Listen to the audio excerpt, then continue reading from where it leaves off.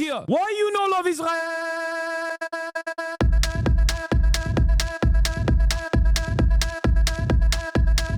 Oh, you hate it?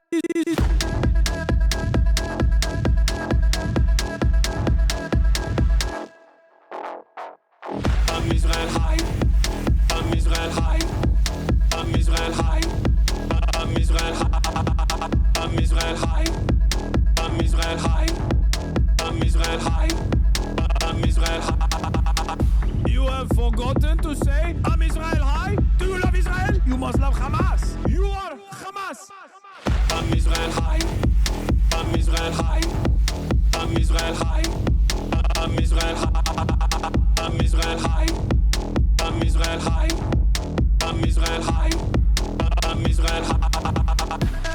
Oh, Israel not number one for you. Oh, anti-Semitism.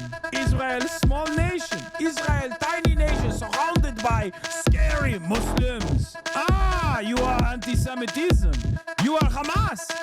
You are Hamas. No politics here. Say Israel number one. Tweet Israel number one. No politics here.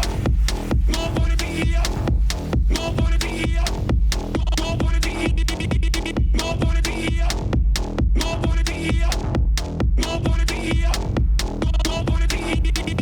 Say you condemn Hamas. Say I'm Israel high. Say you condemn October 7th. You are Hamas. No politics here. No politics here. No politics here. No politics here. No politics here. No politics here. No politics here. No politics here. What's going on, everybody? I hope everyone's having a fantastic evening, afternoon, pre-noon, no matter where you are in the world. I'm Hasan Piker, and this is HasanAbi Broadcast coming to you live from sunny California, Los Angeles. Folks, we're live and alive, and I hope all the boys, girls, and babies are having a fantastic one, even though we are in a stolen land, and also there's a fascist government actually destroying the goddamn country. But we're live, and I hope all the boys, girls, and MBs are having a fantastic one, because today's a beautiful day. Today's a wonderful day. Today is Monday. That's right. It is Monday, ladies and gentlemen. It is Monday, January 26, 2026. And we're live. We're alive. It's 11:09 a.m. And there is a lot going on in the world. There is a lot happening in the world of HasanAbi Piker in between the time period where I press the stop streaming button and press the start streaming button. So help me God. That's what I'm going to do. I'm going to tell you all about it for all the parasocialists out there. But let's be real. There's actually not a lot going on in my life, because I ended the broadcast last night, and what did I do? I ended the broadcast last night, another half-day Hasi moment, 7 hours and 40 minutes or 7 hours and 20 minutes, something like that. There's a foot of snow in most places around the country. I tweeted a fucking shitstorm, dude. I just been tweeting. Twitter fingers turned to trigger fingers. That's all I've been doing. Your job's to keep us sane. Yeah. Well, meanwhile, in the process of trying to keep you sane, I'm going insane. But I will say I did watch Heated Rivalry last night. I did. I watched a little bit of Heated Rivalry. Let me tell you something, okay? That is the gayest show I've ever... I think Tweeted Rivalry. I think Heated Rivalry is... I can't tell if it's gayer than gay porn, because it does have a lot of gay porn elements in it. I mean, it's just it's straight up. There's so much sex in it.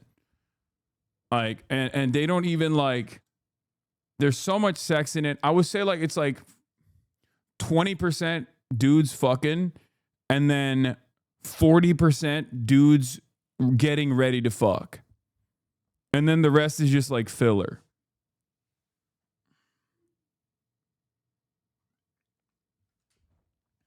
I watched the first 2 episodes and I could not believe it. It gets heavy. There's romance too. You're describing pornography. I mean, that's why I'm saying I don't know if I could call it it's definitely very upscale. It's not, the acting is great. The old Craven misbehave. It feels like, you know how, sometimes ladies will watch or read smut. I feel like this is for the boys, for the gays. It's basically like the equivalent of reading smut, but instead you you know, it's just like softcore. Don't be homophobic. Now, I'm not. I mean, it's good. It's compelling. It's an interesting story. It's just I watched episode 1 and 2, and it was mostly just like just ass cheeks getting clapped, dicks being sucked, ass cheeks getting clapped. A lot of that. It was a book adaptation, HasanAbi, so that makes sense. Its biggest fan base is middle-aged women. After episode 3 gets very romantic. Okay, good, because episode 1 and 2, I'm mad. I'm mad at the mistreatment that my boy is getting. Okay, the Russian twunk is really hurting the Canadian twonk's feelings, and I don't think it's appropriate at all. I don't like the way that he's being treated. Okay, it pissed me off. Okay, it actually pissed me off. I was like, the fuck is this? Stand up for yourself, man. I know this is your first gay experience, but fucking stand up for yourself. What are you doing? What are you doing? You killed it on Booty Boot Camp. You've already done stuff with your butt with a dildo. Like, you don't need Ilya. You don't need him to fucking treat you the way he's treating you. I don't like that. Get them on the podcast. I'm begging you. I'm just mad. I'm mad. The first 2 episodes, Ilya and Hollander used their names. Yeah, whatever. It's just pissed me off. First 2 episodes pissed me off. Okay, bottoms rights. All right, bottoms rights. Also, Ilya's like he's also bisexual. What's that about? You know, he's like, I mean, maybe there's more to it on that part of the story, but he's like constantly fucking cheating on him. I don't like that at all. I have a very soft spot for as you guys know, I'm a bottoms right advocate. Okay, a bottoms rights advocate. I think tops are too selfish, and it turns out tops are too selfish, and this is a universal phenomenon. I thought it was just like Austin. I thought it was just in America or something. And it's just like bottoms need more. Bottoms need more love. They need more care. They need more consideration. Now, I don't know if they're verse, for the record. I don't know what's going on there. I don't know at all. But dude, bisexual means they like both. Okay, but like, if just because you're bisexual doesn't mean you get to fuck everybody. Like, what is this argument? Okay, lock in. Be a man. Be a man. Okay, be responsible. What is this like? Oh, I have a girlfriend. Oh, I have a girlfriend in Russia. Like, I'm just gonna have sex with my girlfriend while also fucking leading on Hollander. Like, what is that? What the fuck is that? What are you doing? It pissed me off. Okay, that's all I'm saying. It pissed me off.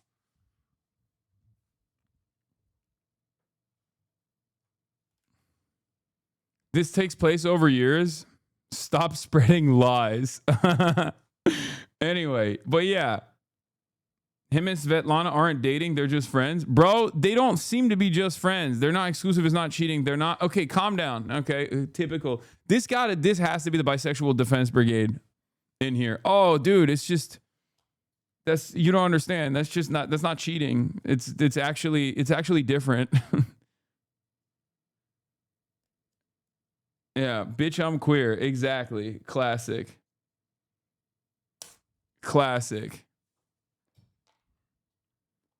Oh, I'm sorry. Like, I have a fucking ferocious appetite that can't be fucking tamed, you know? Oh, I'm sorry. I get to have it all. Best of both worlds. Like, you know?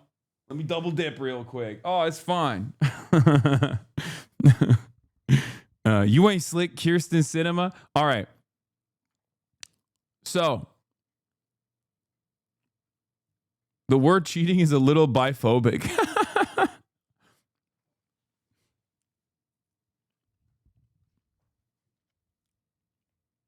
Yeah. Anyway, where was I? Stop the bisexual slander. That's a nasty stereotype of bisexuality. Okay, I'm joking.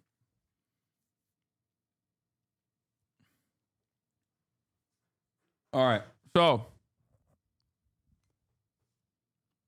get to the news, big dog. Okay, calm down. Where was I? Oh yeah, so I watched a little bit of Heated Rivalry. It is straight up the gayest thing I've ever watched, though. Like it is actually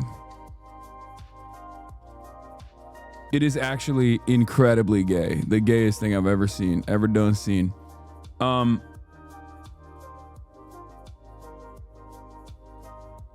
What else did I do? Anyway, I not really anything else. I just woke up early, went to work out, got a lift in, and I just haven't stopped tweeting. I've been tweeting up a fucking storm. I've been tweeting too much. I've been fighting in the trenches, okay?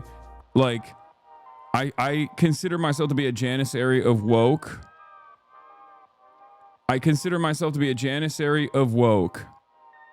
Where I'm in the fucking front lines, like, I'm doing the dirty work out here where I'm going to an area where wokes don't want to go to, which is like neo-Nazi, the neo-Nazi trenches of Twitter. And I'm out here posting. It doesn't matter how many times I get fucking ratioed by Nazis, because it's like, it's basically impossible not to get ratioed by Nazis on the Nazi platform. But it's like, it's just me and Connor Eats Pants. We're out there in the front lines doing our very best. Okay, I thought you deleted Twitter. No, I have not. I mean, I had in the past, but I brought it back. But yeah, I have a lot. I've been tweeting up a lot. I said Asmonfold even folding on his best friend. I defended Will Stansel's honor against raw egg nationalists making fun of him. I say y'all are pussies while he's a lion. You don't have to respond to every shithead. I do. Judge me by my enemies. You know? No, Connor only tweets once or twice a day. You're a psycho with it. Yeah, you are the commander. Stop tweeting at every random Dick and Harry. Unk. No, I will. I will keep it. Because, like, while we're in the front lines, there are a bunch of other brigades out there. There's like the libtarded brigade, right? Like if we are the commie brigade in the front lines in the trenches, there's also still like the let's be more moderate brigade out there. And the let's be more moderate brigade out there is like constantly trying to fucking attack their left flank for some reason while we're in the fucking trenches, while we're in the heat of the battle. Instead of like dialing in, locking the fuck in, and just attacking the right, there are still hella people on the libtard brigade that turn around, especially when it comes to Israel. Oh my lord, my Israel tweets really piss off the Israel first liberals. Like, it's so funny. They done lose their dang minds. I will never like Stancil, and you will never be able to get me to. He still keeps saying dumb shit, but I hope he keeps at the ice stuff. Yeah, I don't really care. I don't really care necessarily that he says dumb shit. Who cares? Who cares?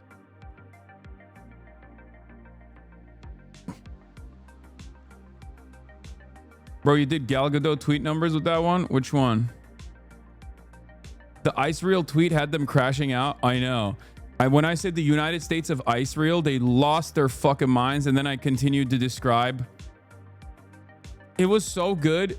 It was such a good moment that it literally caused. Sean C talked about you on stream last night. Oh shit, what'd he say?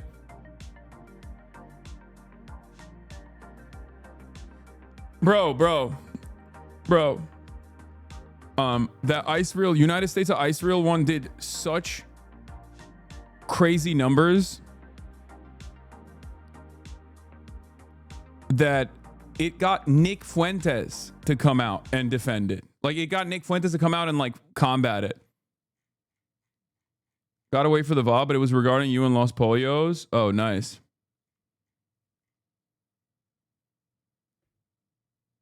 Your Jacobin appearance was mentioned on Majority Report today. Hell yeah. Closed President, thank you for the 20 gifted subs. By the way, the United States of Icereal was coined by you on this broadcast. I baited you into thinking it was doing numbers. You made that shit mainstream. Okay, but I didn't come up with it. You guys did. And it made me excited. It made me so excited that I started using it, and now people are saying it. Yes, Nick Fuentes was defending Israel. It's not even a joke. Like, it's actually not. I've been saying IceDF. Yeah, where is it? Hold on. Matt Petty had a really good tweet about this, actually, that I wanted to show you because this is very funny. I retweeted it. But the Groypers and the Israel First liberals basically are on board with this. Look at this. Look. Not wanting anyone to connect our psychotic foreign policy for the past 3 years with the military-style occupation of an American city. Okay? I said ICE uses Israeli spyware and is actively trying to deport green card holders and students for speaking out against Israel. But of course, this fucking shill is running cover for the ultra-Zionist pedophile admin once again. He responds with, low IQ Somalians who shouldn't even be here are stealing billions of dollars from Americans. This has nothing to do with Israel. You are left-wing trash that openly supports mass migration and abolition of ICE, but you're hiding behind anti-Zionism because that's more popular. Centrist fan account. Guy who turns every single unrelated thing into Israel. Wow, obsessed with Israel much? Is that all you care about? And it's really funny because, like, it's perfectly valid to be consistently upset with Israel because Israel is consistently doing atrocities. Like, you can do this argument when someone is constantly going Alex Jones style, you know, Jew. Like, if they're doing that, then you can say that. But you can't really say that about Israel because it's a country. It's not only a country, but it's a country that has like a shit ton of influence over American domestic affairs. It's a country that's still doing a metric ton of evil with, it's still doing a metric ton of evil with like American funds, right? We're its largest state benefactor. So of course, talking about Israel or using Israel as an analog for brutality and cruelty is perfectly appropriate, right?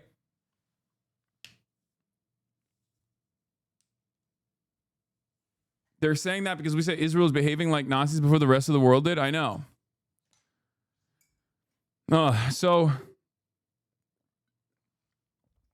And it's not like the surveillance and the weaponry are identical too. So it's like the tactics are identical, the surveillance techniques are identical, the constant presence of being a force is identical. So none of them want to like address the analogy. They hate that you're using the analog. They hate that you're using the analog to begin with. But they have no counter to it because the shoe fits, right? So instead of actually addressing the analog and why it doesn't make sense, they just go, you're just bringing up Israel for no reason. Please don't bring up my favorite ethno-religious supremacist ethno-state, please.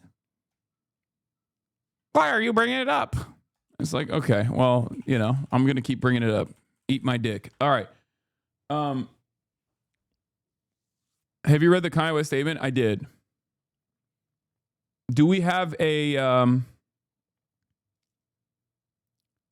this lady was one of Cuomo's biggest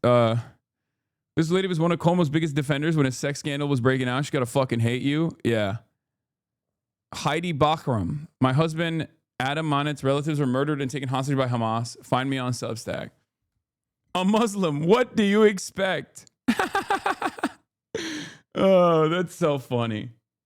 Like this is what I mean. Like, this is just like straight up. Can you imagine if I was running around being like, oh, that's a Jew? Of course they're saying that. You know what I mean?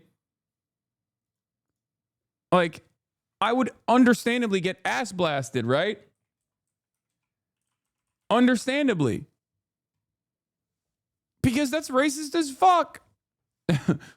But if you're pro-Israel, you could just say that. If you're Islamophobic, you could just get away with saying whatever the fuck you want to say, you know? It's great. Wonderful stuff. That's a 4chan comment become tweet? I know.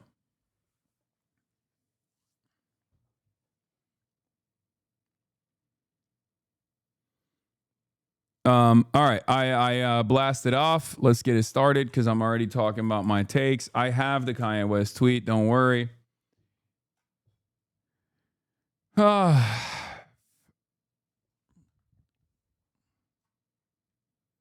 Fearon episode is out as always. Didn't even mention that Fearon was a banger. L promoter. Okay, dude, come on.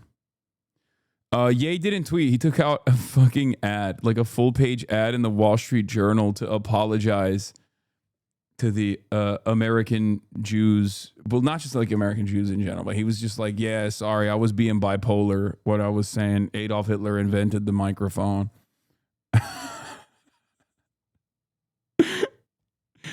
Yeah, Yadolf apologized. He's just quirked up, man. He's like, my mistake. I had a long extended crash out due to my bipolar disorder, and I would like to be woke again, please.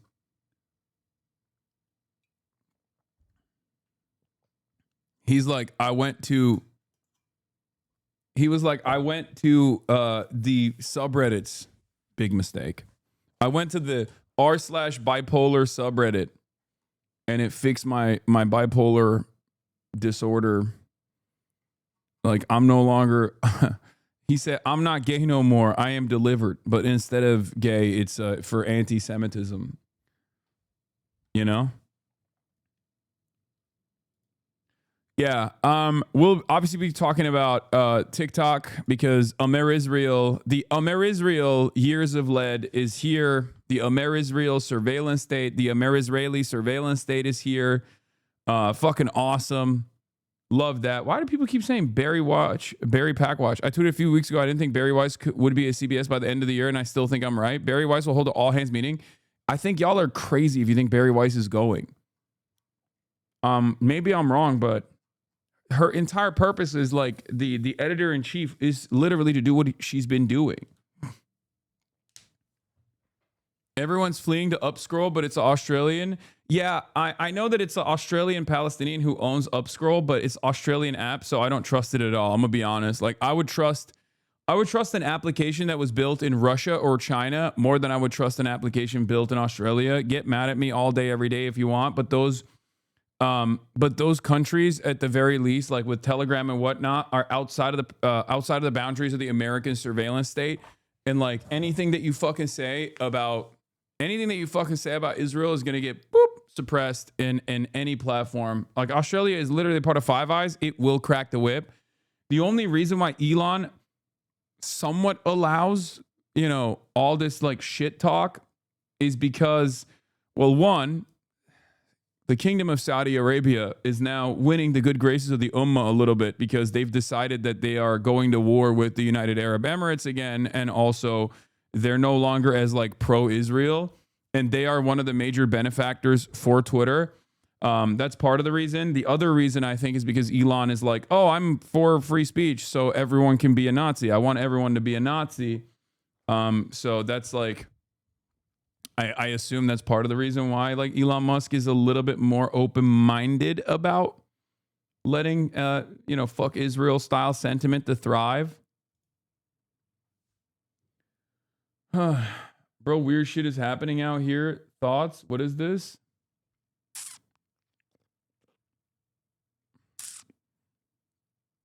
Raise hell, praise Dale, free Palestine, and fuck ICE. Wait, what is this? Love my NASCAR leftist? What are you talking about? I'm so confused. Why are you sending me this stuff?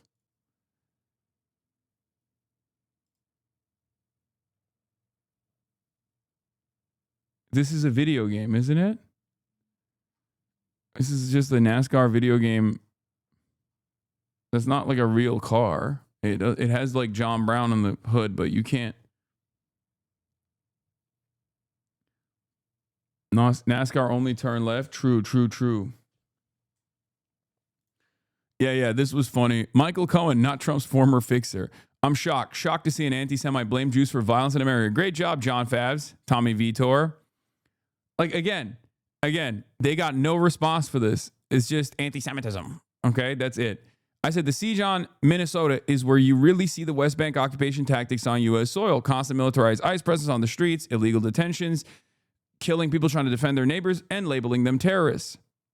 Fascism is colonialism turned inward. It's here. Now, the correct counter to this is to say, let's be real, we taught the Nazis a lot of our, eugenics movement, and a lot of our treatment of minorities on U.S. soil is what actually influenced the Nazis to do the Holocaust. And then, like, Israel carried on the tradition of fascism. And then now America has never really stopped doing fascism, but is basically just like accelerating its version of fascism. So it's not necessarily like America's learning from Israel. And that's true. There's truth to that. But none of these guys are even saying that. They're just mad that I'm making an analog between Israel, which is a very, very unpopular country, for the reasons why he just can't stop. Like, they got nothing. It's just they keep posting my good ass takes. They're posting, they just keep posting these takes and going, nah, why? I can't believe it. Why would you say such a thing? It's like, I'm saying it because it's true. And the reason why you can't counter it is because it's true. And that's why you just fucking complain and you go, please, why won't somebody stop this man? They're just too lost in the sauce. They assume you're mentioning Israel for no reason. Yeah, I guess that's the mindset for them. It's like, oh, I'm using this as an opportunity to like disparage, the beautiful nation state of Israel, the most moral nation on the planet. And it's like, yeah,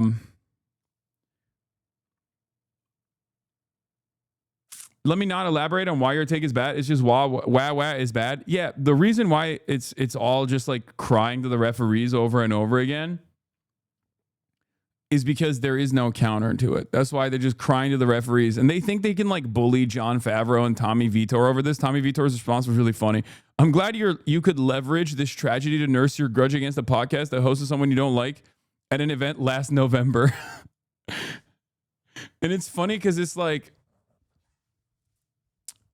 it's funny because like I know what their perspective is, you know what I mean? I know what I know where the Pod Johns are at. Like they are trying to do as good of a job as like maintaining a big tent in a way that like previous establishment Democrats have never even considered, right? Like the Pod Johns are, love it, hate it, doesn't matter, love it, leave it, whatever, right? No pun intended. They're actually trying to manage this like large big tent situation and lean heavily into the further left flank Democrats. Like they're pushing for a lot of Bernie-crats. They are totally on board with that. Okay. They see the writing on the wall. They see the necessity of like leaning into, some modest social democracy. Now they're not communists by any means. Okay. They're not like, rugged anti-imperialist by any means. I mean, they worked for the Obama administration, even though like I would say that some of their opinions are like Quincy Institute adjacent, if you catch my drift, especially when it comes to foreign policy related stuff. Like it has been an interesting journey. Ben Rhodes seems to have evolved a little bit. Yeah, for sure. But Hasan, we can't trust libs. Brother, I don't think you guys understand. Okay, you can say this if you want, but they're the largest like self-IDing political movement. Okay, and not only are they the largest self-identifying political movement in this country, aside from reactionary MAGA. Okay, plenty of them actually are totally on board with the Bernie agenda.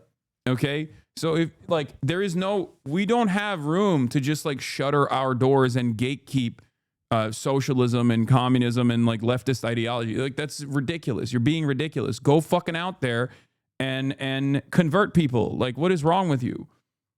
Because they are aligned. They just don't have the political education at all. Politics isn't really about trust. You shouldn't really trust anyone in politics. It's about having convergent interests when it comes to good policy. Yes, but it's not even just that. Very rarely do you actually meet someone who is ideologically invested in and is well read enough to be ideologically invested in like liberal capitalist democracy. Okay. A lot of these guys who are self-IDing as liberals are totally on board with like, social democracy, for example. Like the people that are antagonistic towards like Medicare for all or any of these sorts of initiatives, any of these sorts of government initiatives that are just like incremental gains in the direction of social democracy that other comparable OECD nations already have by design are insane people. They're not actually speaking to a real majority of liberals. You guys always go, oh, dude, these guys are all liberals. Like we can't even align with them. They're not on board with us. And it's like, you have to understand that so many people, and I don't even just mean self-identifying liberals. I mean like fucking conservatives even are totally on board with left economic populism. It's just that you don't get to experience that because you don't get to broach the subject matter at all. And I'll give you the example of the MAGA parents that I had the conversation with. Like the mom was straight up like pro free healthcare, free education after like an hour-long conversation. Okay? And white supremacy oftentimes is like the major hurdle to overcome here, but you have to like you have to give people the treats and the broccoli at the same time. If the broccoli itself is like, converting people away from having white supremacist values that are fundamentally important to them, right? You have to feed them some treats ahead of time. You have to put a lot of cheddar on top of the broccoli or something, maybe some bacon bits. And the cheddar and bacon bits in this analogy would be free healthcare, like things that improve their material circumstances, right? That's what you have to put at the forefront of your movement. And then boom, do a switcheroo and go, hey, you like free healthcare? Okay, great. You're on board with us. But also you can't be doing this like fuck trans people shit. You know what I mean? Like they're going to get healthcare too. I don't get it. Can you give it to me in a burger analogy? No, because burgers are delicious and you have to use like an analogy that people understand that is like somewhat healthier for you. And she went right back into saying her kids should be shot for leaving the house. Wait, what? Who said that?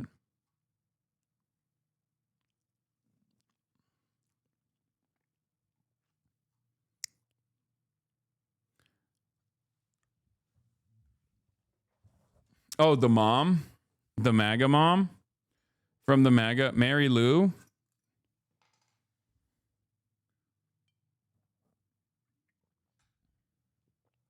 Watch today's conversation, yeah? Oh, God. All right, anyway. Libs are so prime for socialism for the most part. It's easy elo. Bro, look at Zohran Kwame Mamdani, okay? You got a quirked up democratic socialist, 34-year-old Muslim from Africa, okay? And he is one of the most popular political figures in the fucking country right now, and especially for Democrats. Please do not tell me that the movement is wrong, okay? Please do not tell me that the method is wrong. Do you know what happens when you have people like Zoran as like nationally relevant figures that people can lean into? They look at that and they go, hey, guess what? That's what socialism is? I'm on board. What the fuck? That's how you slowly but surely build this movement, because we are still at the infancy stage of building a real socialist movement in this country, because a lot of people don't even self-identify as socialists. A lot of people do not have the political education to understand what socialism actually is. So you have to do your very best incrementally, marginally to move people into that direction. And not only that, but also, like, these guys are regime pilled, right? They're fucking regime pilled. A lot of these Democrats are pilled for the regime.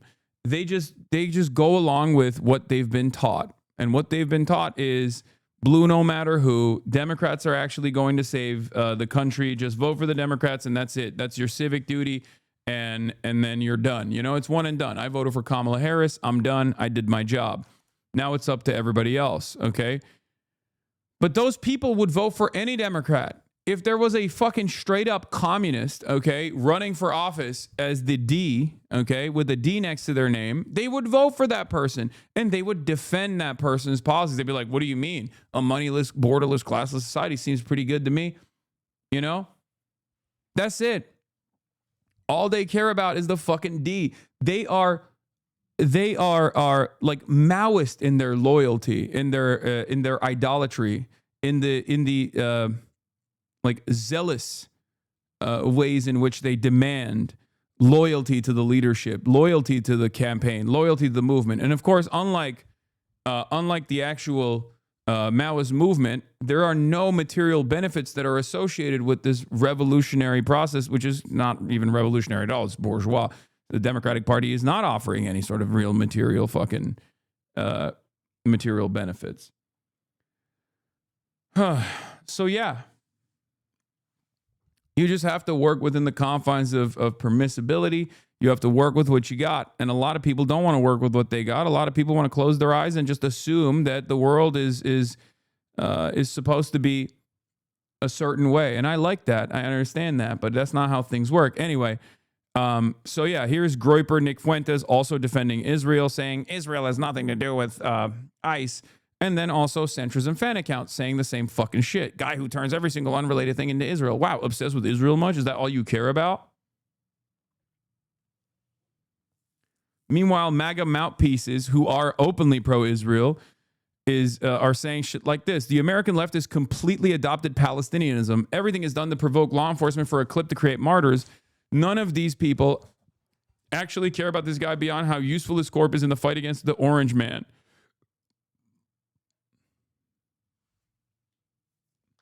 I don't think these guys understand. Like, this is unironically, this is a person who's super edgy, but he's like supposed to be an alternative to Nick Fuentes, who just like says a bunch of groiper shit, but is pro-Israel, right?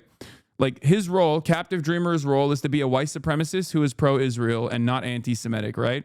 Every now and then he'll like lean into the anti-Semitism a little bit in order to maintain the base. But his sole purpose there is to be a response, like a total fucking industry plant response to Nick Fuentes is like, unlimited anti-Semitism. He's a MAGA LARPer from Canada, a white supremacist fucking loser. But what I think these guys don't understand when they say edgy shit like this is the association with like Palestinians in a time when like the overwhelming majority of Western populations now identify or are more pro-Palestine than they are pro-Israel, right? When you make this association, this is one that is beneficial for us because this actually, in my opinion, can help some people in the margins identify with the resistance. It will make them reconsider why the resistance operates the way it does.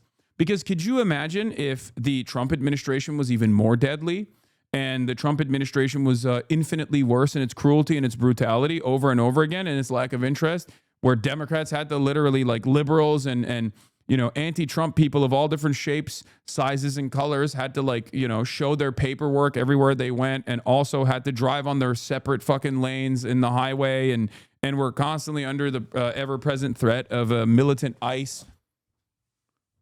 They would probably take up arms and start doing what you would consider, an insurgency movement, what Americans consider terrorism, right? They would do that. Of course they would do that. What do you mean? There is no feeling more pure than the emancipatory need that every human being has, okay?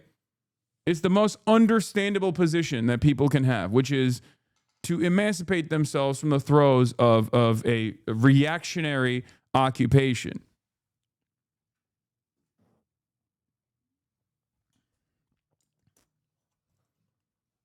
So, when these guys go, this is Palestinianism, I think they're actually unironically making my argument for me. Yeah, it is Palestinianism, you fucking idiot, because that's also a movement. Palestinians are the Palestinian resistance is a movement that is comprised of orphaned sons that get together and decide to militarily resist against a fucking violent settler colony. A settler colonial occupation that is maintaining an apartheid in the West Bank and doing a genocide in Gaza. So yeah.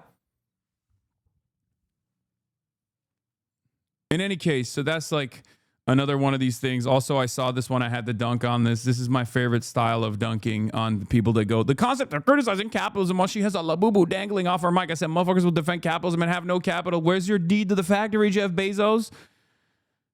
I've just decided I'm going to make the stupid argument reversal every time. I'm going to do buy your logic every time because a lot of these dumb fucking hogs only understand and respond to that kind of dumb fucking argumentation. So I'm going to hit them with a dumb fuck argumentation. I've decided that's the smart move here. That's the appropriate move here. Is the smart move here. I'm just going to fucking flip it. I'm going to flip it on them every time.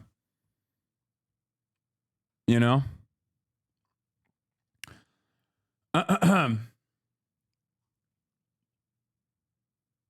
are one of the few sin eaters of the world, Hasan. We will always be with you.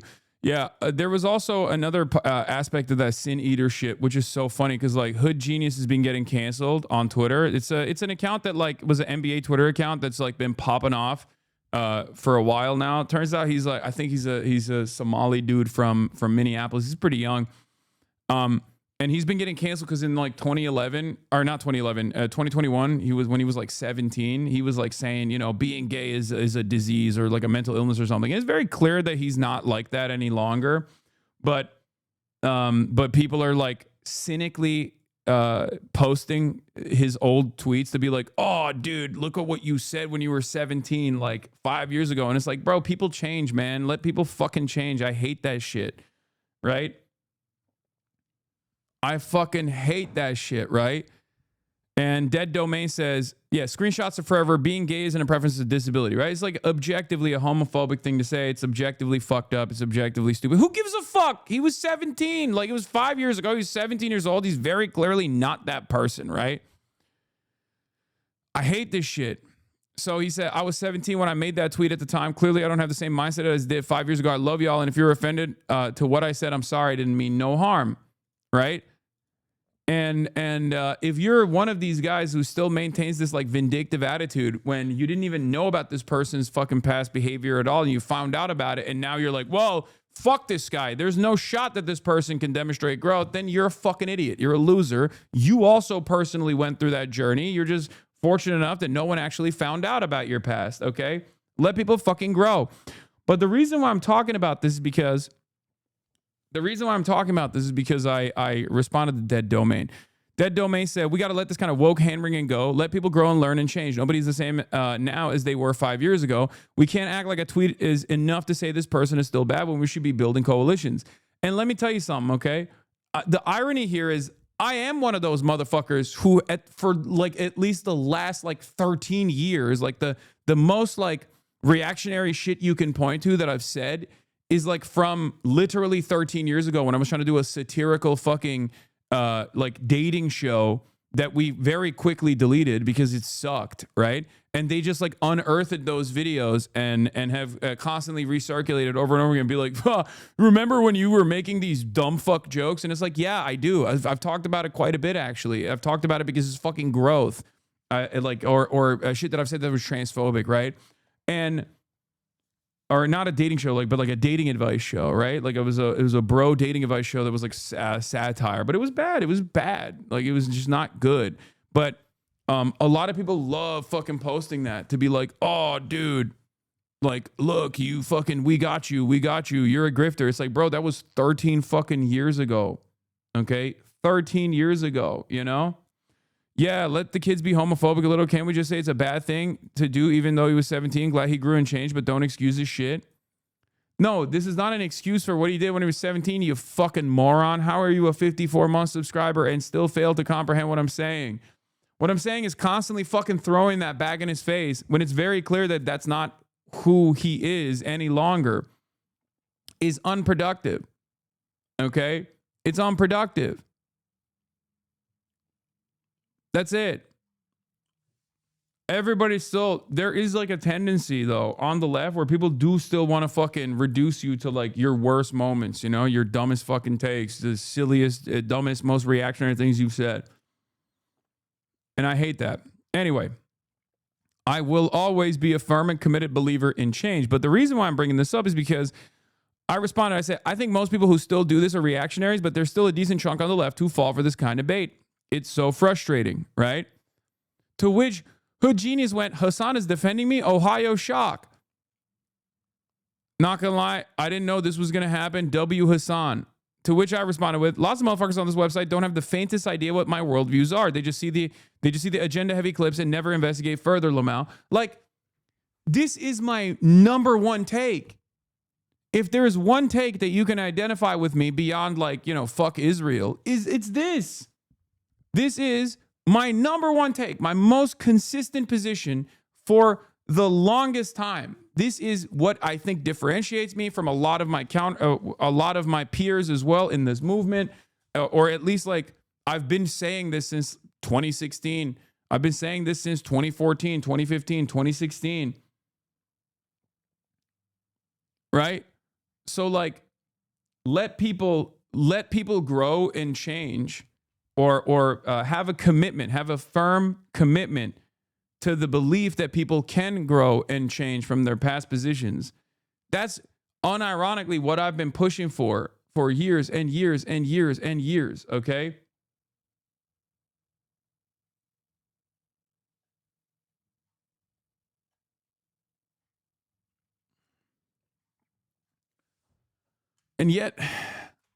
And And yet, for some reason, people are always shocked because they don't associate me with my actual opinions, but they associate me with like what they see as clips on the fucking internet. Okay? People actively supporting genocide have been pushing hard to present you as a purity tester. I'm not. I'm actually much more open-minded than a lot of other people on that issue as well, because I understand that, like, in order for change to happen, you need to bring people on board. And if the overwhelming majority is fucking deluded into thinking that Israel is the most moral nation on the planet because of multiple billions of dollars of fucking propaganda that has like been baked into their consciousness for the last 3 or 4 decades since they've been alive, then yeah, of course they're gonna fucking have like pro-Israel takes, and it's hard to like pull yourself out of it, and you have to fucking be a little bit more charitable to people who do end up pulling themselves out of it and not immediately assume that they're sinister or cynical. There are those who are cynically grifting. Asmongold is a great example of this. But the average person is not actually the same as like a fucking MAGA spokesperson, right?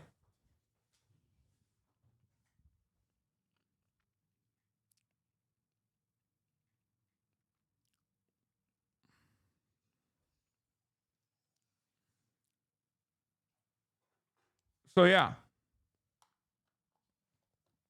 Open presence, thank you for the 100 gifted subs. Check logs, I disagree. This is like the first time I've heard about this guy from his homophobia. I feel like if I have to go around being gay and having insults thrown at me, this guy can live with a little bit of pushback. I get hate for being gay daily. Yeah, that's the point. You didn't actually know that this person had any fucking homophobic opinions. And the only reason why this was brought up from a fucking 2021 tweet when he was 17 is because recently he's been fucking popping off on the timeline. Actively going after the Republicans. That's the only reason why they look through his logs to be like, oh, back in the day, you had some cancelable offenses, okay?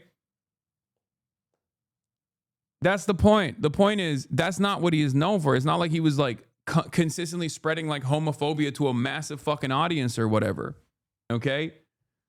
No, he was a 17-year-old with homophobic takes, with homophobic opinions, and very clearly he has grown out of it, okay? And if you see someone who's very clearly fucking grown out of it, and you still find out for the first time ever that they had like some takes that don't correspond to what their current worldview is, yeah, this is an NBA Twitter guy who defends trans people and woke, basically an endangered species. We must defend and cherish him. But even if he wasn't an NBA Twitter guy, it doesn't fucking matter to me, okay?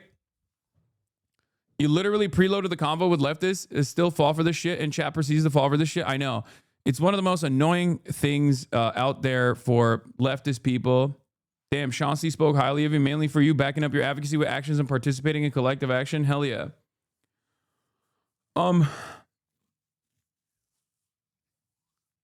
Same chatters applaud Speed today when he did way worse when he was 16. Exactly. That's why I love Speed. Okay? That's why I fucking love Speed. Because IShowSpeed was a psycho when he was like 15, 16 years old. He was a fucking complete psychopath, okay? He was doing some heinous shit that I don't even want to bring up. Don't even look into it, okay? And he, through that environment, grew on his own, okay? He grew on his own instead of fucking continuing along with like the most insane, high impact, nuisance streamer shit that he could have just as easily done. He moved in the opposite direction and he became like a wonderful person who just like goes around the world and just has fun and he's chill and he's like a cultural ambassador. Okay? We have to cherish people like that. It's W growth. Okay? Age shouldn't excuse shittiness. I don't care. Everyone has the capacity to be shitty. I'm willing to bet that you were fucking shitty. You probably still are shitty. Okay? Everyone is shitty.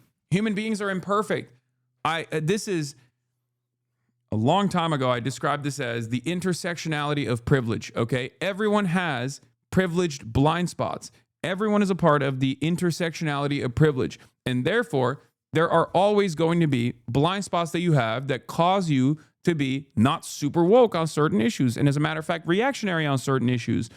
But if you grow out of it, if you grow out of that, then that's awesome. That's wonderful. I will always cherish you. I will always ride for you, okay? Because we cannot afford to be talking down Speed isn't talking to and hanging out with Aiden Ross. Some people still are. Exactly. We cannot afford to fucking talk down to people who have actually on their own demonstrated growth. Like, what are we doing? Nazis never fucking do that. They literally love when people start leaning into like neo-Nazi style sentiment. They're always so open. They're always welcoming motherfuckers with open arms. Age does excuse being shitty, and if you don't think so, you're probably a child still. When you are a few years older, you will realize this. A lot of people get their records expunged at 18, consider their internet records expunged too. Yeah. I've been following Hood Genius for a while. I'm a Bucks fan. That's why he has demonstrated so much growth in terms of politics. He's a Muslim Somali, and like I said, he's grown a lot and defended the rights of immigrants and marginalized communities. But the thing that most people agree with him on, including me, is that Doc Rivers has to be fired. Oh, okay. People take for granted how woke their household was and don't realize like what other people are going through. They only think about like the impact that they've had when they've been targeted by homophobia and how much that hurt them, and that's understandable, right? That's understandable that you're thinking about it as like self-preservation, where you think, oh, we're gonna bring these people into our movement, but then what if they do it again? And it's like, okay, if they do it again, they're out. Okay, calm down, like. But while they're in the fucking process of like not doing that, and especially like openly demonstrated that they've grown from that kind of behavior, you cannot fucking constantly like slap them in the face with that shit. It's so dumb. You know? Shaming someone for their growth out of their heinous positions only encourages them to revert and change in the opposite direction. Exactly. We make it so fucking difficult. We make it so goddamn difficult for people to fucking grow and change. We make it so annoying and so difficult. Meanwhile, all these other people on the right, on the reactionary side, all the neo-Nazis are fucking welcoming people with open arms. They're like, oh, you're like kind of tangentially pro-Trump? Okay, step right in, sir. You're a part of the movement now. And that shit fucking pisses me off. You know?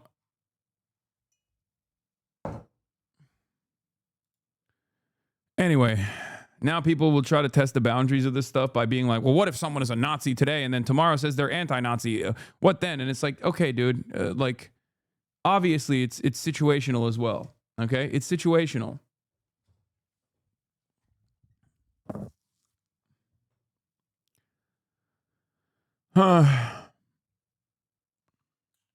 Open Presence, thank you for the 100 gifted subs. Where was I? What is this? Why is every single anti-communist like this? ICE exists to enforce migratory laws. Also, I refuse to be a fucking hypocrite. I didn't spend 5 years of my life saying the only good communist is a dead communist to oppose when ICE starts to turn communists into good communists. Charlie is a fucking idiot.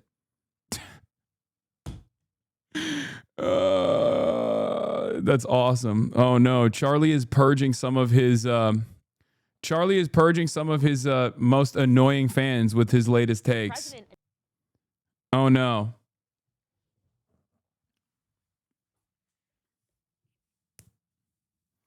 Why did you share that with us? I mean, what do you mean? Those are like those are the people that are all up my ass all the time.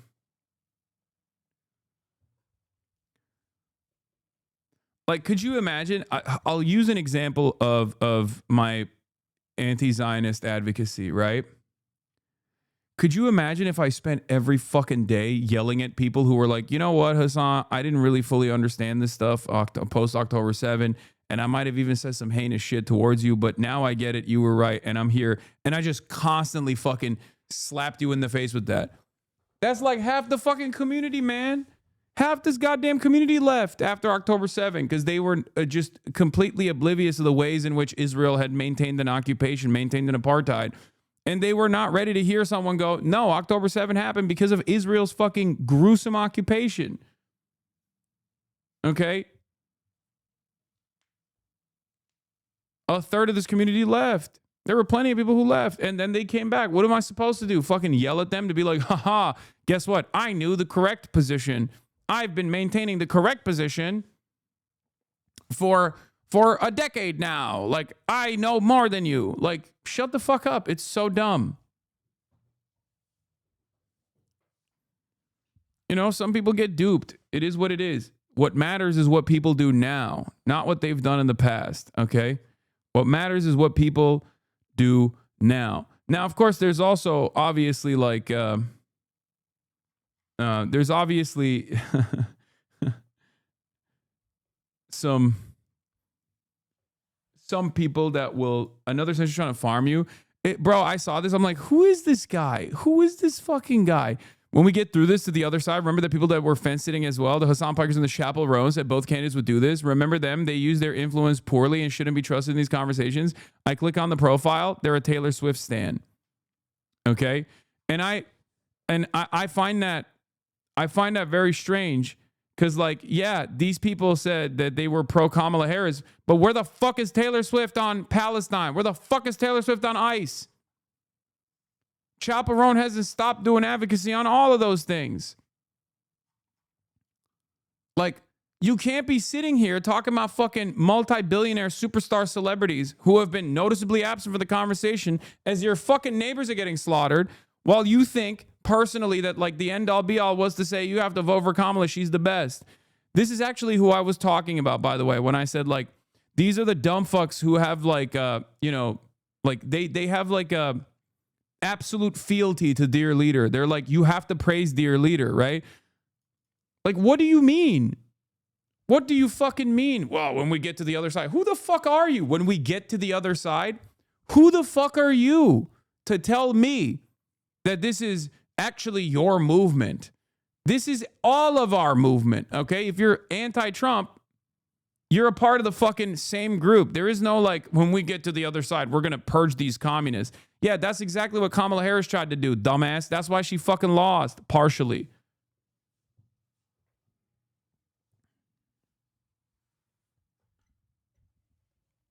And it pisses me off because it's like, where's Kamala Harris now? Dumb bitch. Where is Kamala Harris? You dumbass. Where is Kamala Harris? She could be out there. She could be out there in the fucking streets. These dumb fucks love talking about how, like, Kamala is the great fucking fascist annihilator or some shit. Of all the criticism, you're a massive reason for this, you fence-sitting apolitical fucking grifter. This guy said I'm apolitical. Of all the criticism you could try to make of Hasan, apolitical fence-sitting or grifter has to be the dumbest attempts. He has the most consistent positions and never equivocates between positions. You don't like that he was right about Kamala running a weak campaign. Apolitical?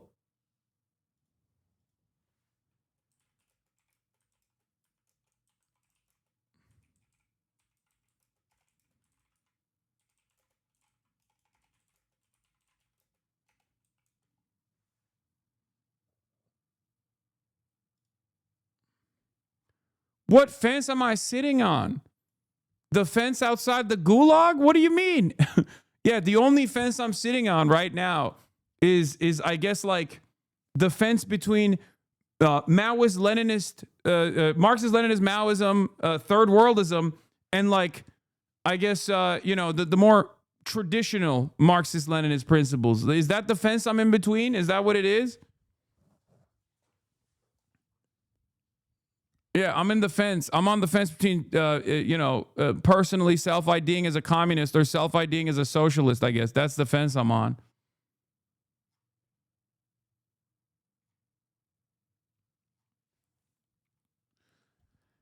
Anyway, and I will repeat this over and over again. These people are not real. They're not broadly representative of the movement in general. And we know what the broad representation of the movement looks like, okay?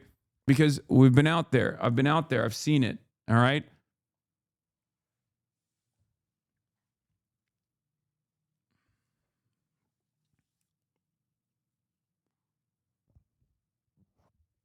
Yeah, I'm on the fence sitting along the China DPRK border. That's the fence I'm on. Bro, I saw commies calling you a lib on Instagram. The left do make it super difficult to be inside the group. Yeah, I don't care about that. That's fine. Who cares? Yes, commies call me a liberal. They fucking spend every waking moment talking about how dog shit I am, all this stuff.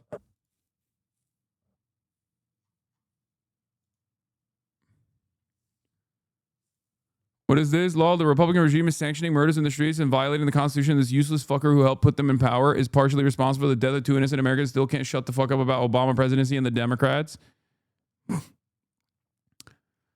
Yeah, this one is This content creator is also fucking nutty, but it doesn't matter. This was your most apolitical moment. True. Do not engage alert. Do not engage. I know. I'm not even going to engage with her. She is, it's fine. You need to accept your position as kingmaker. I know. Yeah, on the fence. Meanwhile, this was me 7 years ago. Is Gestapo, a state-sponsored law enforcement division created to wreak havoc in our communities, separate families, and punish people, well, overwhelmingly people of color, for the crime of wanting to pursue the American dream. You know? Yeah, Mr. Fence Sitter, dude.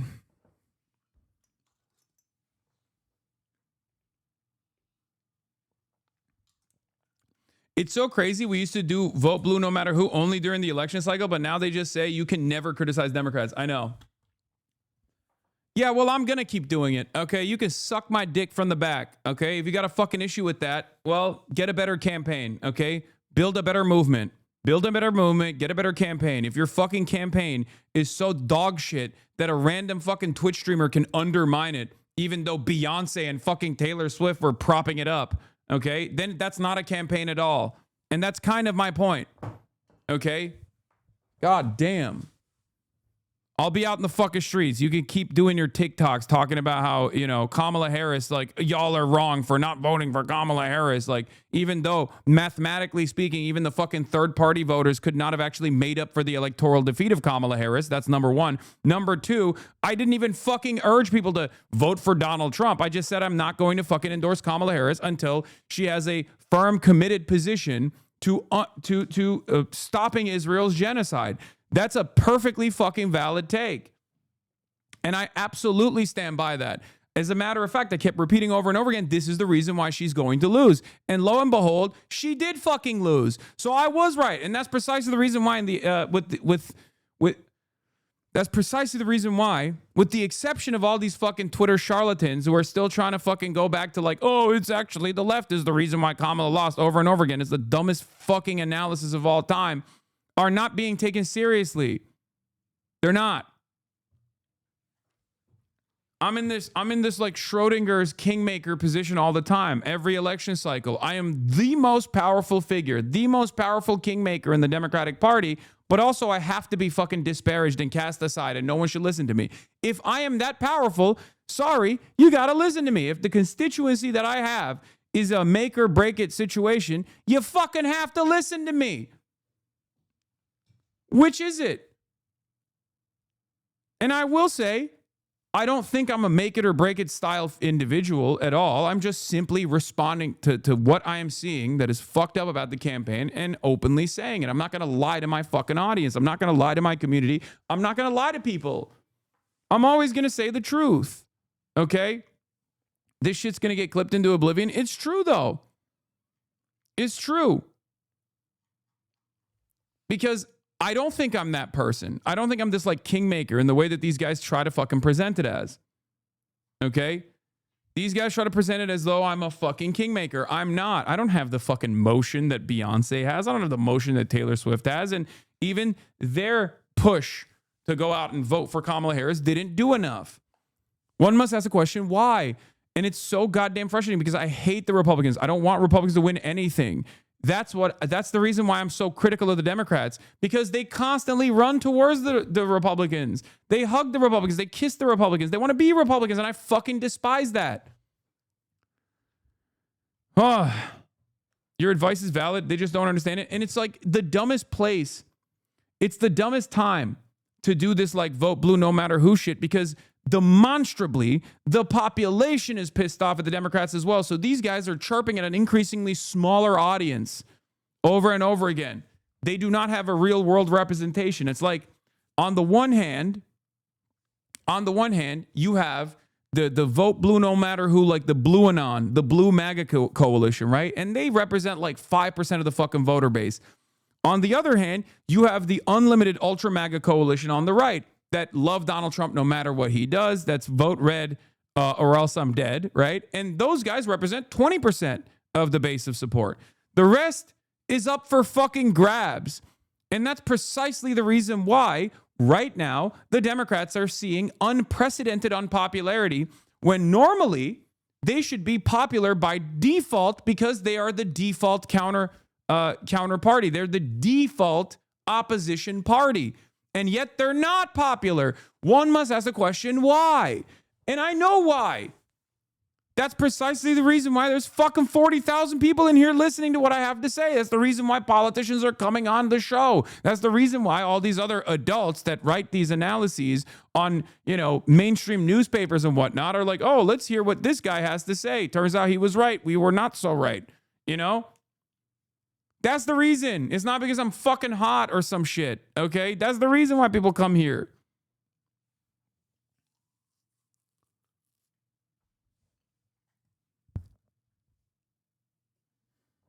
But they don't want to understand it.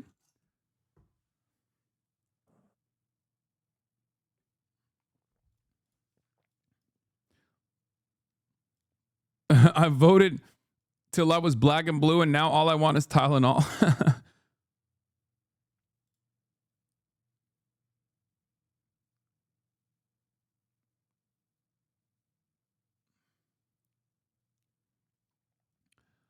Democrat diehards unironically have the love it or leave it position that right-wingers have, but for left of center politics, it's no different than the rebuttal is the same. You just want your side to be better. It just doesn't make any sense. It doesn't make any fucking sense.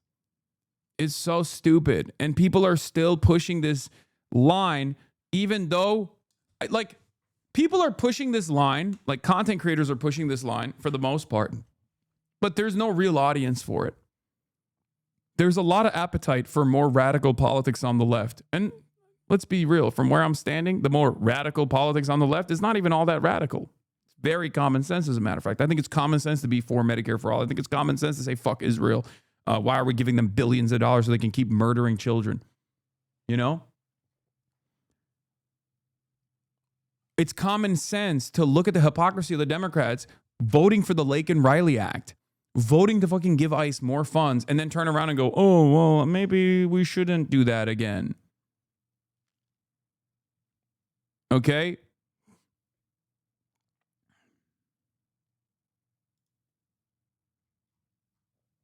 These Kamala CIA hive people bots are in ecstasy right now. All the oppressive policies they would have supported under a Harris admin are being carried out by Trump, and they get to do the sanctimonious scolding of the left, all without having to lift a finger. Yep, exactly.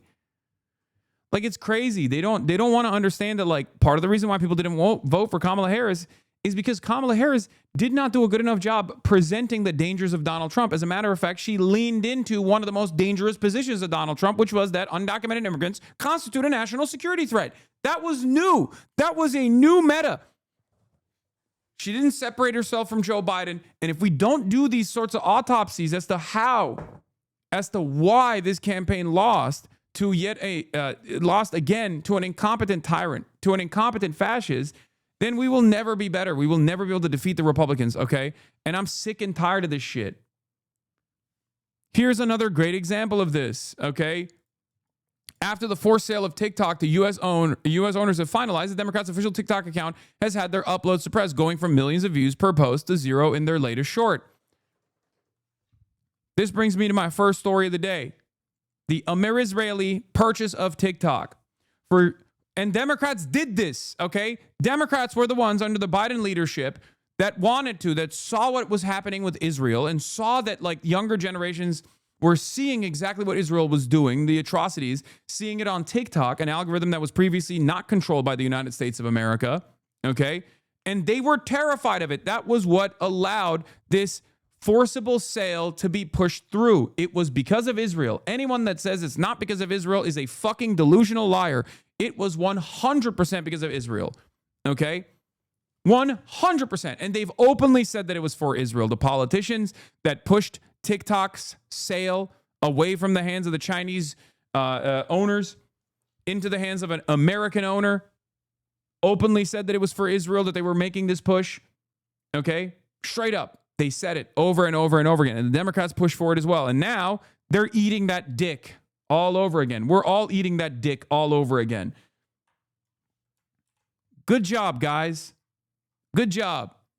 For the last couple of days, there is no news on TikTok. Okay? If you do any sort of fucking news posting on TikTok, you get 0 views.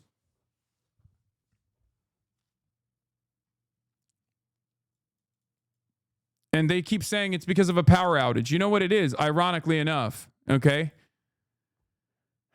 One of my editors, let's say, lives in another country, okay? A country that has, and I know this from my own personal experiences with, Turkey as well. In some of these other countries where there is no free speech or none of this, none of these sorts of things, sometimes you'll experience blackouts, okay? Sometimes you experience blackouts on social media. And those blackouts on social media are not like because there's some sort of like back end problem. Those blackouts are happening because they want to fucking, fix the algorithm. Okay? And that's exactly what they're doing.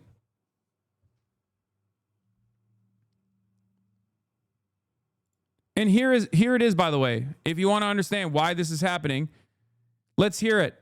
TikTok's new CEO, Adam Presser, told the World Jewish Conference that the platform bans criticisms of Zionists. He said that while users can declare they are proud Zionists, describing someone as a Zionist in a derogatory way is classified as hate speech. Dude, it's so funny. Like, there's so many conferences like this. It's like World Jewish Conference, International Jewry Conference, like all of this stuff. Like where these guys will get together and just be like, we are doing this for Israel. Okay, you understand me? We love Israel. We want to make sure that everybody fucking thinks twice before they say anything about Israel. If you say something wrong about Israel, we're working with Palantir to identify exactly where your home address is, and we will be sending drone strikes to your fucking home. Every fucking time. Every other week there's another Jewish conference where Miriam Adelson is being asked, like, how many billions of dollars would it take for you to get Donald Trump to actually nuke Iran? And she's like, oh, I don't want to say publicly. What the fuck? Like, what are you doing? Like, this is just bad for OPSEC in general. They're just dabbing on us. They're dabbing on us. Designate the use of the term Zionist as a proxy for a protected attribute as hate speech.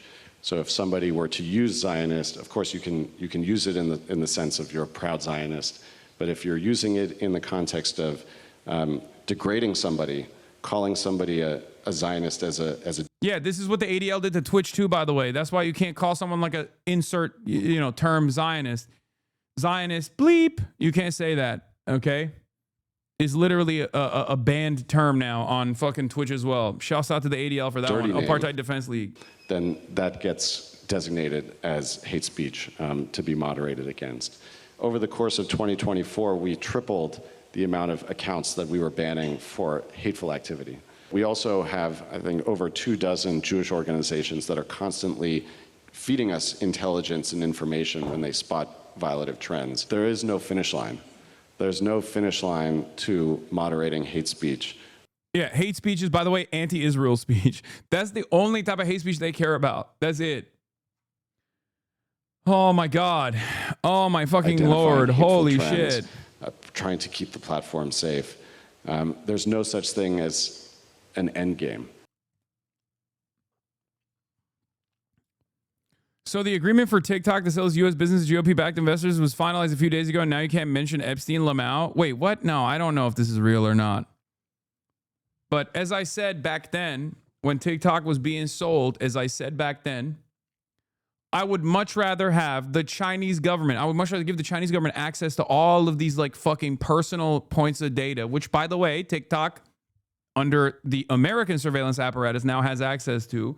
I would much rather give all that information to the Chinese government than to have the Amerisraeli government have that, okay? I would rather give that to China than to give it to Israel and to give it to the United States of America. 100%. 100%. They're suppressing everything. These guys that keep saying, oh, Chinese this, Chinese that, Chinese surveillance, Chinese censorship, all of a sudden, they're showing us what Chinese censorship actually is supposed to look like. Here's friend of the show, Phineas. The fact that this video has 0 views and TikTok is completely silencing this is insane. It's terrifying and everyone should be very scared. I said, so glad our American billionaires bought TikTok to do pro-Trump and pro-Israel propaganda and we no longer have to experience Chinese-style censorship.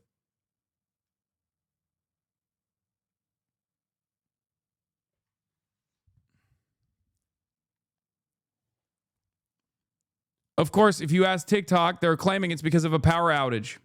Bullshit. Bullshit. This conference clip is literally this. Haben Sie mich gerade als Nazi? Yeah, I know. That's I mean, there's more to it though. Like, dude, people who are pro-Israel, like Zionists in the United States of America and all around the globe, have basically looked at all of the anti-Semitic conspiracies and were like, let's use this as a checkpoint of what we can do and what we should do. Okay? It is virtually impossible to fucking talk to the average person nowadays about how like anti-Zionism is separate from anti-Semitism and that Israel is actually doing this as a fascist state and that they're masquerading as though they're doing this for Judaism. It's fucking bullshit. It's impossible. It's literally impossible. I'm like the last fucking soldier standing on the hill fighting this battle where most people are just totally past that point where they're like, yeah, okay, dude. Okay, buddy. Sure, bud. Yeah, I'm sure. It's fucking insane. It's fucking insane. Like, dude.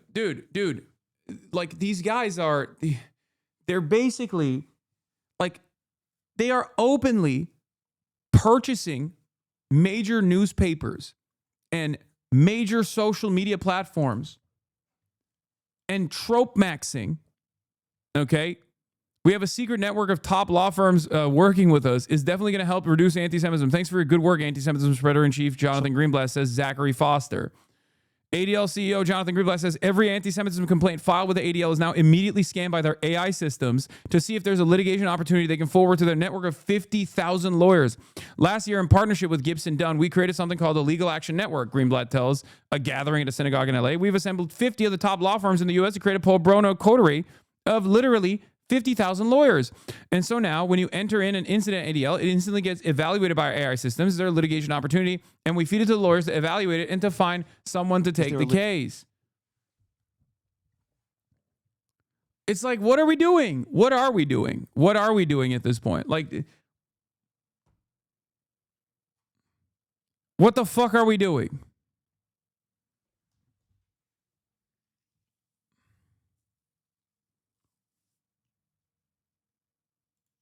Sends in the chat. What is this?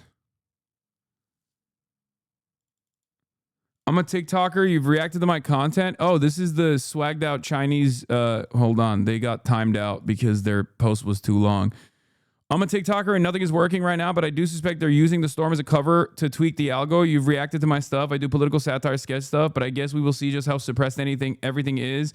My normie friend who makes less political stuff is also getting 0 views, but he has a view one-off anti-Israel shit. It's a bummer. Be this outside of censorship too. This is a decent amount of income I'm losing. Yeah, this is the TikToker that did the you met me at a very Chinese time in my life. Like, he fucking cooked my ass. 25 month subscriber, sends rules, god damn it. Son of a bitch. But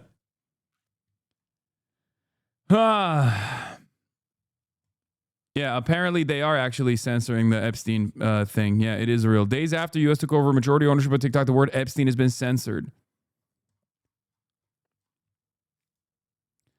As I said, when this ban was first being pushed through, Americans have far more fear from U.S. government controlling TikTok than the CCP for the simple reason that all governments have far more interest in censoring what their own citizens see than a foreign population. That's it.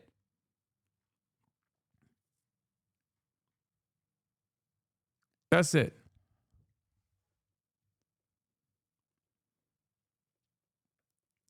I'm still seeing everything, but I've noticed all the content has no impression anymore, even mainstream news. My feed was showing me all old stuff yesterday, but today I see all my old political content, but apparently no one else is.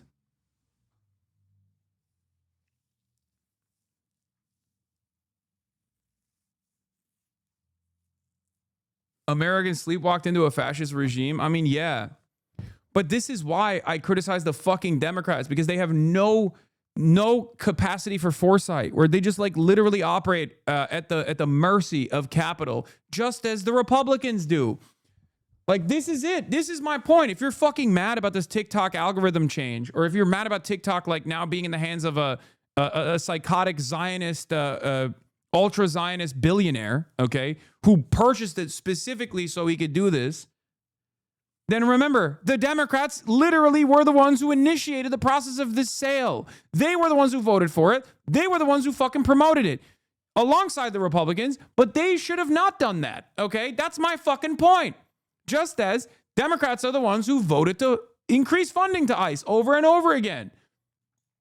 If you're on that fuck ICE principled stance right now, as I have been for fucking decades, then of course you're going to criticize the Democrats when they're saying, no, actually we're pro-ICE now. What the fuck? I hate this shit. I hate being punished by the dumbest motherfuckers on the internet for having a consistent position that they now arrived at yesterday. And it's not even a consistent position because I know for a fucking fact that if Democrats were in charge and ICE was still doing fucking mass kidnapping operations, maybe not to the same extent and same severity as Donald Trump is, because he's making a show of it because he's specifically using ICE as a domineering force to like harm blue cities. But if they were still deporting the same number of people, right? But they were doing it more quietly and more process focused, a lot of fucking liberals would be fine with it. It's crazy. Taylor Lorenz is absolutely correct. Reminder that it was the Biden and the Democrats who enacted the TikTok ban because pro-Palestine speech on the app. Biden knew that Trump would install friendly billionaires to take it over, and Biden went through with the ban and defended it in court anyway. We're not saying this because we want you to stop fucking voting for the Democrats, okay? I'm not saying this because I want you to stop voting for the Democrats because I'm like a secret Republican. I'm saying this because we need the Democrats to actually be a counter opposition, an opposition party, a counter messaging party, okay? Fuck.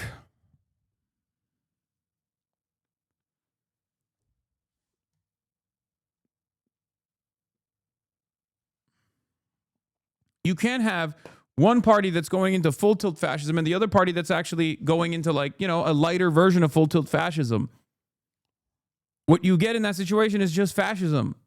If you're an anti-fascist, you have to be an anti-fascist. You have to demand that there is an anti-fascist party.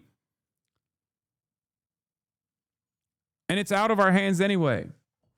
Because if that doesn't happen, eventually people are going to take matters in their own hands regardless.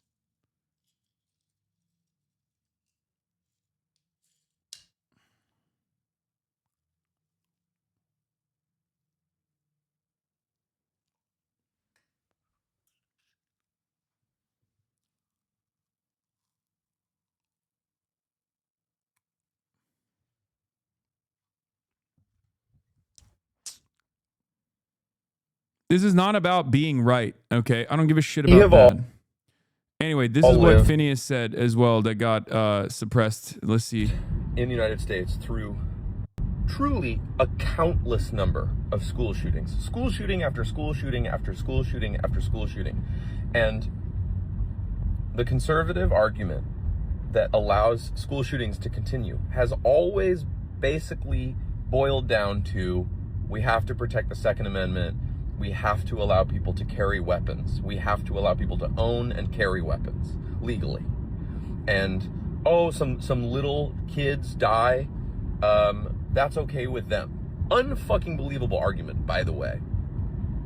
Every argument I've seen for why Alex Preddy's death was justified yesterday is like, well, he had a gun. Shut the fuck up! You've spent 30 years straight telling us that children I don't know how much of a fan Phineas was, though. He regularly reposts Hasan fan content on his TikTok legend. Yeah, no, he's my goat. I mean, we also talk all the time as well. have to die. There is Hasan made an app for ICE to use. Yeah, dude. No, I did. Yeah. I still work for ICE. I work for the Department of Homeland Security, and I also work for Immigration Customs Enforcement. Yeah, I'm a programmer.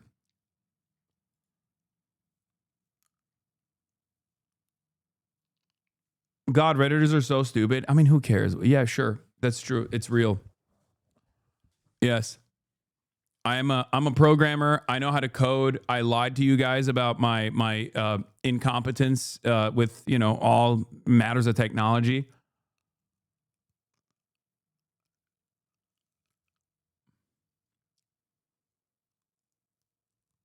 Yeah. die so that we're allowed to legally carry weapons everywhere in the United States. This guy was being beaten to a pulp on the ground. He didn't draw his weapon. He had a weapon on him legally. And they shot the fuck out of him and killed him. So shut the fuck up. We have been telling you for 30 years we don't think people should be allowed to have as many guns as they're allowed to have or carry them legally around the United States. We've been telling you that for years. You've told us that it has to happen. It has to continue. Children continue to have to die to allow us to carry guns around. So shut the fuck up. Good day to revive this peace. Conservatives once rallied against federal agents, now applaud them. This makes sense when you realize that an essential fact of the U.S., right? The guns were never for the government. They were for the slaves and natives. They only became for the government when said government did anything to marginally improve the status of the slaves and natives. This is why there's a contradiction in name only. It's a category error. Go read Ron Paul's newsletter from the 1990s and their list of government intrusion and a list of things that could be perceived as helping minorities. It's dripping with Turner Diary, paranoia, and anti-Semitism.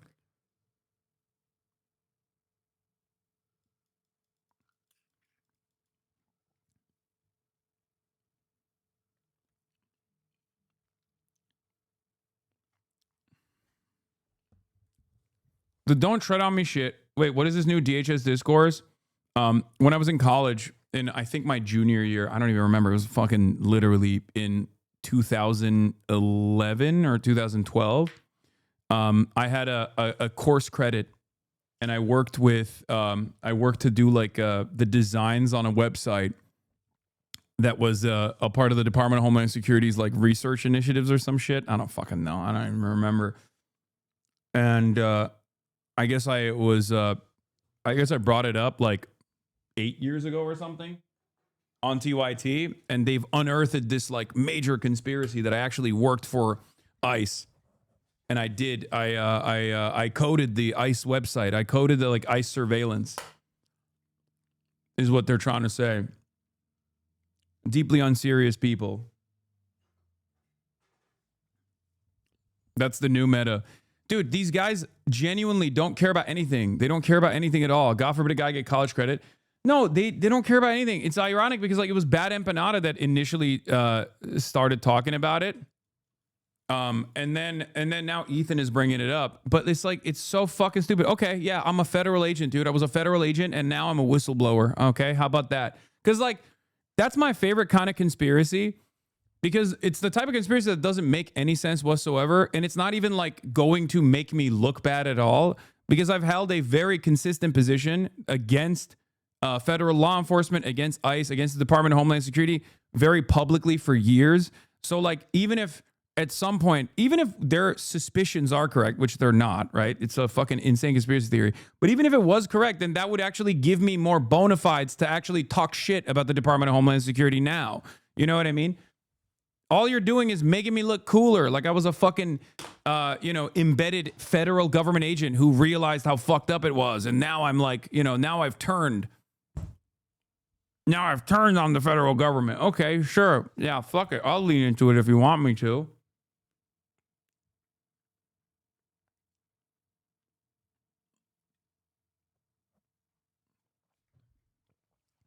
I don't give a shit. Yeah, I'm a veteran as well.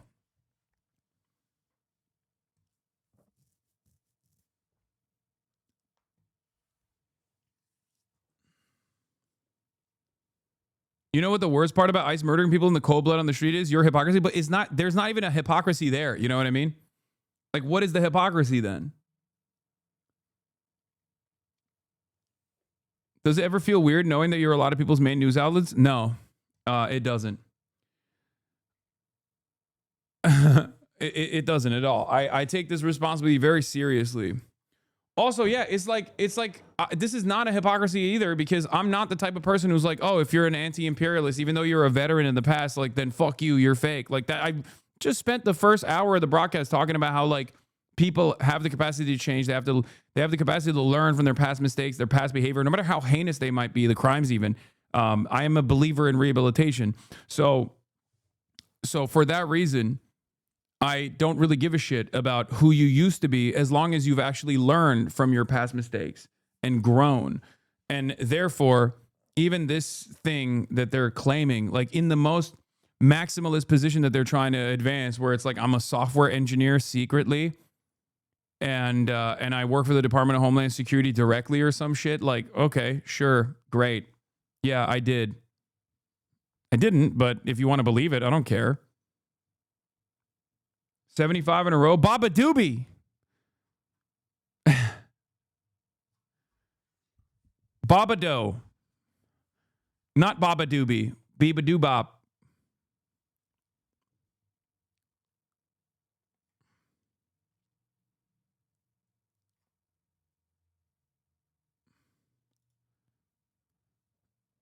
By the way, TikTok's not completely controlled by America, and Epstein shit and Israel shit. Censor now. Fuck Israel. Trump is a pedophile.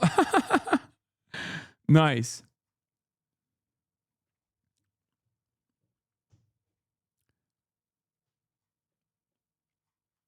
Yeah, motherfuckers look at me single digit typing and go, this guy was a coder.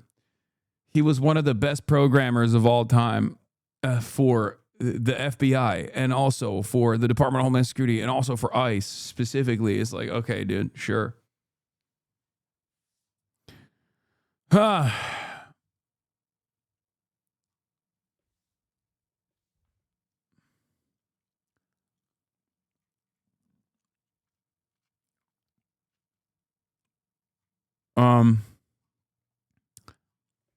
Famous hacker, man. My dad's watching Stop Cursing. Oh, the other thing is like they keep saying I'm a CCP agent. That was another thing that I was responding to earlier today, or I think it was last night or whatever. It's like, Destiny's been losing his mind. Sex Pestany's been losing his mind, like doubling down and saying like, no, if you got shot, everyone would cheer, all this stuff. And do something useful and still be a Hasan. It's what is it? Where is it? HasanAbi calls out made omni-liberal fully mask off openly. HasanAbi's call out made omni-liberal Sex Pestany fully mask off, openly endorsing violence and self-harm rhetoric. Hasan gets shot, all of us will clap. Hasan should TOS. All streamed on YouTube, a platform where he's already demonetized. To which I responded with, because he was saying like, all of the foreign interference that is just happening openly. The Chinese Communist Party for his little fucking paid vacation trip with him and the rest of his little streamer fucks to China until he has publicly announced and addressed that and talked. I think it's pretty funny that none of this is even remotely like, he's not even hiding under the guise of like political disagreements or whatever. He's just very mad. He's just incredibly mad. He's mad that I have the capacity to go on a fucking trip to China with my friends. This is just him revealing his own personal insecurities. And he's not even doing a very good job trying to make it seem like this is a real political perspective either. Okay? And in this process, he just says I'm a paid agent of the CCP. About it. I have no idea why the fuck you would want this guy anywhere near any of your liberal. This is exactly like when he was malding when he wasn't invited to the DNC and he lost his mind and he was like, why are you guys inviting Hasan to the DNC? You should be inviting me instead. Does anyone have that clip? It's the same shit. It's always the same shit. He's just so fucking mad. Protests. Absolutely fucking out. One of the hugest issues that this country has right now is all of the foreign interference that is just happening openly on all of our social media platforms by the same countries that paid this fucking loser to go and do a shill who couldn't even go through with it. He couldn't even let the guy rape his neck, okay, at the stupid chiropractic place because he knew how bullshit the stuff that he was promoting was. But he was getting paid too much, compensated too much by the Chinese government to say no, okay? So wait, this doesn't even make sense. So I was getting paid by the Chinese government to have my neck get cracked in like the Chinese traditional medicine. Also, he has watched every fucking part of the streams that I did in China. So thank you. Thank you, Sex Pestany, for watching my IRL streams. Okay, that's a fan right there. That's number one. Number two, that's a fan and he's crashing out. But also, I was paid for it, but I didn't go through with it because I'm a pussy. But then also I was still paid for it anyway. Like, how does this work? You watched more than me? Okay, don't reveal that you didn't watch all of my fucking IRL streams in China. Those were goated, okay?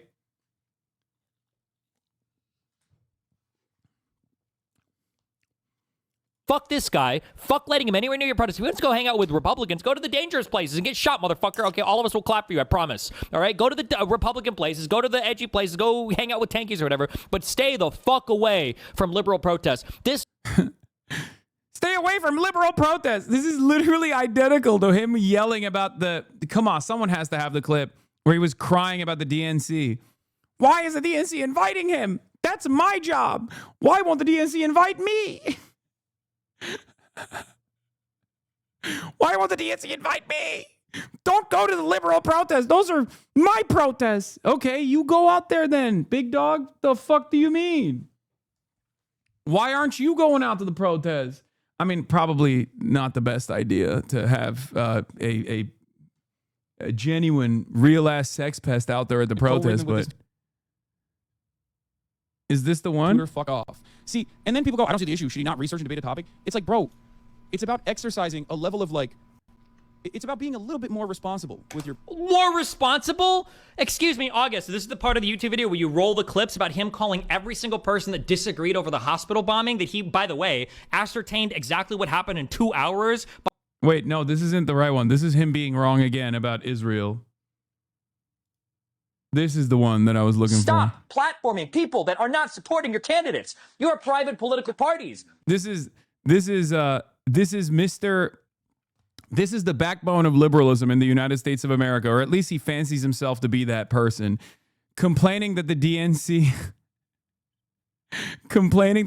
is inviting me. Stop platforming people that are not supporting your candidates. You are private political parties. You're supposed to be self-interested, okay? The whole reason you have superdelegates and shit is to protect your elections, right? Stop inviting people to your events that hate your candidates. Don't do that. Stop doing that. It's retarded. Stop highlighting these people. Stop platforming these people. Stop spotlighting these people. Let them go to is it SDA, the Socialist Democratic Party of America? Brilliant guy. What is it, the SDA? Let them go do events with those people. Jesus. Why would you cuck out so hard at these losers? Hasan shouldn't be anywhere near the DNC. Brianna Joy Gray, I don't know if she gets invited to shit. Nobody from Breaking Points, Kyle Kalinske included. I'm sorry. Maybe actually, I'll give him. He's a little over the wall for me. Maybe he could come back though. Wow, brother, who died and made you responsible for who gets an invite to the Democratic Party?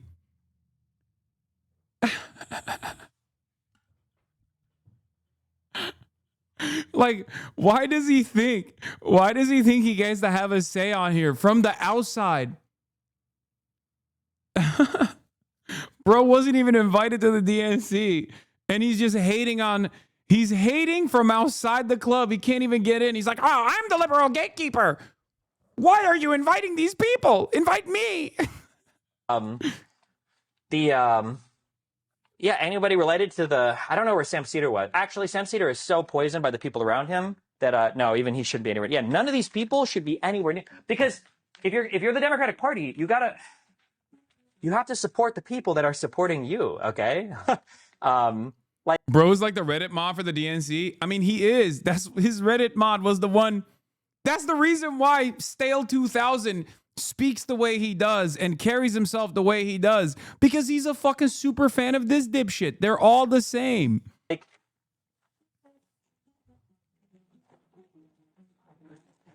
One of the things that you guys, I hate being a cock. I hate being a cuck. But I have to remind you guys of this, okay? I have to remind you guys because you have to understand this, okay? Because you take me for granted, all right? You take my psychological tenacity for granted. It is incredibly difficult to be out there on your own, okay? With no major backing, no major political communities, nobody else in the end. That is an incredibly difficult thing to do. So if you're the Democratic Party and you're backing people that hate your candidates and you're not providing any support to people that support your candidates.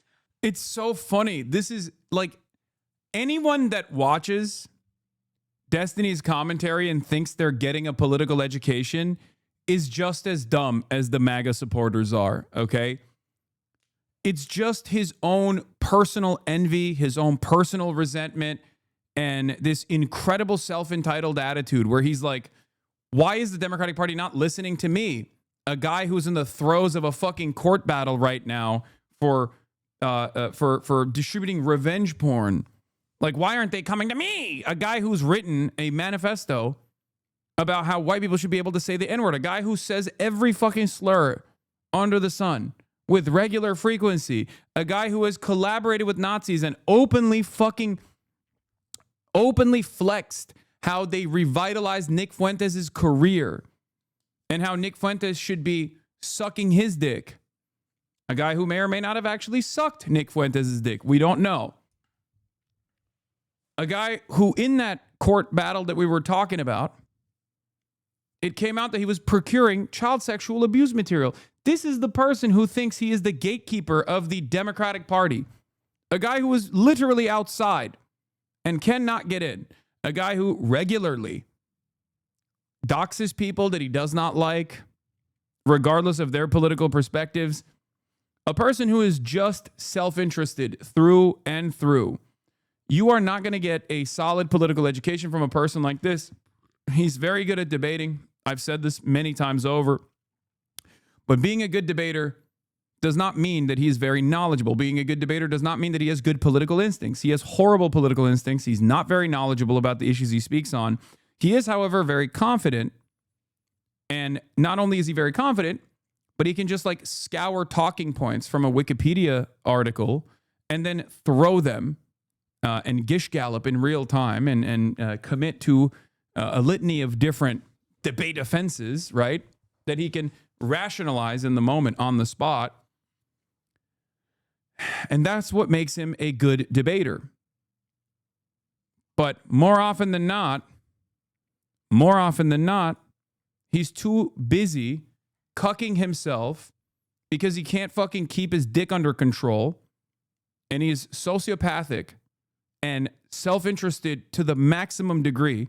So he just keeps destroying what his career could be like. If this man had any real intellectual prowess and any interest in actually doing something, okay, instead of saying all this shit, okay, doing all this like dumb shit, you know, procuring CSAM, things of that nature, he could have been dean.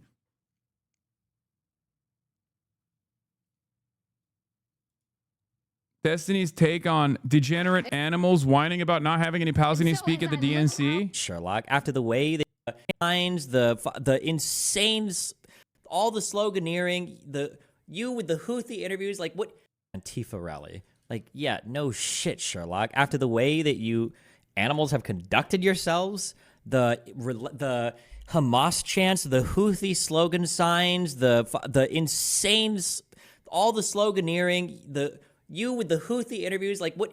Yeah, what do you think? Like, well, okay, well, can you just let one of us? Can you just let one of us on stage come and just like, well, you could vet us for? Yeah, no shit. You guys acted like insane people. Why the fuck would you ever expect to have a seat at the table with the grown-ups? How would an unfathomably fucking crazy state? That would be like me being indignant that Barack Obama and Biden won't sit down with me for an interview because you're mad at some tweets. Really? Come on. Okay, who cares? You guys are old. All right, we've all fucked a few kids in a video game. Fucked them over in a video game. Hello. In Call of Duty. All right. They were like, no, sorry. We have a fucking cop who literally was doing DIY, like sex trafficking operations.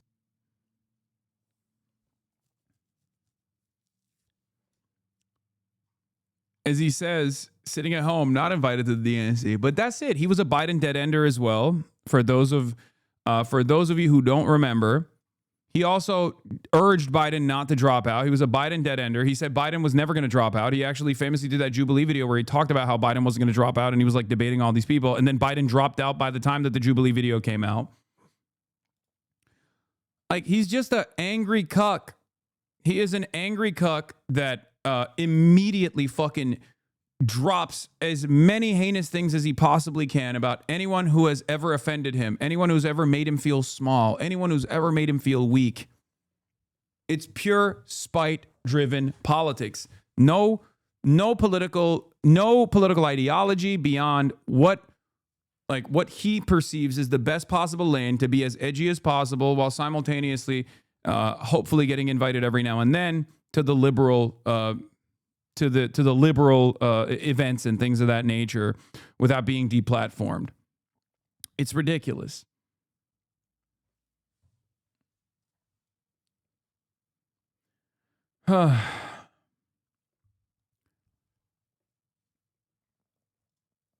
LSF thread full of people agreeing with Destiny that people should stalk and harass Hasan in public. Totally not a brigaded shithole, in my opinion. What is this? HasanAbi noticed Destiny encouraging his fans to bully and track Hasan at protests. The other comment calling this out, this was a comment got Ninja removed by a moderator. Anytime a comment mentions ex-girlfriend Hasan redacted name that had law enforcement called on her, not speaking on him, it also gets removed. Yeah, I wonder why, because it's fucking bullshit. Is Janice Griffith, and yes, the porn star. Can you give the rest of the context? He called cops on her, giving him the silent treatment. Yes, he called a fake wellness check because she wouldn't reply to his text out they broke up. That's shocking. Again, total fucking bullshit. And not only is it total fucking bullshit, Janice has literally asked for people not to fucking bring this up. That she has personally debunked it and hates that people keep bringing it up. And has even said, like, she feels bad that she even, said it at the time.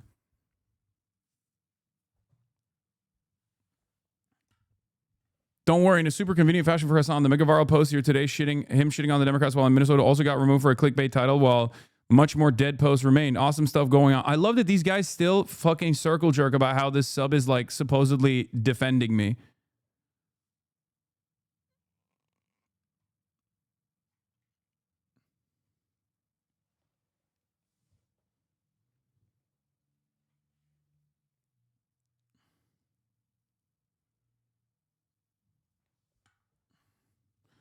But yeah, ultimately,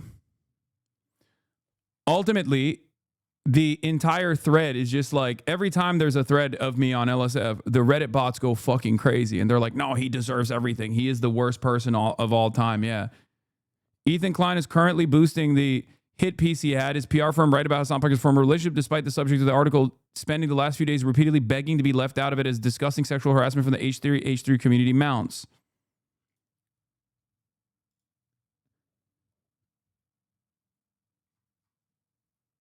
Did you really not read my tweet I just posted?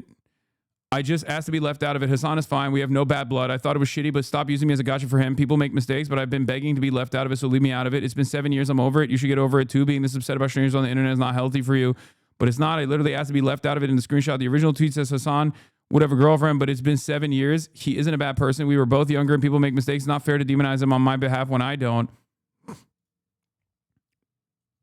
Yeah, you can, because I'm over it. Should have handled things differently. I don't think he's a bad person. People are allowed to grow. I don't appreciate being a gotcha for someone. I genuinely feel bad for Hasan because his entire audience is crazy. People love or hate. They are bananas. Right, Lamau? It also wasn't 4 a.m. for me. I'm name searching to submit my new DMCA takedown service. It's a hell I'd never choose for fun, but I'd love not to have hundreds of thousands of stolen views. This isn't fun for anyone. What is this? Yeah. Anyway, it's just like the type of shit that I have to deal with on a daily fucking basis. People just like, what is this? Damn, you actually dated Janice? Base Chud Mogger? What the fuck? Yeah, also, I wonder if Ethan Klein will have any response to this. Destiny, quick daily reminder that Ethan from H3H3 is likely a pedophile who has molested his own children. That's what he said.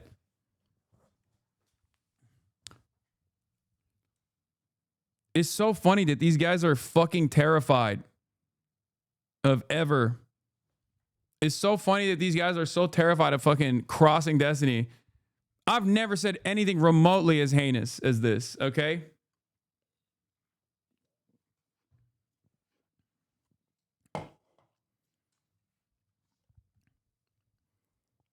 Let's see how much Ethan Klein, formerly known as Pedo Troll, responds to this shit.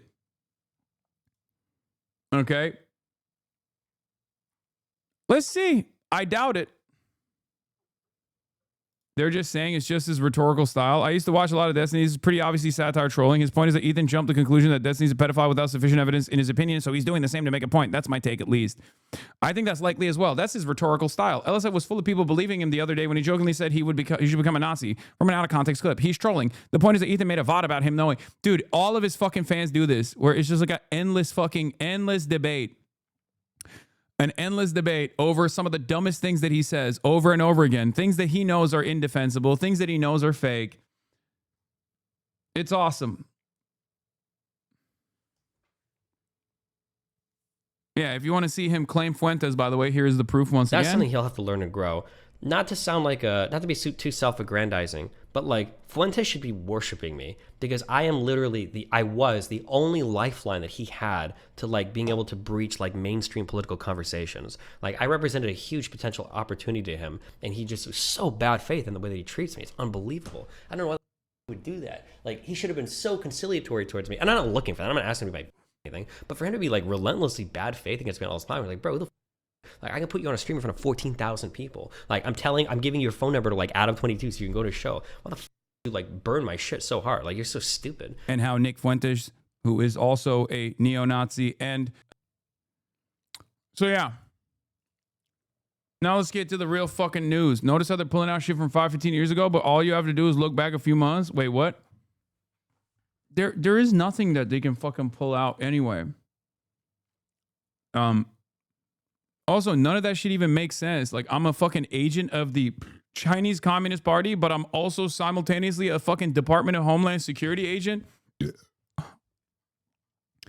Which is it? Do I work for the Department of Homeland Security, or am I an agent of the Chinese Communist Party? What the fuck is going on? They say like I'm spying for everybody. Okay, I'm a double agent. Okay, I'm a quadruple agent. I'm big homie badass over here, dude. I'm fucking Jason Bourne. The Nazi I platformed acted in bad faith is a wild statement. Yeah. Yeah, I'm also a terrorist too. Yeah, I'm such an agent of China that I'm simultaneously an agent of the CCP, but also I got detained and criminally prosecuted in China. I was in Chinese jail. That's the other thing. It's like, not only am I an agent of China, but I also am an agent of Hamas. And despite being an agent of China, I got detained in China and I was arrested and prosecuted in China. That's what they say too. It's all made up. Wake up. If you believe any of this shit, you're a fucking moron, dude. God damn, it doesn't even make sense. None of it makes sense.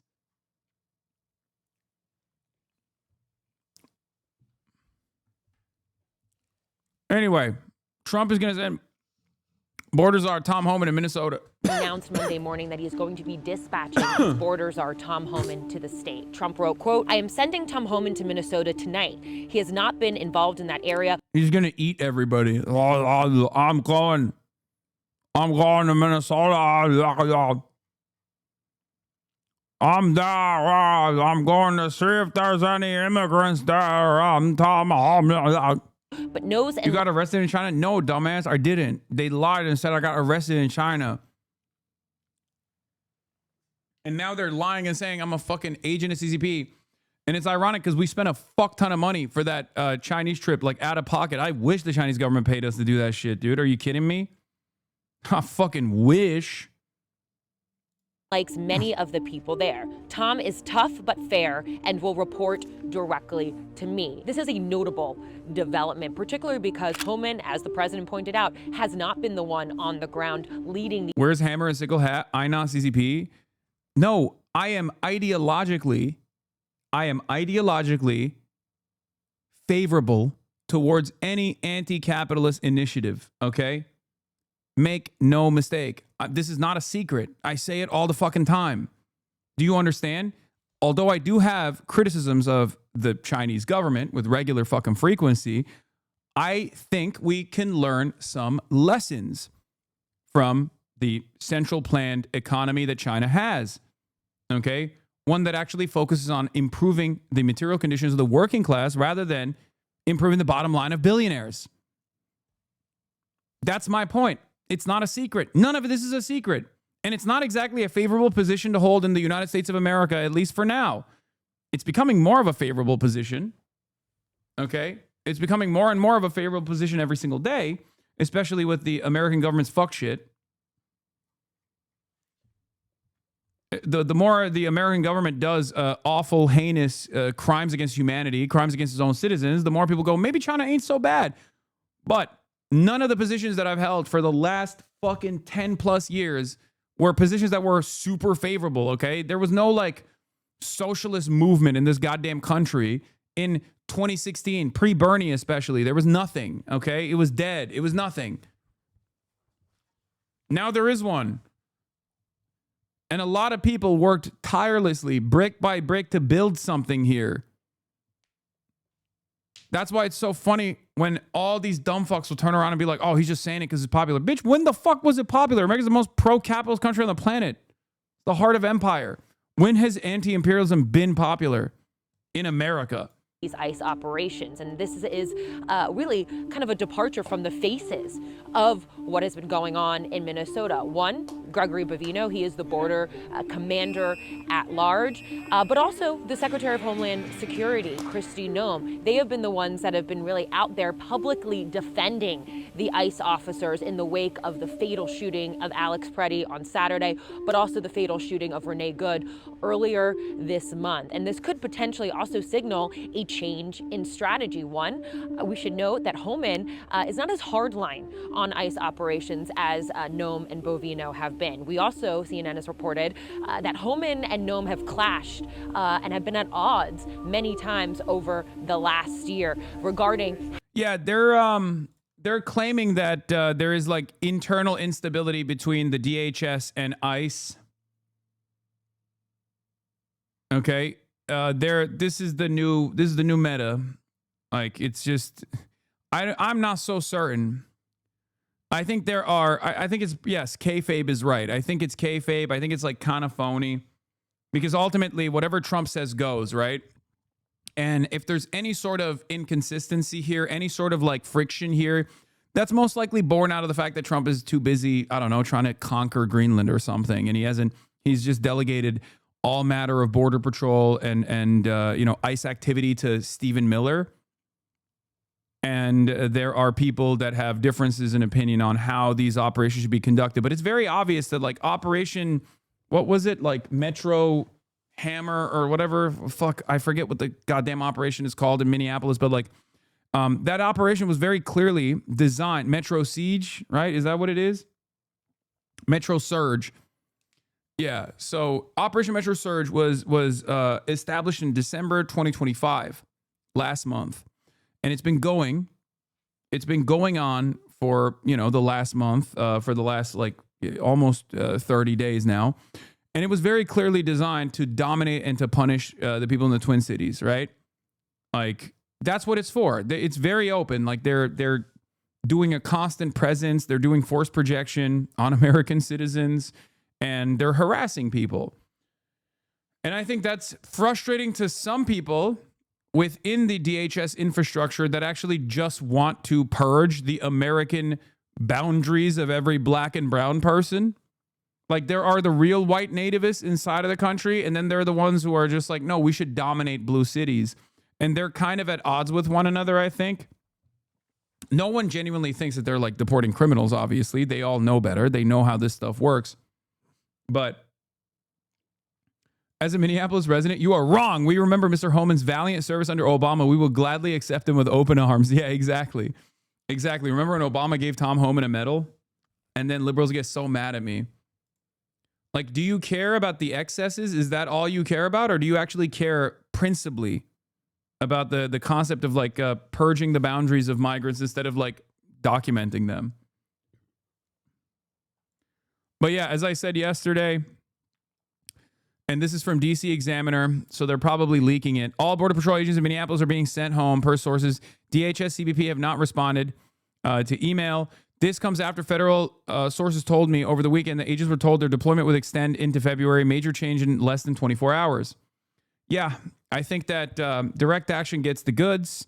I do feel like the big show of force, and then also the Alex Preddy murder. And the response to Alex Preddy's murder is causing these guys to back away. But we shall see. We shall see how this goes. That's what I was trying to signal yesterday. And a lot of people got mad at me and said, oh, what do you mean? Like, no, I think it's because Trump realizes how unpopular this shit is. He does not like this level of bad press because while there are people while there are people out there who are like, fuck yeah, you know, kill everybody that's a race traitor to the whites or whatever. Six Buzz is reporting on you this afternoon regarding UBC talk on February 12th. Yeah. I'm going to be doing a talk at UBC in Canada, and the Canadian APAC is trying to stop me from entering the Canadian country, the nation's boundaries, by saying I'm a scary guy. Yeah. How to handle the president's immigration crackdown. President Trump has posted moments ago, Governor Tim Walz called me with the request to work together with respect to Minnesota. It was a very good call, and we actually seem to be on a similar wavelength. I told Governor Walz that I would have Tom Homan call him, and that what we are looking for are any and all criminals that they have in their possession. The governor very respectfully understood that. That is a critically important development. President Trump says Minnesota Governor Tim Walz called him asking to work together to find a solution to ICE operations and the chaos in Minnesota. Senior White House correspondent Selena Wang is here for more on that. So, Selena, what do we know about this conversation? Yeah, Diane, well, it looks like President Trump may be looking for an off-ramp here. I mean, what he's saying in this social media post is a big shift in tone that we've seen coming from the president and his administration over the last few days. President Trump saying that Governor Walz, quote, called me with a request to work together with respect to Minnesota. He called it a very good call. And he said, quote, actually, we seem to be on a similar wavelength. He also said that Governor Walz is happy that his border czar, Tom Homan, will be coming to Minnesota. Now, remember that throughout the weekend, President Trump and his team have been making a series of unsubstantiated claims, blaming local officials, including Governor Walz, for the deadly shooting, and also claiming without evidence that Alex Preddy, the ICU nurse who was shot and killed, was a domestic terrorist trying to inflict maximum damage. But we know, Diane, that the president, as well as his chief of staff, they've been fielding a lot of calls about what happened in Minnesota, including with local officials. And the president gave a significant interview with the Wall Street Journal yesterday where he appeared to be looking for a climb down. He signaled a willingness to eventually withdraw immigration enforcement from the Minnesota area. He said, quote, at some point, we will leave. Meanwhile, the White House is signaling confidence in Homeland Security Secretary Kristi Noem amid growing calls for her to resign.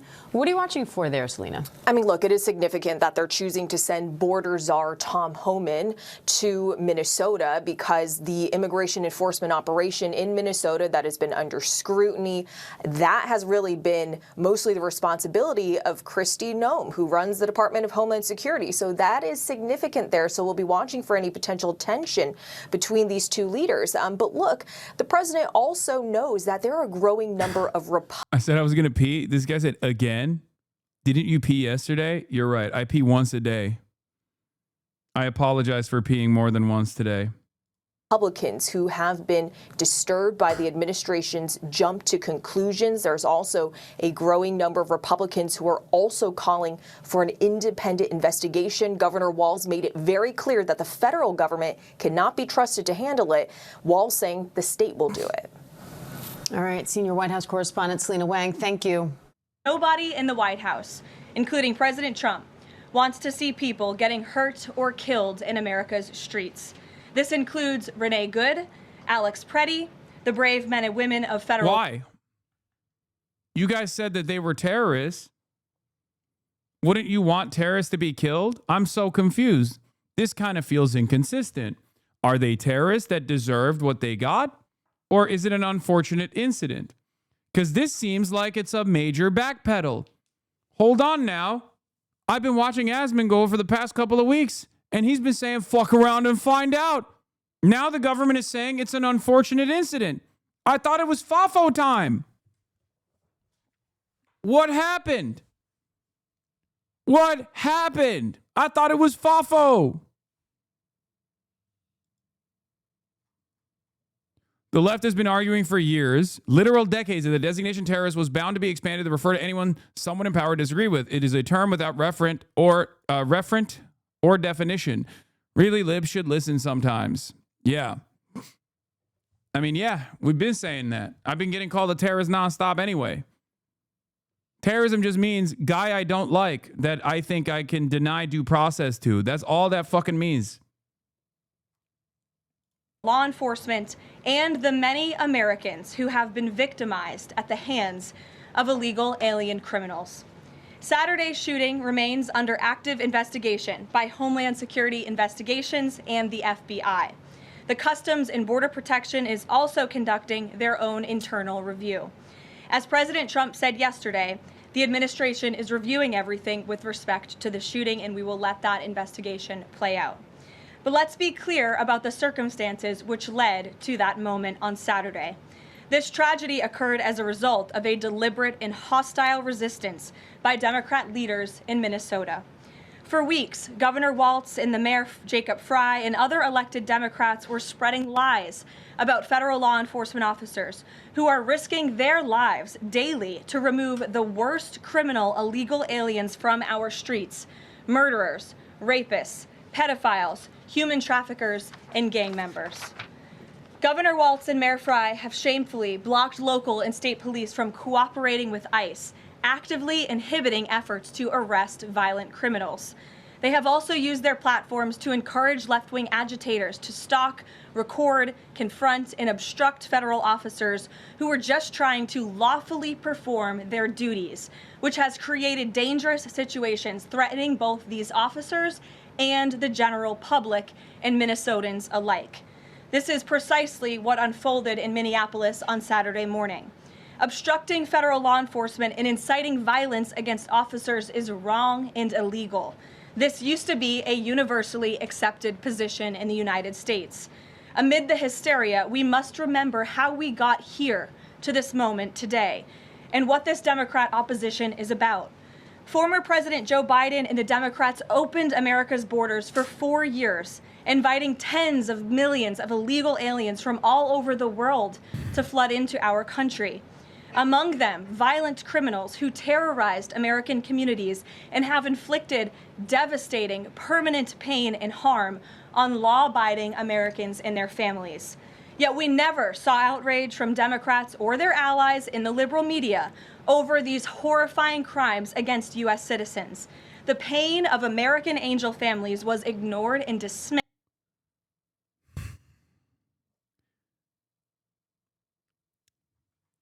An undocumented immigrant did a murder inside of the U.S. boundaries, which means we now have to prosecute, apprehend, detain, and possibly denaturalize every Somali American. Does this argument make sense at all? No. If it does, you might be a MAGA Republican, okay? Angel families is what they're saying is like families who have family members who have died to died at the hands of an undocumented immigrant. That's what they're saying. Okay? That's Laken Riley. That's why they called the Laken Riley Act the Laken Riley Act, because Laken Riley was a nursing student, I believe, who was killed by an undocumented immigrant. And they used that example to propagandize against every undocumented migrant on U.S. soil, despite the fact that undocumented immigrants are responsible for a much, much lower percentage of crimes per capita than natural-born U.S. citizens are.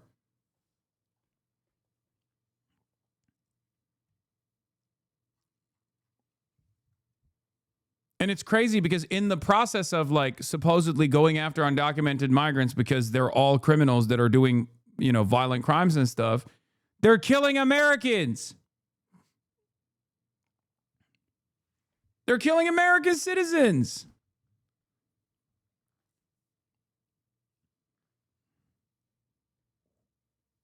It's fucking ridiculous. More people died in ICE custody in 2025 than undocumented migrants killed in 2024. Yes. The number of violent crimes that undocumented migrants engage in on U.S. soil is so fucking marginal that it is insane that anybody ever brings it up. Like it is like a statistical anomaly. And if you ask Donald Trump, he says hundreds of thousands of people are being killed by undocumented migrants every year. The real number is like 25, okay? That's how insane it is. That is how insane it is. And that includes documented and undocumented migrants. And that includes like vehicular manslaughter and shit. Okay? No, 25, not 2,500, not 25,000, 25. 25. If you ask the Trump administration, if you ask the fucking Trump administration, they keep saying it's 100,000 a year. Yeah, sorry, it's 28. Only 28 murder convictions on non-citizens documented and undocumented in 2025. It's fucking ridiculous.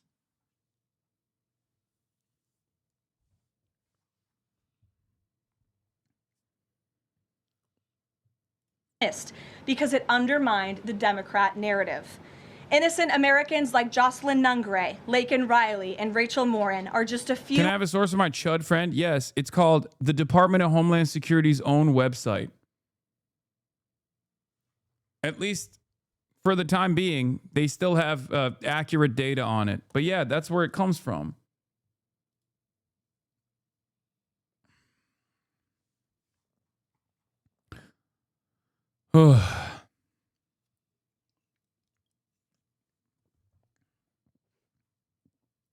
No, this is customs-and-border-patrol.gov. Of the many website victims you designed? Yeah, I designed the entire Department of Homeland Security's website. savagely murdered by illegal aliens. I didn't just design it. I'm the software engineer. Criminals. Earlier this month, an illegal alien from Mexico with a long criminal history who came into our country under Joe Biden's administration threw a baseball-sized stone at a school bus carrying children in New Jersey and fractured the skull of an 8-year-old innocent child. President Trump promised accountability to these American families by securing the border, deporting every illegal alien who has committed crimes, especially and most importantly, violent crimes. Nearly 80 million Americans voted for him to deliver on that very promise, and he is. As the duly elected president, the president is fulfilling the will of the people by arresting and removing these threats from our country in cities from Los Angeles to New York, and yes, Minneapolis. Yet I need you to remember something. 90% of all of the immigrants that are apprehended have no criminal record whatsoever, or I believe it's like 92% now. And the 8% of undocumented immigrants that are apprehended by ICE that have a criminal record are either for minor issues after they've served their sentence and they weren't slated for deportation because it was just nothing, or they're literally carrying out their sentence in prison right now, and the Trump administration is going after them to pad the stats. They're going after undocumented migrants that already are in prison and accelerating their deportation process before they carry out their prison sentence completely. They're taking them out of prisons to deport them just so they can say, see, we're deporting the fucking evil criminals that the Biden administration did not prosecute. They make it seem like they're grabbing them off the streets. That's not the case. They're getting them from the prisons. Okay? They are getting them from the fucking prisons in order to pad the fucking stats. But because they can't pad the stats, because undocumented migrants don't do that many crimes in general, as opposed to regular natural-born U.S. citizens, that they don't even have enough. So it's 92% no criminal record and 8% with criminal record, but they're already in prison. All of it is a fucking lie.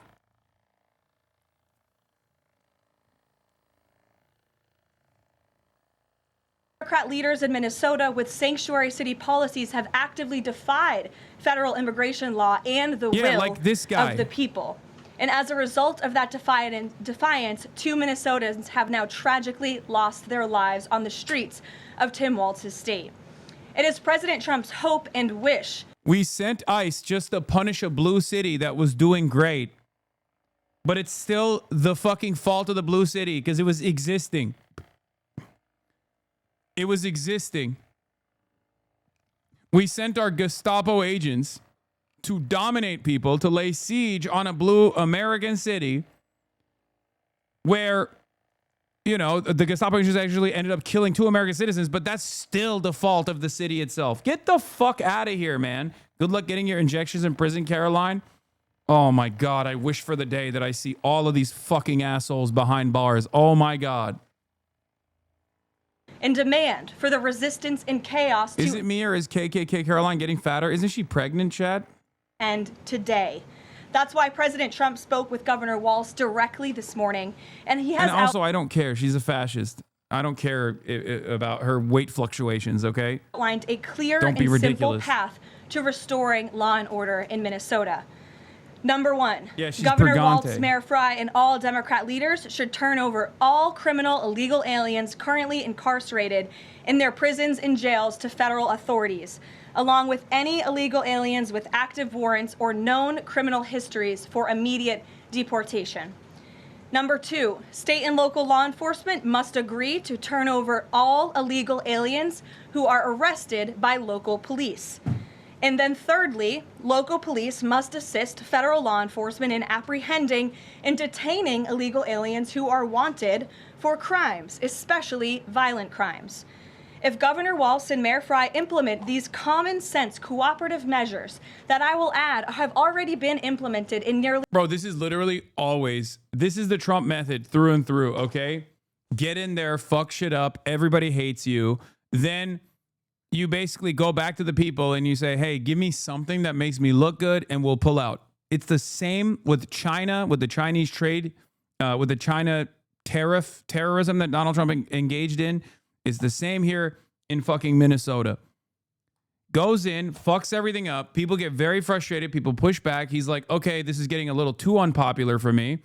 And now just give me something. Give me anything. Like, oh, yeah, we'll just keep getting criminals out of your prisons to make it seem like we're deporting all these fucking heinous criminals that we find on the streets. And then that's it. Same with Greenland as well.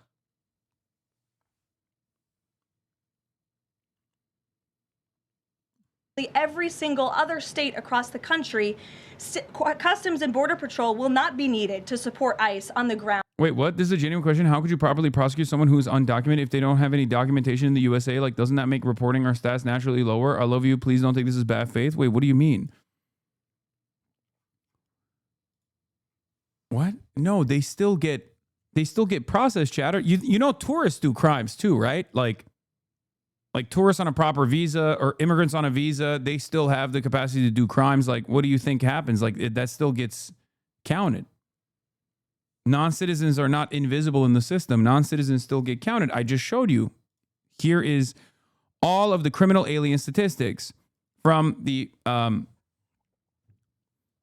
wait, what is this? This is a fiscal year. All the criminal alien statistics from fiscal years 2017 all the way till fiscal year 2025.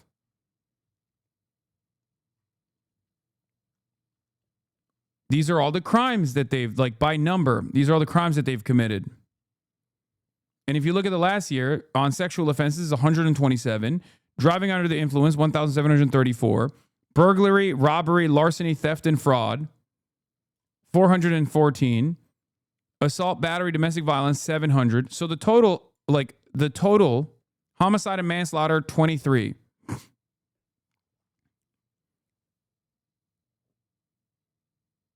These are all the crimes that non-citizens have committed. Okay? Total criminal convictions by type. No, that's just CBP. You need to look at the ICE website too. No, this is all of it. This is all of it. It's not just like, they're not just finding them at the border, chat. This is all the crimes committed under the Department of Homeland Security's. The Department of Homeland Security looks at all the crimes that are committed, that non-citizens have committed, and they tabulate it right here.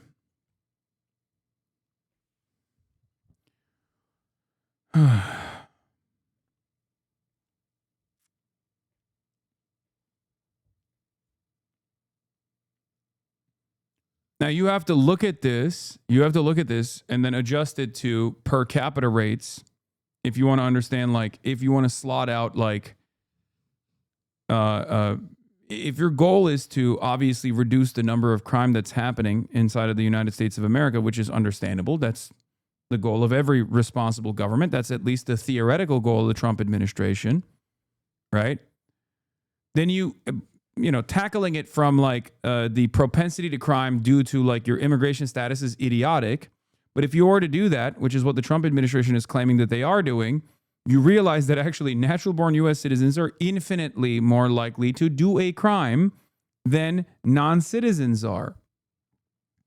Okay? It's like trying to put out a fucking burning candle on the table when there's a house fire.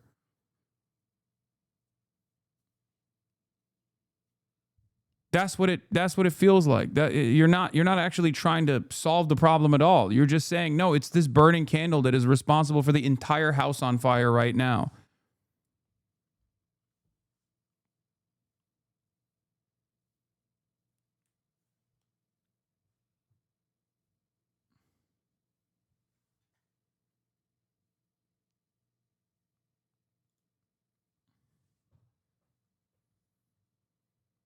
Anyway, and this has been readily available. It's not they count them separately. I promise. Look at the site. The stats are terrible for ICE. Less than 5% violent crime. There are a few great articles on this. I put together my data. I put together the data to show my MAGA mom. No, that's just CBP. You need to look at the ICE website too. No, ICE is doing interior removal as well. So the rates that they're showing on the ICE website, I suspect, is not just capturing the yearly numbers. It's capturing who they are deporting, which means like if someone did a crime in the year 2007 and ICE actually went to the prison system and grabbed them from the prison system in 2025, they logged it as a 2025 criminal deportation. But you're trying to figure out when they did the crime, then you have to look at the CBP numbers. Does that make sense? Did I say website? Oh, fuck you guys. Like the ICE website, the ICE numbers will show all of the current non-citizens that are inside of the U.S. Boundaries that have done a crime, no matter when they've done the crime. We're looking at the likelihood to offend. Well, okay, thank you, Chatter, for that meme.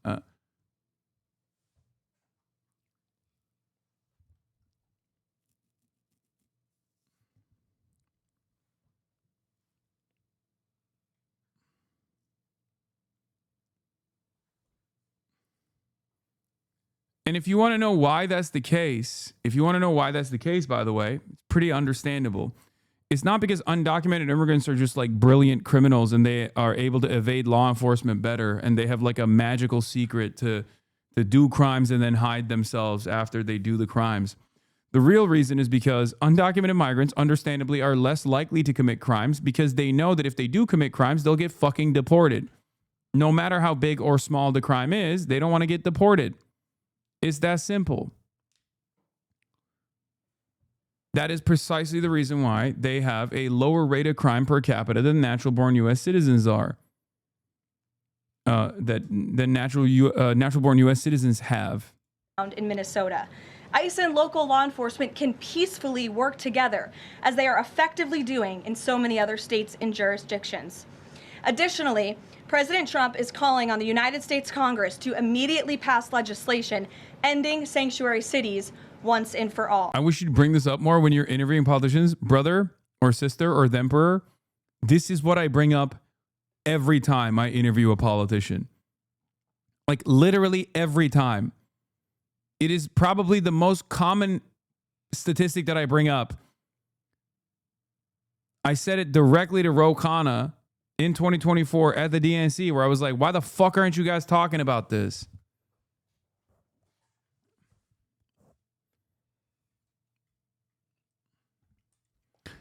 It's one of the funniest like cell phones. One of the funniest like cases of national suicide when you actually take an anti-immigrant stance. It's ironic because the overbearing overwhelming amount of propaganda is that like immigrants are fucking killing people, immigrants are doing crimes, but it's actually the exact opposite. When immigrants, both undocumented and documented, go to a city, the crime rate goes down. Economic prosperity goes up. Immigrants also end up making sure that America doesn't fall into the same birth rate trap that other developed nations have fallen into. But that's what's so offensive to these white supremacists. So white supremacists in that instance will say, fuck it, I would rather die than live side by side with Mexicans. That's the whole point. That's where this resentment comes from.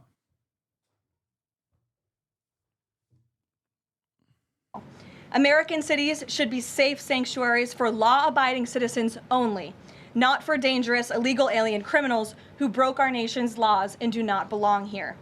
We hope Governor Walz will do the right thing and continue to work with President Trump to keep the American people safe following their call this morning. Americans overwhelmingly want exactly what President Trump is delivering: strong borders and strict immigration enforcement against the worst illegal aliens, of which there are still hundreds of thousands to deport from the interior of our country. The most peaceful way to carry out this vital public safety mission is for Republicans and Democrats to do it together and for state and local law enforcement to work together.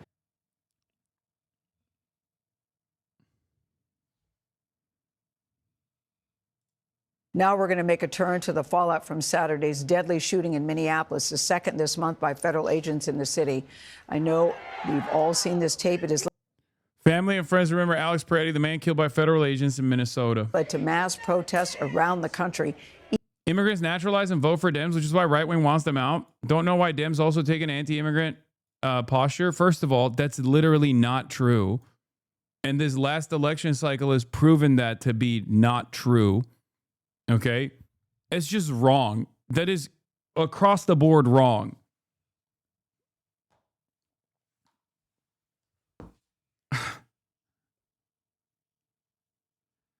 When you say that, you're just taking on the great replacement argument that these guys fucking present. It's so stupid. The only thing that increases the likelihood that you will vote Democrat over Republican, in spite of the Democratic Party's ineptitude, incompetence, is whether or not you're in the fucking crosshairs of like an endless amount of racialized animosity. Republicans deliver racialized animosity. The groups of people that have gotten citizenship look at that, are on the receiving end of that racialized animosity, and they say, okay, I'm going to vote for the other party because the other party's at least not saying they want to kill me. That's it. This is precisely the reason why an otherwise conservative subgroup of voters, known as Muslim Americans, post 9/11 started voting as a reliable voter demographic for the Democratic Party. That is until the Democratic Party did the genocide in Gaza. Okay, and then they actually swung wildly away from the Democratic Party, and even some went to vote for the Republicans. Okay, another prominent example I can give you that directly destroys this argument is also the Hispanic voting blocks.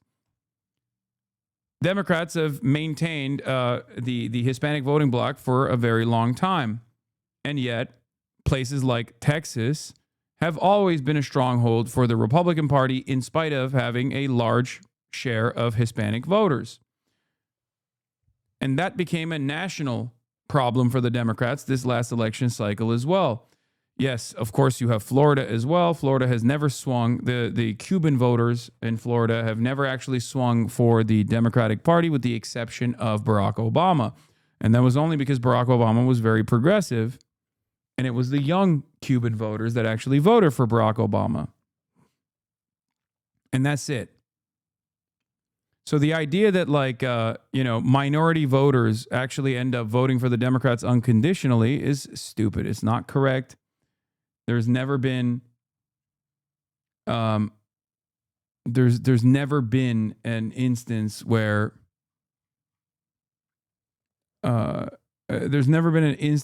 what the fuck is this? When did you send me this link? Okay, I don't care about Dr. Disrespect.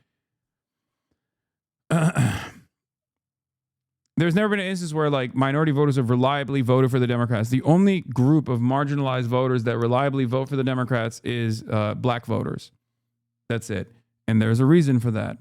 It's called the civil rights movement. That is the reason, okay? And the further we go away from the gains made during the civil rights movement for black people being able to vote and things like that, the end of segregation, or at least the end of de jure segregation in the South, the further we move away from those gains, the less black voters are likely to vote for the Democrats and just become non-voters in general. Although black voters in general are still more likely to vote for the Democratic Party by incredible margins, especially black women. Black women vote for the Democratic Party by Assad margins. There is like no equivalence in the Western world.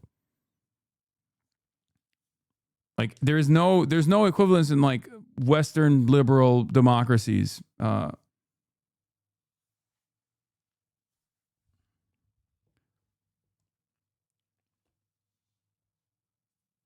By not voting, you basically voted for Trump too.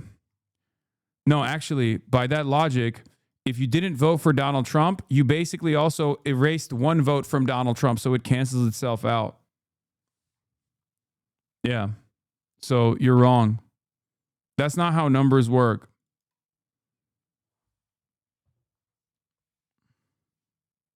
Yeah, because by not voting for Trump, you basically voted for Kamala Harris. See how that works?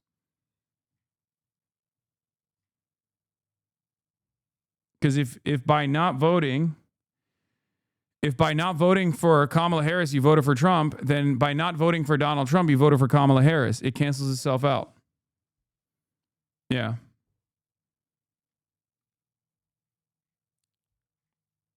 Also, I did vote, but I don't know why people try to make this argument, but that's besides the point. Even in sub-zero temperatures, with the demonstrators saying everywhere, enough is enough. The Department of Homeland Security claims the man federal officers killed was brandishing a gun, but the videos clearly show that is not true, that is not the case. And we are learning more about the victim today. His name was Alex Preddy. He was a nurse, an ICU nurse at a hospital for veterans. Lana Zach is in Minneapolis with the latest. Lana, good morning. What can you tell us? This is so upsetting.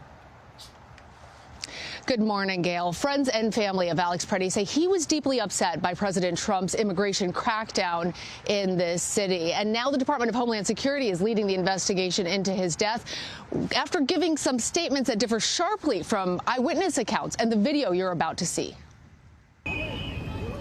Whoa! Video from inside this bystander's car shows an up-close view as federal agents appear to spray a chemical irritant, then wrestle Alex Preddy to the ground on the streets of Minneapolis. That is police brutality! Other video from outside shows agents restraining Preddy, an American citizen. One appears to pull a gun from Preddy's waist. A second later, Preddy was shot and killed by another agent. Hours after the killing, the Department of Homeland Security said Preddy approached U.S. Border Patrol officers with this gun while agents conducted a targeted operation for a violent individual. Preddy was a lawful gun owner with a permit to carry a concealed handgun. These officers used their training, followed their protocols, and were in fear of their lives and the people around them. State and local officials say the videos paint a different picture. This is an inflection point, America. If we cannot all agree that the smearing of an American citizen and besmirching everything they stood for and asking us not to believe what we saw, I don't know what else to tell you. Witnesses on the scene testified that Preddy was holding his phone and did not approach the agents with a gun. He approached them with a camera. A pediatrician who was nearby when the shooting happened testified none of the ICE agents who were near the victim were performing CPR. The witness counted at least 3 bullet wounds in his back, an additional gunshot wound in the victim's upper left chest, and another possible gunshot wound on his neck. Preddy was an intensive care nurse for veterans at the Minneapolis VA hospital. A 2024 video shows him reading a final salute for a deceased veteran. Today we remember that freedom is not free. Preddy's father said his son participated in protests after Renee Good was killed by federal agents earlier this month. He cared about people deeply, and he was very upset with what was happening in Minneapolis and throughout the United States. Alex was a really good person. Robert Alver met Preddy when they were at the University of Minnesota. I mean, you see that smile, and what do you think? That's him. That is how he came to work. He was serious about his work, but he wasn't serious. You know, quick with a joke and very funny. It's a true loss for you. It's a loss for everybody. A federal judge has issued a temporary restraining order against the Department of Homeland Security to prohibit them from destroying or altering evidence. Today, Minnesota prosecutors will be in court trying to force the federal government to give them access to the investigation. Kelly? Alana, thank you. The death of Alex Preddy is also reigniting the debate over government funding in Washington. Now, Democrats are refusing to vote for continued funding of ICE, and that could mean another partial government shutdown. Wei Zhang has more of that part of the story. Following the fatal shooting of Alex Preddy, President Trump posted a flurry of statements accusing Democrat-run sanctuary cities of refusing to cooperate with ICE. Deputy Attorney General Todd Blanche blamed the chaotic shooting on a lack of assistance from local authorities. ICE is doing all of this work, doing their jobs, and local law. You guys know my policy on this. I don't think you're allowed to say Assistant Attorney General Todd Blanche.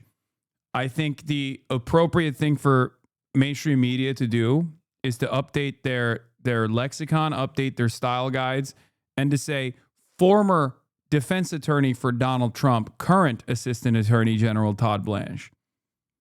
Because both the Assistant Attorney General and the current Attorney General are former defense attorneys for the president.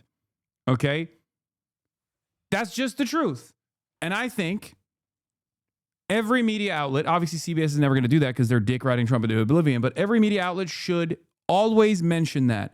Because, once again, this is pertinent. It's important. It gives you an insight into what these guys' opinions might look like. Okay? These are Donald Trump's personal attorneys. There is no separation between the Department of Justice and the federal government or the White House. Okay? None whatsoever. And I think that corruption should be highlighted. Maybe call me naive for this take, but I think that should be highlighted. I think it's inappropriate not to highlight that. Okay? Law enforcement are not being allowed to do a single thing to help. Now, Trump is calling on Congress to immediately pass legislation to, quote, end sanctuary cities, what he calls the root cause of all these problems. But Senate Democrats insist the issue is the Department of Homeland Security's aggressive immigration enforcement tactics and say there must be a freeze in ICE funding. We cannot fund a Department of Homeland Security that is murdering American citizens. The Senate's 53 Republicans need the help of 7 Democrats or independents like Maine Senator Angus King, who's... Yeah, I mean, they are going to get it from Fetterman. Fetterwap is definitely, Fetty Wap Man is definitely on board, right? Like, we already know that. But I don't think, oh God, I don't want to say anything. I don't want to fucking say anything. Let's see what David Dayen's analysis is.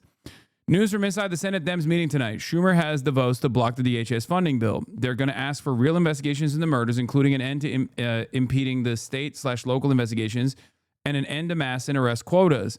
Senate Dems will try to advance the other 5 spending bills, which are relatively bipartisan. Without DHS, all of this would require Senate Republicans to agree and the House to come back and pass before Friday, both unlikely. I don't know how you're a Democrat and get reelected if you fund government funding to ICE after this. Chatter, the reason why Democrats are thinking that they can get away with this is because there's no other options and that they are marginally better than the Republicans. This is them demonstrating that they're marginally better than the Republicans for the record. I just need you to understand that. And even then, this might not pass. Even then, they might cave. Okay? And the reason for that is because they also go on Twitter, I guess, or their consultants are on Twitter, and they demonstrate their perspective on a daily fucking basis.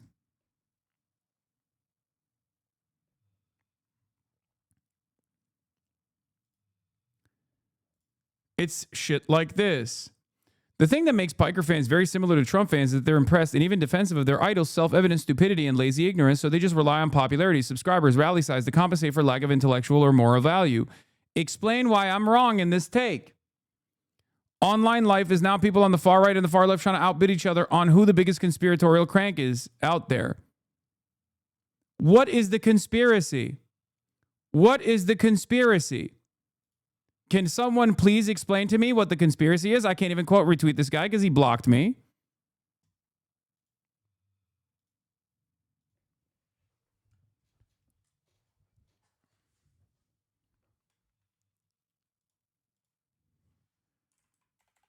Can a single person address the point I'm making without crying about anti-Semitism, conspiracies, or a bunch of irrelevant shit? Just one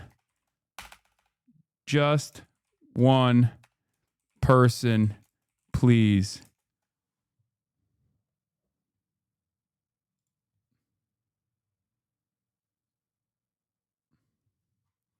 It's so strange. It's so fucking strange. This is not an argument. Okay? I don't understand it. Bro type slower than my mom. Yeah, that's why it's so funny. Crazy how many people dogpile you. I don't understand it. These guys all keep saying this is anti-Semitism. They all keep saying this is conspiracy shit. Nothing I mentioned there is actually wrong. I'm addressing Nick Fuentes going, ICE has nothing to do with Israel. And then I turn around and say, ICE uses Israeli spyware and is actively trying to deport green card holders and students for speaking out against Israel. But of course, this fucking shill is running cover for the ultra-Zionist pedophile admin once more because he hopes that they'll make him the next Mark Levin. If you are a liberal, if you are a self-described liberal, okay? This guy's in the UK. I don't know what his background is. I don't know what his politics are, right? But if you are an American liberal and you're anti-Trump, if you're in the UK and you're anti-Trump, explain to me what is wrong about this argument.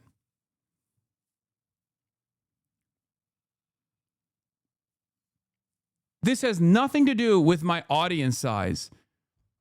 The only reason why you're bringing that up is because you're annoyed that I have an audience and am able to say this with a fucking platform and you haven't been able to deplatform me. That's the only reason why you bring that shit up. Yeah, where is he wrong? We've seen them scanning faces, bragging about the database they're creating, and they're trying to deport critics of Israel. Reza Öztürk and Mohammed Khalil. It's well known that Gaza is a testing ground for this tech. In good faith, can you explain what he said here is incorrect? It's literally a part of Project Esther, okay? This is a part of Project Esther. Jewish chatter here, you are 100% correct. I'm genuinely embarrassed by so-called liberal Jews who are attacking you this way. Yeah, because they're fucking Israel first, dude. It's just like they get so offended. They get so goddamn offended about Israel. If you are not Israel first in your mentality, you don't look at this and go, this is fucking bullshit. You look at this and go, even if you think you're Israel first, or even if you think that you care about Israel, okay, you would look at that situation and go, you know what? I do see the similarities here. Maybe I'll reconsider my allegiance to this fucking ethno-state that's doing an apartheid. That's the problem. But because they can't fucking address any of the points that are being presented, they just have to like wildly swing at random shit that is utterly irrelevant.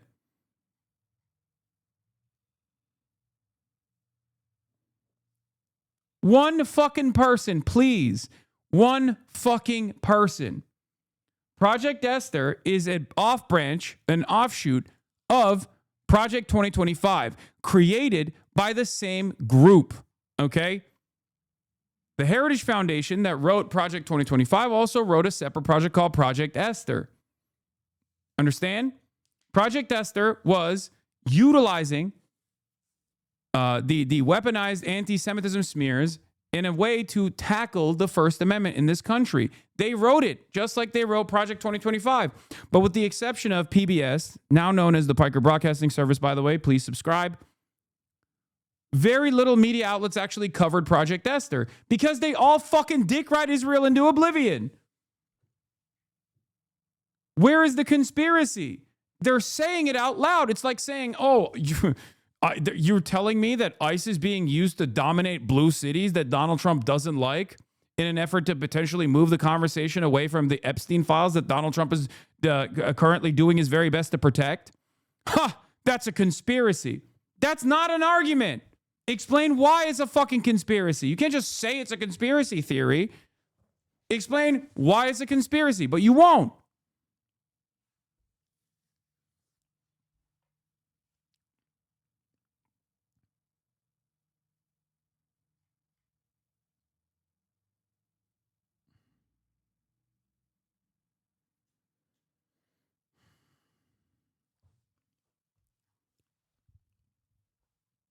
These guys only fucking can demand censorship. That's it.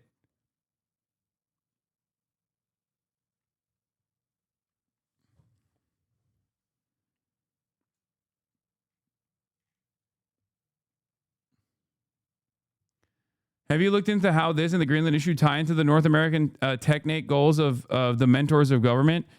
Yes. Yes, it is. Yeah, also, even down to the Israeli spyware, inside ISIS tool to monitor phones in entire neighborhoods. Like, all of the surveillance technology that these guys are purchasing comes from Israel, almost all of them.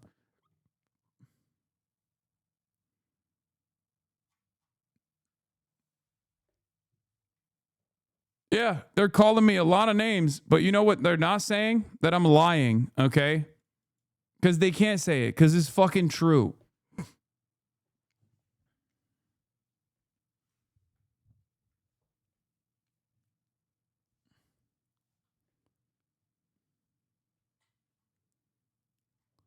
They just keep saying, oh, we're anti-populist, we're anti-populist, we're anti-populist, and that's it. That's all they got. We're anti-populist. You're a populist for this. Spoke Sunday on Face the Nation to keep the government open. I can't vote for a bill that includes ICE funding under these circumstances. That could cause a partial government shutdown, potentially leaving federal workers who are considered essential, like air traffic controllers and TSA officers, forced to work without pay. In a statement, a White House official tells CBS News Democrats are holding emergency response funding hostage to score political points. We hope cooler heads prevail. Republicans on Capitol Hill vowed to avoid another government shutdown, and they say they are moving forward as... A lot of people are misquoting you, and I agree they're not engaging with your arguments. It's just a stupid dog pile. They're not even misquoting me. They're just quoting me and hoping that their fucking audience that already has a certain perspective will not notice that what I'm saying isn't incorrect. Planned, even if Democrats block new funding for ICE, the $170 billion budget to continue immigration enforcement, including $75 billion for ICE, was already approved as part of the One Big Beautiful Bill, the president's signature legislative accomplishment so far this term. Kelly. Ouija, thank you. Let's get to the live desk now for the very latest from Maria Lisignoli, a court hearing today on ICE operations. Maria.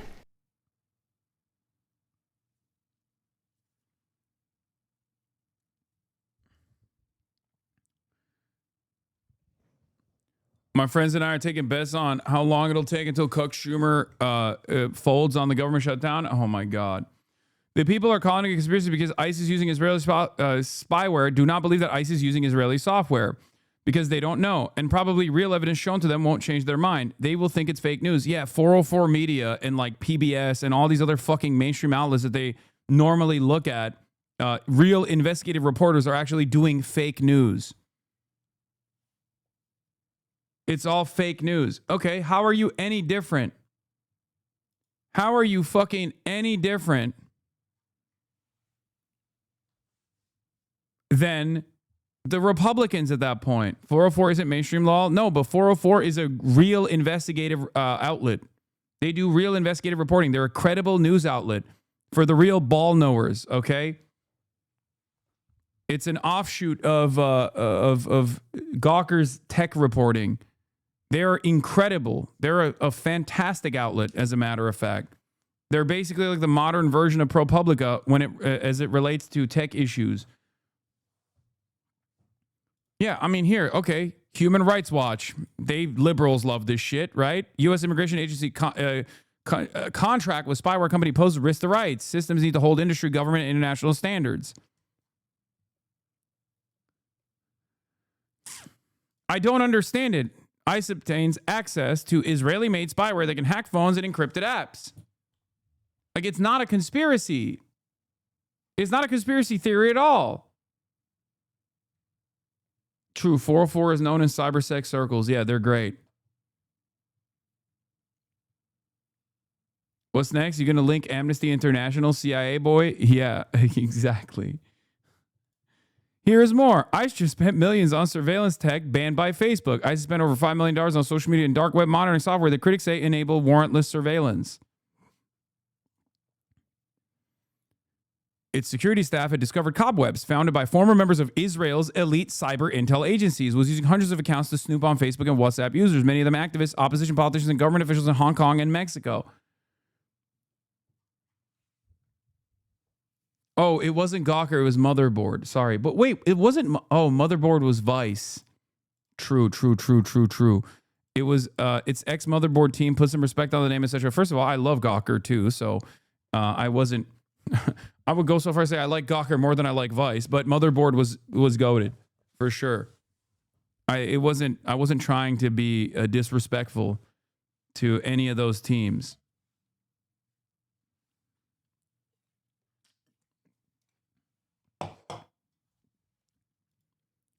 PBS is trash, but PBC is where I get tomorrow's news today. The Piker Broadcasting Service is not trash. The Piker Broadcasting Service is where you get tomorrow's news today. The Piker Broadcasting Service is sponsored by you, the viewers, for you, the viewers.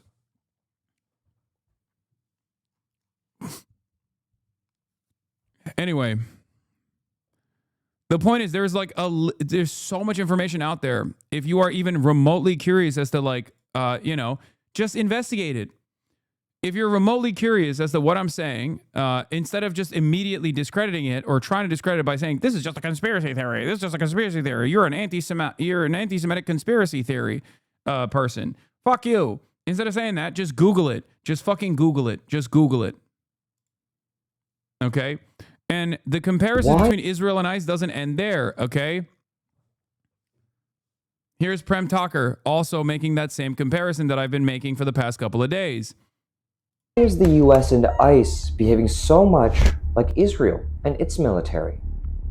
As Trump's masked agents terrorize neighborhoods all across the U.S., it's hard not to see the parallels. The violence, the in-your-face lies, the slandering of their victims, and the self-victimization of themselves. Take the murder of Renee Nicole Good. The administration is demanding that you believe something that's completely different from what you can see with your own two eyes. They accuse her of terrorism and say that she... Damn, I did a PBS, subscribe to PBS, the Piker Broadcasting Service, for you, the viewers, by you, the viewers, and nobody subscribed. What the fuck is going on? Hey, yo.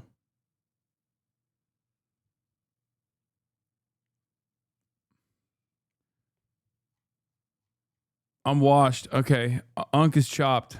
Unk is chopped. Unk is washed. Too many gifted subs.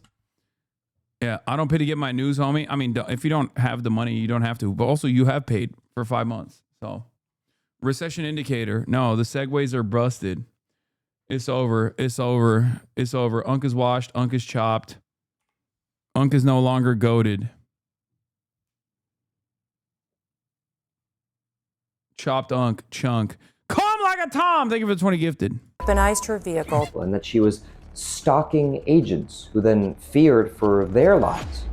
ICE is behaving how Israel does every time they kill a Palestinian child, doctor, journalist, or parent. We describe it simply. Every accusation is a confession.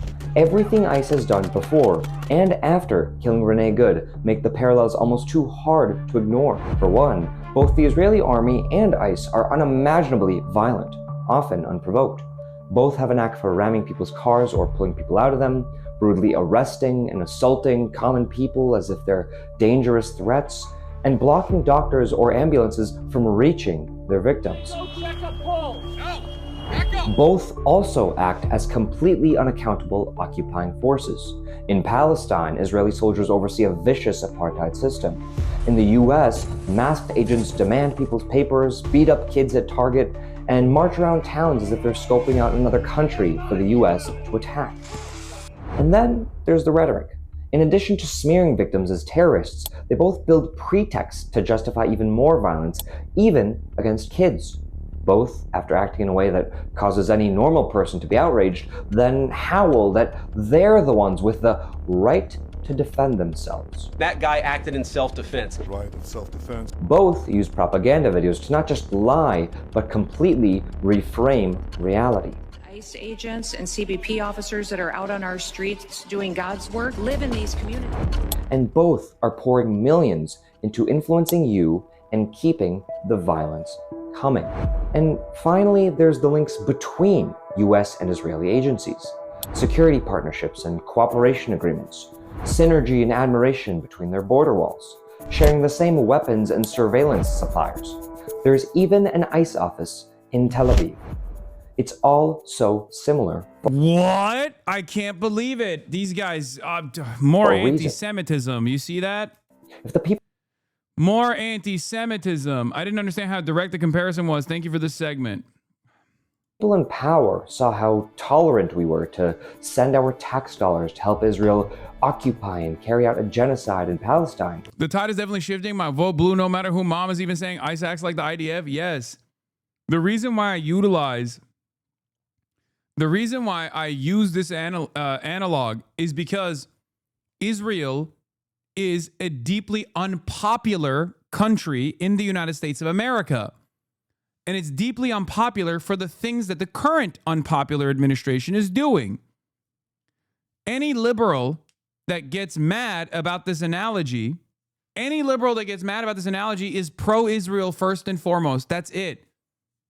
And they just don't want to fucking admit that their favorite country that they care more about than they do about anything else. And I will say that if you are looking at this comparison and you're saying, how dare you make this comparison, you're anti-Semitic, whatever, you're fucking Israel first, brother. Sorry. Call me an anti-Semite if you want, okay? It's not fucked up to say Ben Shapiro, who is Jewish himself, is Israel first, okay? This is not a dual loyalty trope. If you are saying that you care about Israel, if you're openly saying that you care about Israel more than you care about America, because God forbid Israel's reputation gets a fucking another hit in this circumstance, then you're Israel first. That's it. You can't fucking sit there and be like, the dual loyalty trope's much. Okay, then don't do it, bitch. Don't fucking do the dual loyalty trope. Don't be the trope. You can't fucking constantly rely on real existing anti-Semitic tendencies in your situation when you are literally doing the thing. It doesn't work that way. Just like it didn't work when you were like, this is blood libel. To say that Israel kills children is blood libel. Bitch, we can see the fucking children being killed. You're not actually using that as a response. You can't actually stop people from recognizing that, right?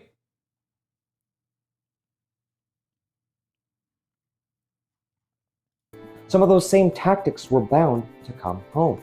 Violence we support or even tolerate elsewhere only tarnishes our own soul. And it makes it all the more likely it'll come back to be used against all of us. That's right, including yeah. You.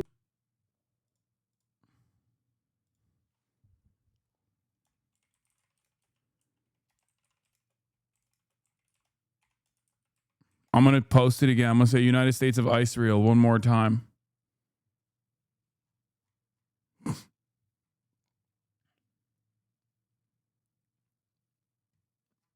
Anyway. I don't know if you've seen, but Hamza and Martin talked about the Alex Pretty situation. Pretty wild. Wait, why is that wild? Hamza and Martin are fucking woke as hell. Brother, Hamza is literally like, oh, no, like, cool, I like it. Yeah, no, they've been talking about politics. That's not new for them.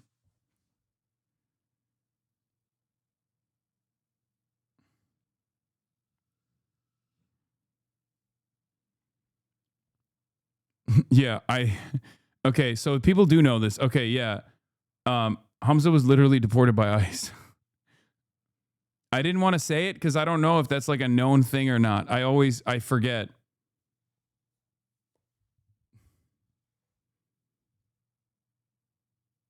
It is a known thing, yeah. No, not the league streamer. Hamza and Martin from Slushy Noobs, yeah.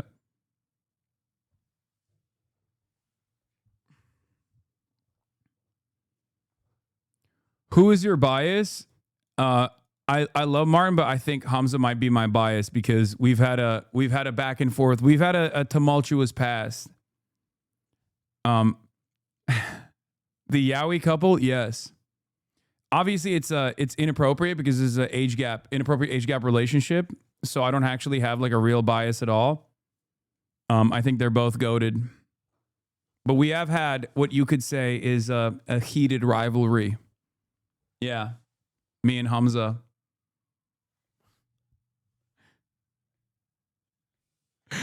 I had no idea. I had no idea who the fuck he was when he was talking mad shit. I did know about Martin's like very funny TikTok videos about like portraying himself as like a XQC fan who gets the aux cord or whatever, like all that stuff. But I had no idea who Hamza was until I saw videos of him talking mad shit. He was like, "Fuck this guy, I hate Hasan," and he was like. It was strange. I was like, the fuck? And it turns out this motherfucker was a HasanAbi head. He was talking mad shit, even though he was a HasanAbi head for years and a barb too.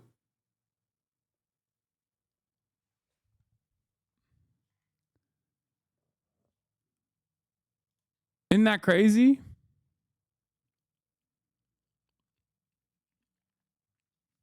Why do people keep saying, why don't you talk about Tool? Tool. Have you seen this? What is this? 2 sticks of RAM cost $900 because of this shit, by the way. Domain expansion, Epstein Island Temple.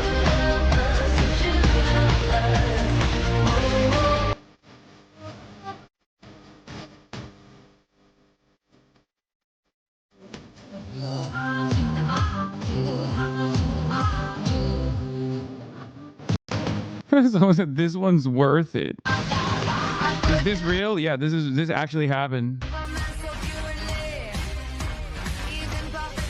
Imaginary technique, baby oil detonation. Domain expansion, divine baby oil vodka. What's actually crazy is this is not even AI. This is what happens in Jujutsu Kaisen. Like end of season 2 Jujutsu Kaisen, like that's literally what happens. And it's so strange because it kind of comes out of nowhere. You're like, wait, what happened to Gojo? Like what's Sukuna doing? And then all of a sudden it's like, nope, no more Sukuna, no more Gojo, none of that shit. This is, sorry, spoiler alert, but this is Jujutsu Kaisen season 2 finisher. Okay, low key though, season 2 to season 3, without giving you any spoilers, is a very big change of pace. It gets dark as fuck. Post Shibuya incident, like it's straight up like a different anime. Because I finally caught up to JJK because I was rewatching it, and it's dope, but it is so dark, dude. Season 3 has been so fucking dark. Oh my god. Spoiler before culling? What? Okay, calm down.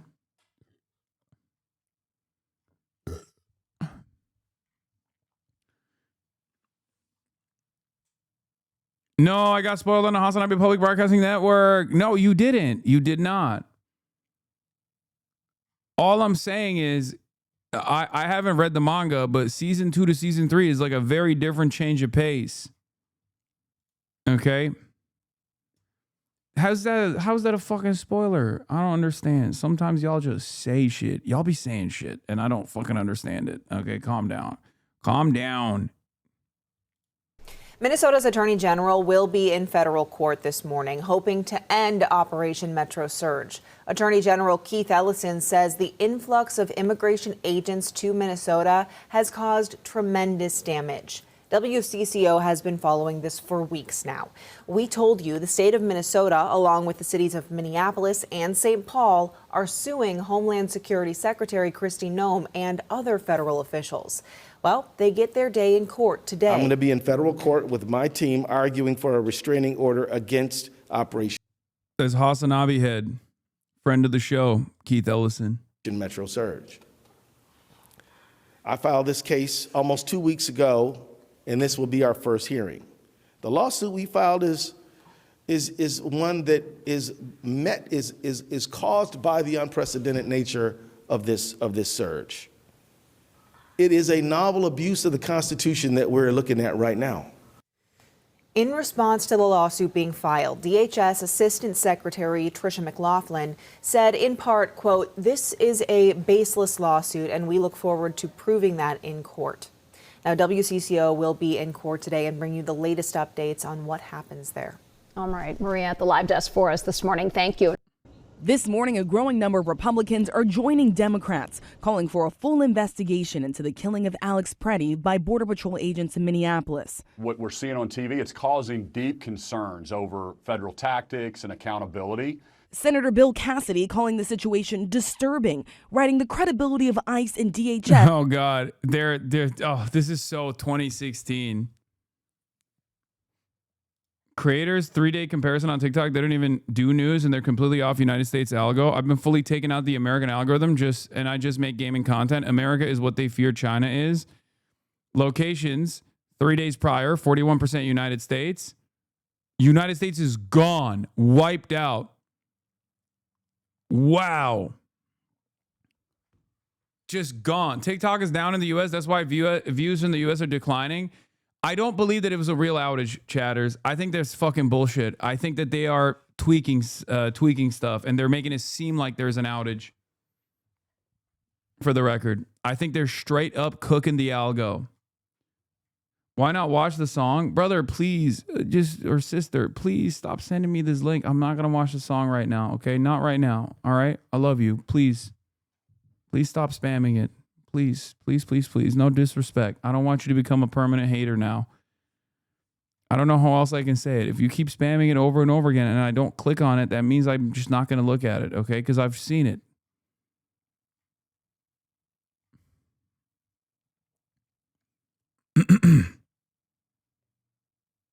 Okay, have you watched / read Chainsaw Man? I have watched Chainsaw Man. I'm going to rewatch it too.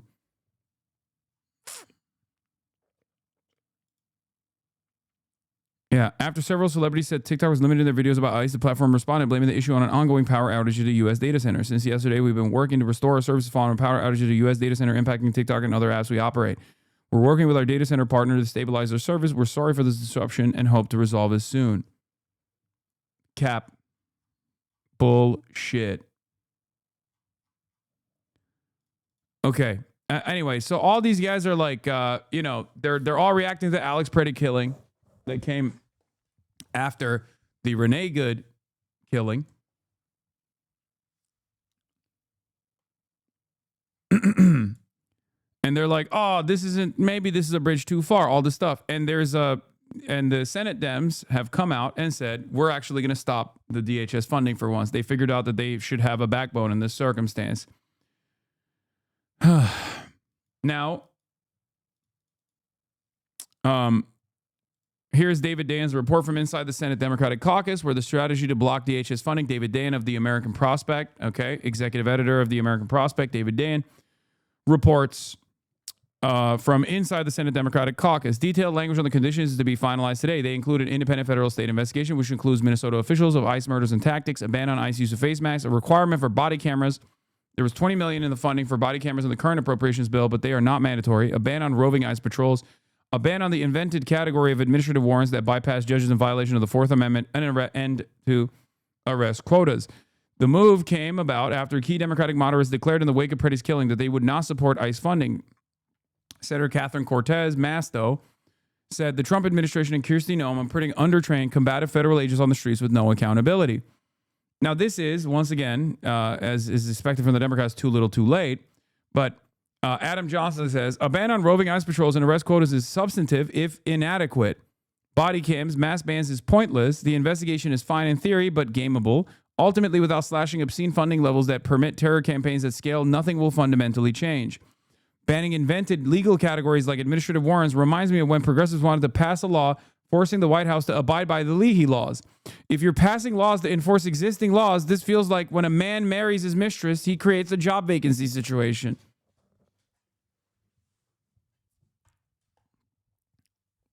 They need to start prosecuting these fools right now. They need to start demanding prosecutions of these people right now.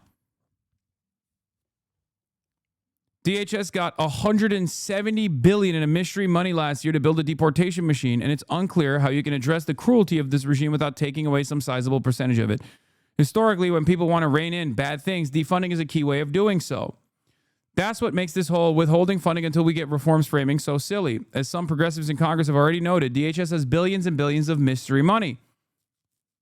They don't need more funding to operate. Let them burn through their MAGA funds. Fun thing about the Democrats is that they pathologically begin negotiating from a position of extreme compromise, the most lukewarm reform conceivable, and go from there. Republicans begin with maximalist demands, so slashes to the DHS budget are simply never a part of the equation, when they should be the key part of the equation, perhaps the only part of the equation. Despite the fact that a plurality of Americans support abolishing ICE, 46%, with 41% against, 46% for abolition, including 76% of Democrats, this is off the table as a starting position due to the baseless conventional wisdom abolish and defund language cost Dems the 2024 election. So the starting point for Senate Dems is keep all funding in power, but more oversight, transparency, and rules. What we will end up with, I predict, will be something more cosmetic than the initial proposal.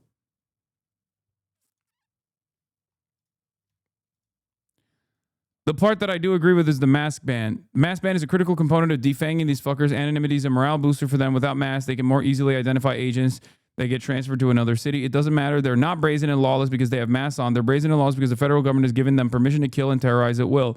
Every one of the killers will be unmasked eventually, and they know that. It's a minor tweak, says Adam Johnson.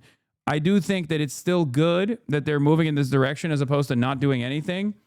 But once again, the demand should be more aggressive.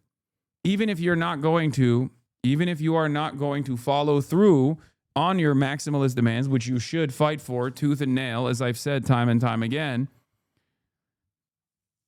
mask bans only help the decentralized resistance network against ICE. Okay?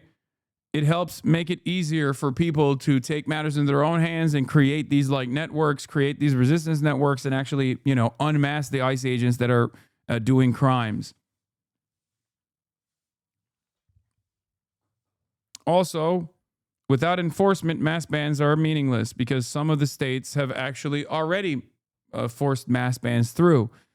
But unless you actually enforce said mask bans by way of local law enforcement with your local attorney generals and your prosecutors, you're not actually going to enforce mask bans at all. It's just in paper. Just like the Constitution in paper is supposed to say a violation of the Fourth Amendment is unconstitutional. It should be penalized. But without there being any sort of penalties for violating the Constitution, it doesn't matter. Laws are meaningless if not enforced. It's that simple.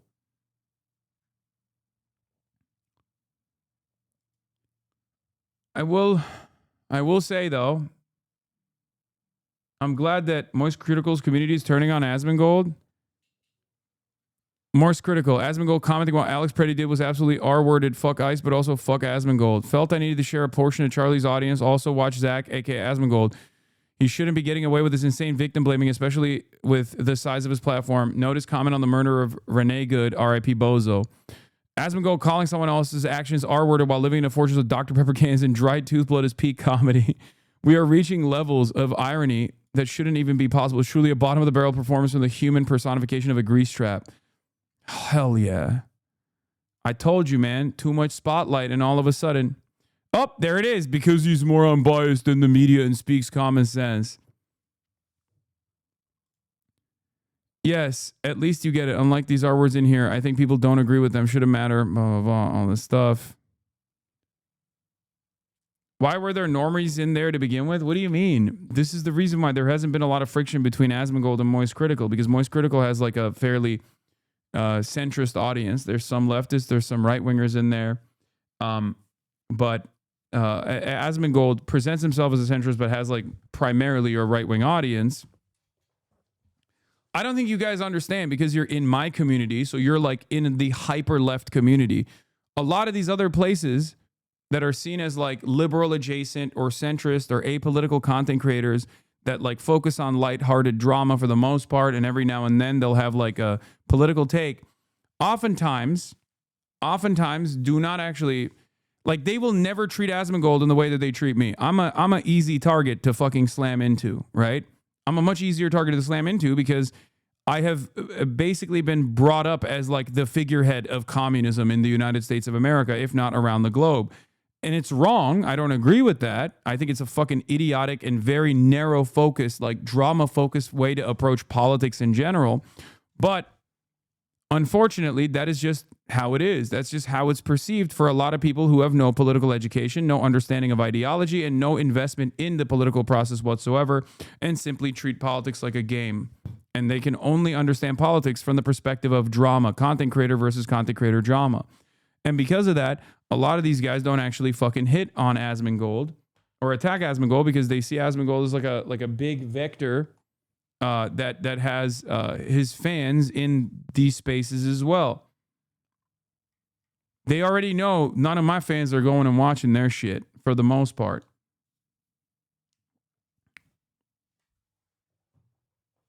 The right, liberals, establishment Dems, max left, MAGA communists hate you. Do you tank all the damage? Yeah.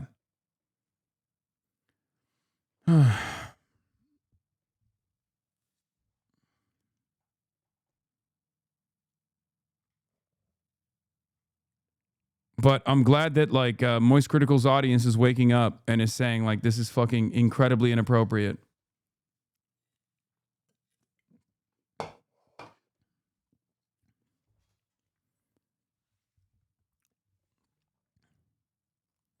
The only reason he chooses to live in filth is because he thinks it makes him look more relatable to his audience. Oh, nailed it. Actually, now that I think about it, given how disingenuous he is, I wouldn't be surprised if he lives at a much nicer place. He probably just comes to his old home to stream. No, that's not the case. He definitely does live in his old house.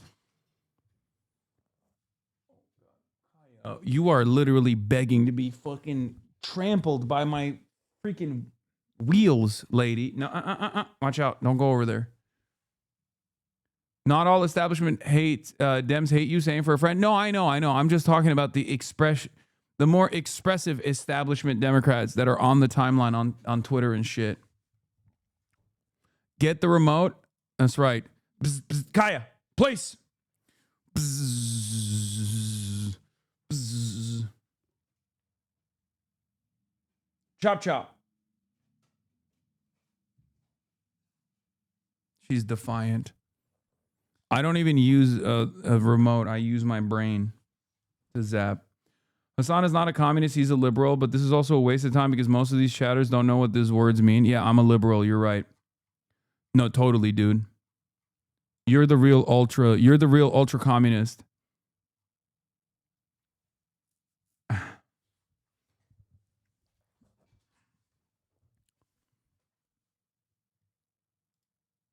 What? DOJ opened an investigation into Ilhan Omar over her finances, campaign spending, and interactions with a foreign citizen per officials. The inquiry, which Trump revealed on Monday, stalled for an apparent lack of evidence. Oh my God. The Biden admin. Oh my God. They are such Israel dick eaters, bro. Holy fuck. 2 million views, 100K plus likes. Okay, you see these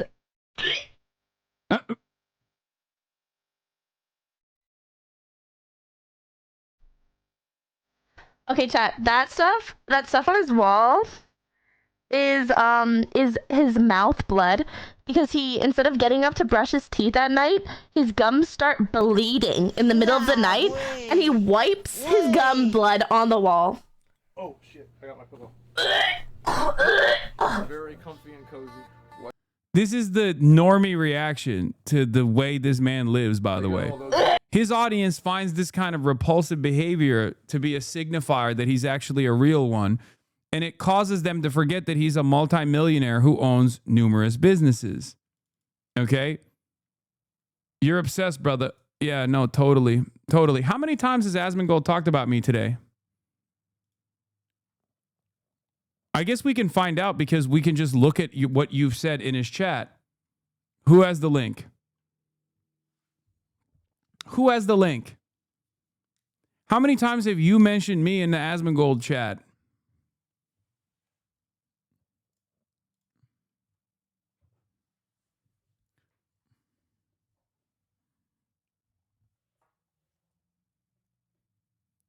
How is it possible a person like this makes millions of dollars? My brain is exploding. Mental illness, dude. What are you talking about? A lot of fucking people are mentally ill, especially on this platform, both the watchers and the fucking creators.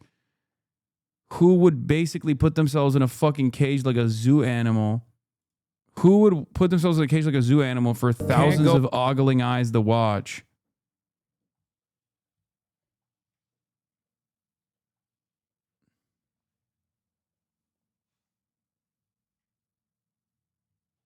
This is the website, right? What is it? Zach Rar? Is that how you spell it? Oh.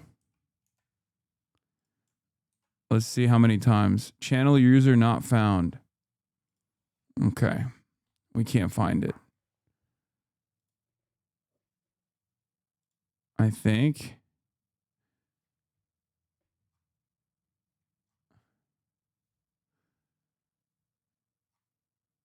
How he always has 6+ K viewers more than you? Well, back in the day, it was 10K, and now it's 6K. Eventually, it will be minus 6K. He didn't gain popularity because of politics. 90% of his popularity was because he was a funny WoW streamer. No, I know. And then he lost his popularity. He's apolitical. I can't see any of this shit. I can't see his... Nah, bro. What are you talking about? All creators on Twitch are incredibly normal.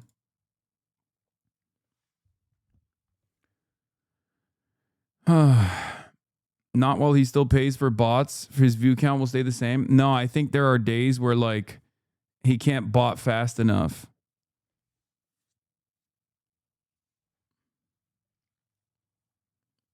Asmonfold is done? No, not yet. Of course not yet. But his time will come.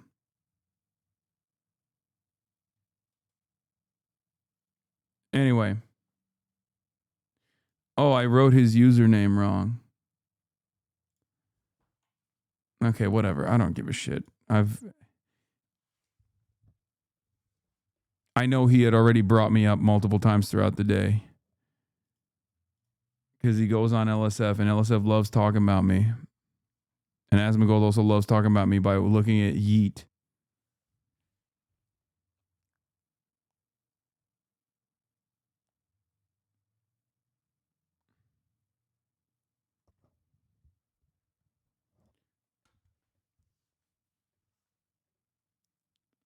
Software engineers don't give up like this. Pestany got caught botting 100K viewers today too. That's even funnier because he has like what? How many views does he normally have? Like 2K, 3K? I assume somewhere along those lines. Like, yeah. His viewers randomly spiked to 114K. Oh, wow. That's cool. Wow. He's really popping off, dude. He's really a force to be reckoned with. What is this? His graph? Average concurrent viewers 3.8K, 8K, 6K. And then today, 141,000.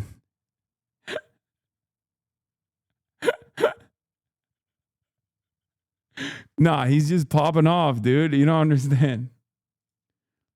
This is legit. He's got motion, twin. It's just totally normal. Stockman is going to get yelled at. He put the bots at 114K instead of 14K. Look at all that natural growth.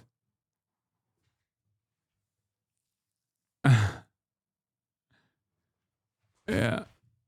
Kaya, you weren't. I swear to God, she like literally stands right behind me. No.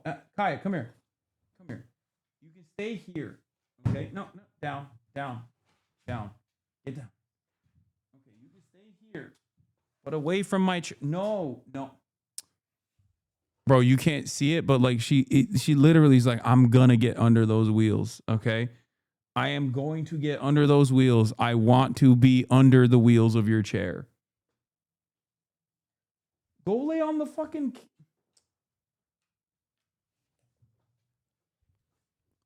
She does it because she wants guilt treats. But I'm not giving... Yeah, hell yeah, brother. This rocks and it'll be super popular. So that's the way I see it. And you should be in the White House. Look. I will say that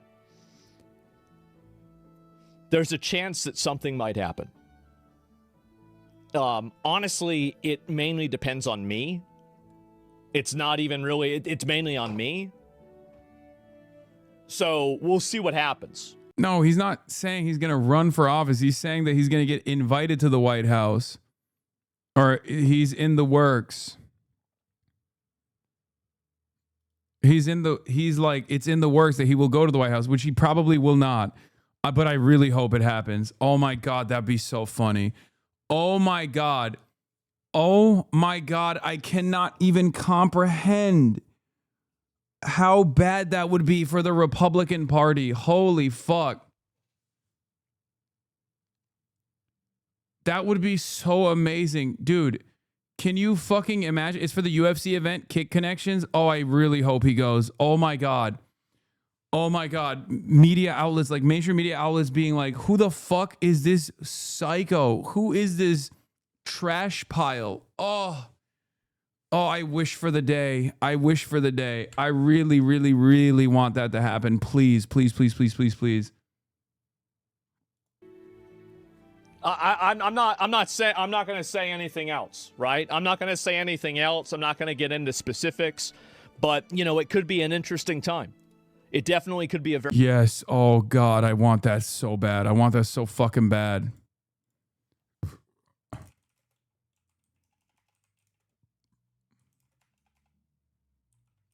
My dream is for normies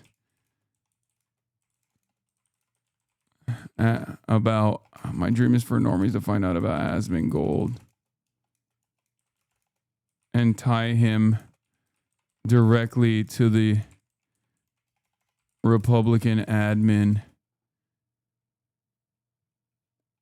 It would be a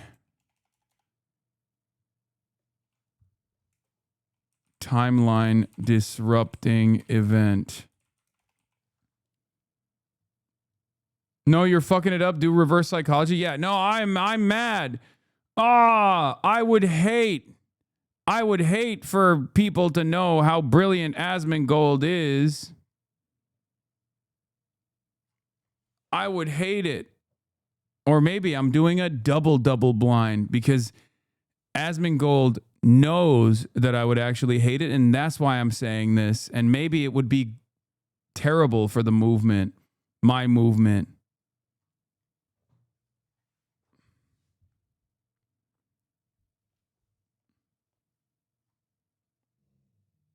Did you see this old clip of him where he says he knows more than the public, but he's quiet as a mouse? Yes, I did.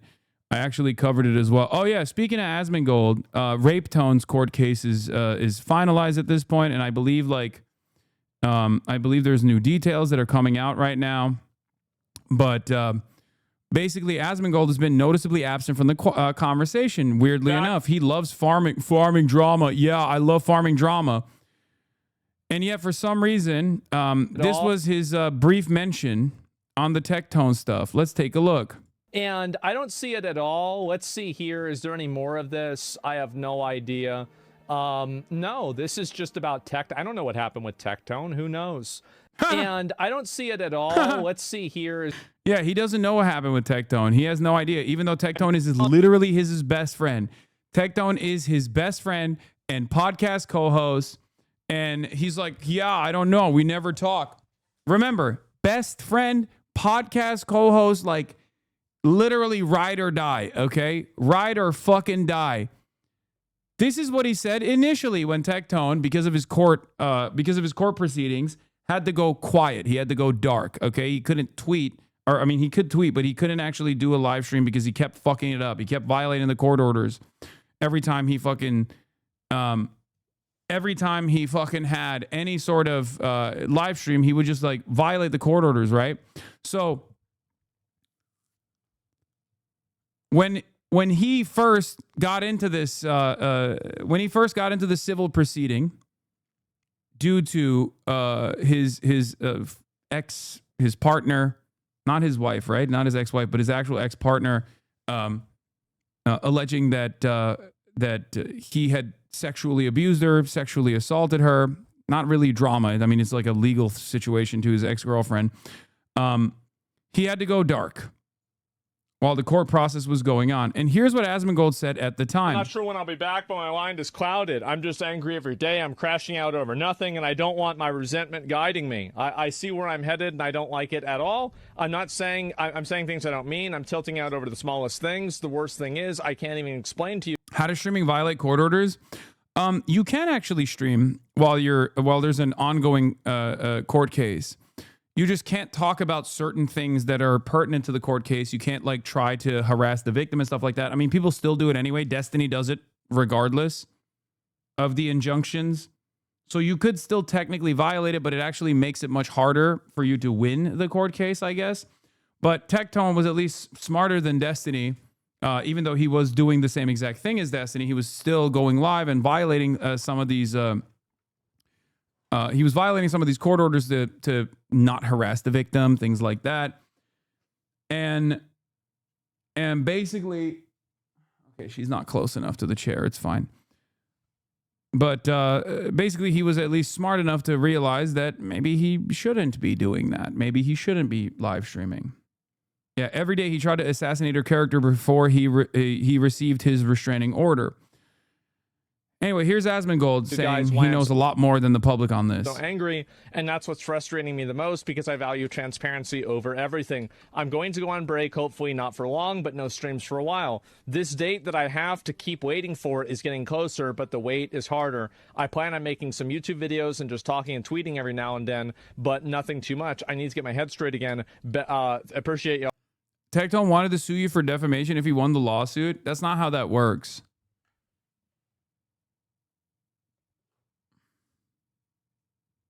You can't just like, when you have like an active court case about sexual harassment, you can't successfully sue someone for defamation for literally going off of like the ongoing incident. If other people are alleging this, like, you know, this is not Japan, okay? You can't just like sue someone for saying correctly what they're responding to, okay? It's only if I have full knowledge that this is incorrect and I have a malicious intent to defame this person and to cause financial harm to them.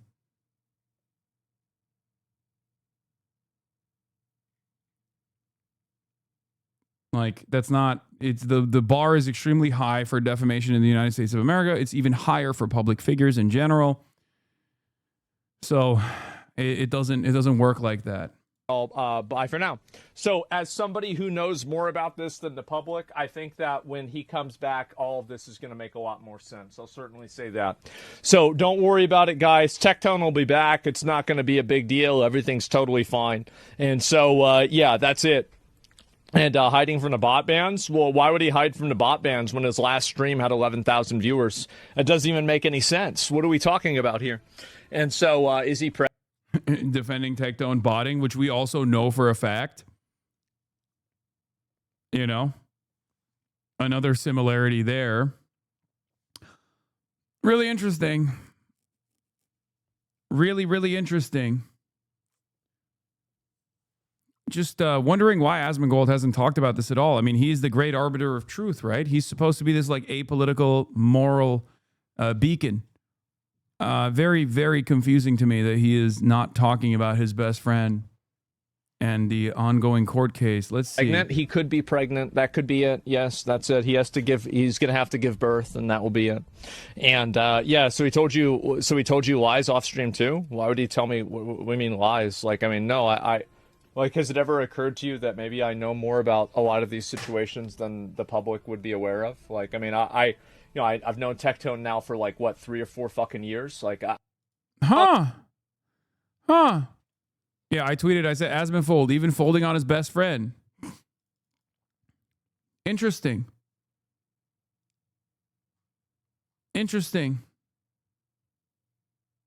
Here's Asmon saying he would correct any lies on Tectone, and now he's silent. Asmongold says he will be there to correct any misinformation when the nukes fly between Misgiv and Tectone. Says he's a neutral third party, and the participants will be farmed via video. You guys don't know yet. Oh, man.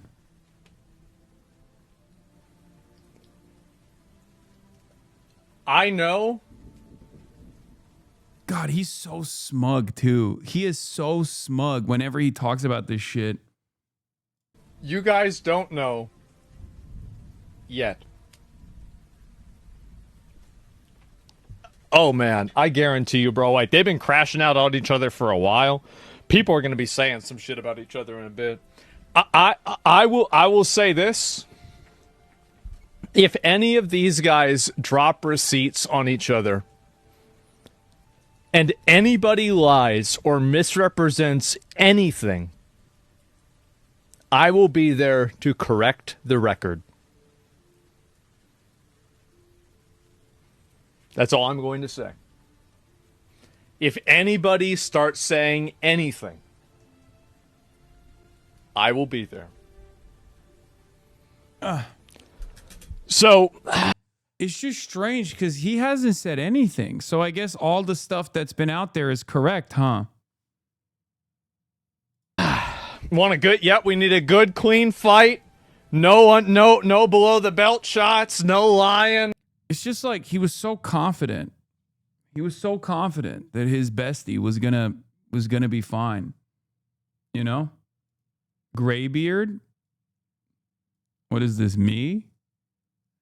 Is that the new meta? I've heard like Destiny also bring up that I'm graying, and I don't understand what the problem is. Yeah, I'm 34, dude.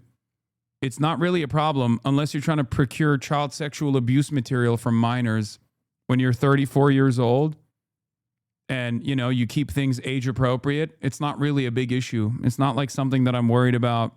It's not something that I hide. I'm 34. I say it all the time. I even act a lot older than I actually am.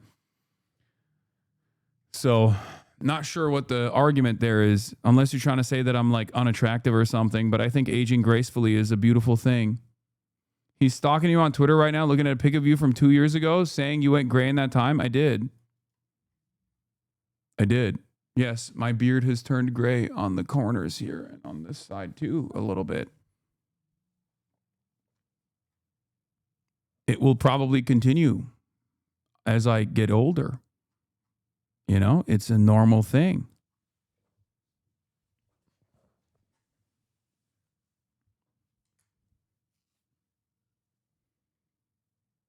I do find it funny that that's like the one area where they can't actually come after me because it's like, you know, it's something that you can perceive, right? It's something that is subjective, but it's something that you can perceive. So if you keep saying I'm unattractive, maybe other people will also start saying that as well. So which one is it? Is the only reason why people are paying attention to me is because I'm hot and nothing else? Or is it because I'm not hot? And if I'm actually getting less and less hot over the years, why has my viewership gone up? I don't understand. I just need to see some consistency, please, in the shit talkers. Not that it's even remotely relevant for the record. It's not.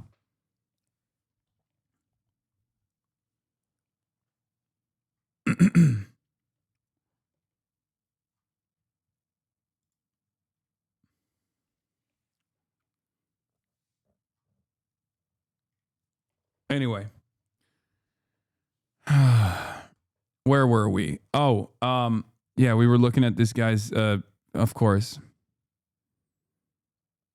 God, I'm sitting in the corner. R.I.P. Bozo. OG Democrats aren't horrible. He's probably laughing. That's base Lamau.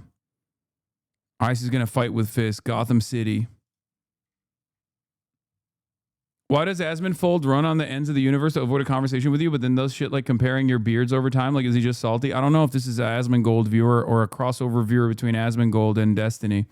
Because Sex Pestiny is the one I've seen talking about how I'm unattractive now because I have a gray beard. Which I don't know why. That's like... I don't know why they think this is like something that I'm ashamed of. If I was, I would just like never grow out my beard or dye it or something. Anyway, let's Nothing continue. like that. And yeah, and so we got to, yeah. I got to be. Listen, somebody got to do it, right? And so that's it. But the Mad Prophet Asmongold. Well, the thing is that Keely is telling us a few hours advance. So I have a meal ready. No, this is going to go on for like a month. Okay, minimum. Whenever they start talking about each other, that's what it is. Ted can't moderate this. No, and by the way, when it happens, I want to let everybody involved know I'm not involved with this shit anymore. You're going on a video. It's gonna be a video. You might not like it, but Has he done a video on Tectone yet? I've been waiting because as you guys know, I'm a major fan. It's just odd. You know, one thing I have noticed, by the way, was for like the past couple of months, my replies have been polluted with Asmon bots. Constantly being like, oh, you only talk about Asmongold. All you do is talk about Asmongold. And yet, now when I post about Asmongold being noticeably absent from the conversation about Tectone, the bots aren't there. Like very few comments about Asmongold in the replies, where they're normally the top replies. You know? I guess there's one. He says, the love of your life, heart.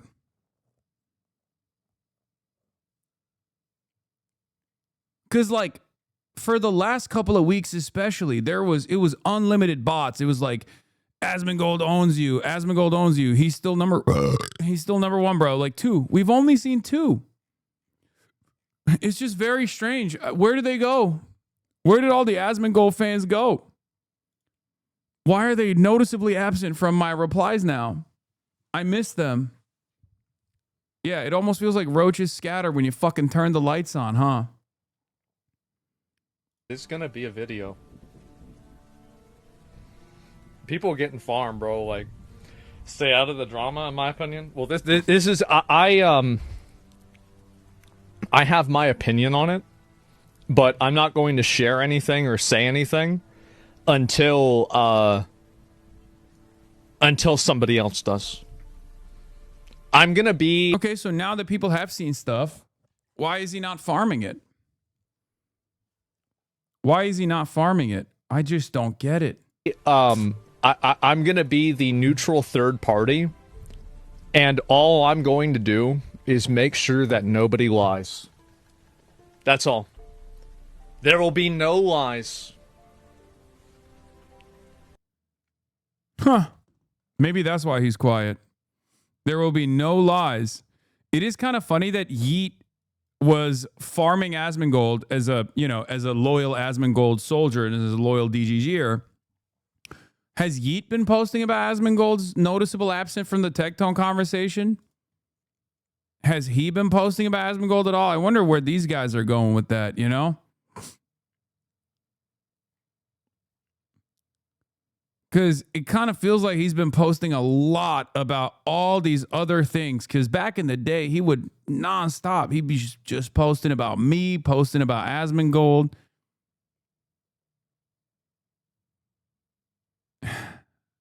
I love that he is like, he's turning into an equal opportunity drama merchant. His account is evolving. Hasan calls out Asmongold on the timeline for his connection to the best friend Tectone. Let's see what they say here. Asmongold is listening to the advice of his lawyer, something that Hasan doesn't seem to understand. Okay. Oh, nice. Asmongold on Tectone. I'll wait for Tectone to talk. I'm pretty sure he did lose the court case. I just don't know what that means means or anything. The info where it came from isn't something I really want to comment on. I just want to be left alone, not collab. The rest of this will be elephant in the room will be addressed. Yeah, again, I'll wait for Tectone to talk about all this stuff. Like people said that like he lost some court case. I have no idea. I think he did, by the way. I'm pretty sure he did lose the court case. I just don't know what that means or anything else. So I'm kind of waiting for him to say it. It seemed like again, like the information where it came from isn't really something I'd want to comment on. I guess I can just say, I might as well just say, like Mizkif is. Yeah, I don't want to deal with the drama. The rest of this will be. Oh, this is the same clip. Very obviously suing me for defamation, and because of that, I don't want to comment on anything that's coming out of, any information that's surrounding him because it could complicate the lawsuit. So I'm not going to I'm not going to comment on, or I'm not going to say anything about it at all. That's such a different vibe. It's such a different energy than this. I will say this. If any of these guys drop receipts on each other and anybody lies or misrepresents anything, I will be there to correct the record. It's just and obviously suing me for defamation. And because of that, I don't want to comment on anything that's coming out of, any information that's surrounding him because it could complicate the lawsuit. So I'm not going to I'm not going to comment on, or I'm not going to say anything about it at all. Huh. And so that's the reason why.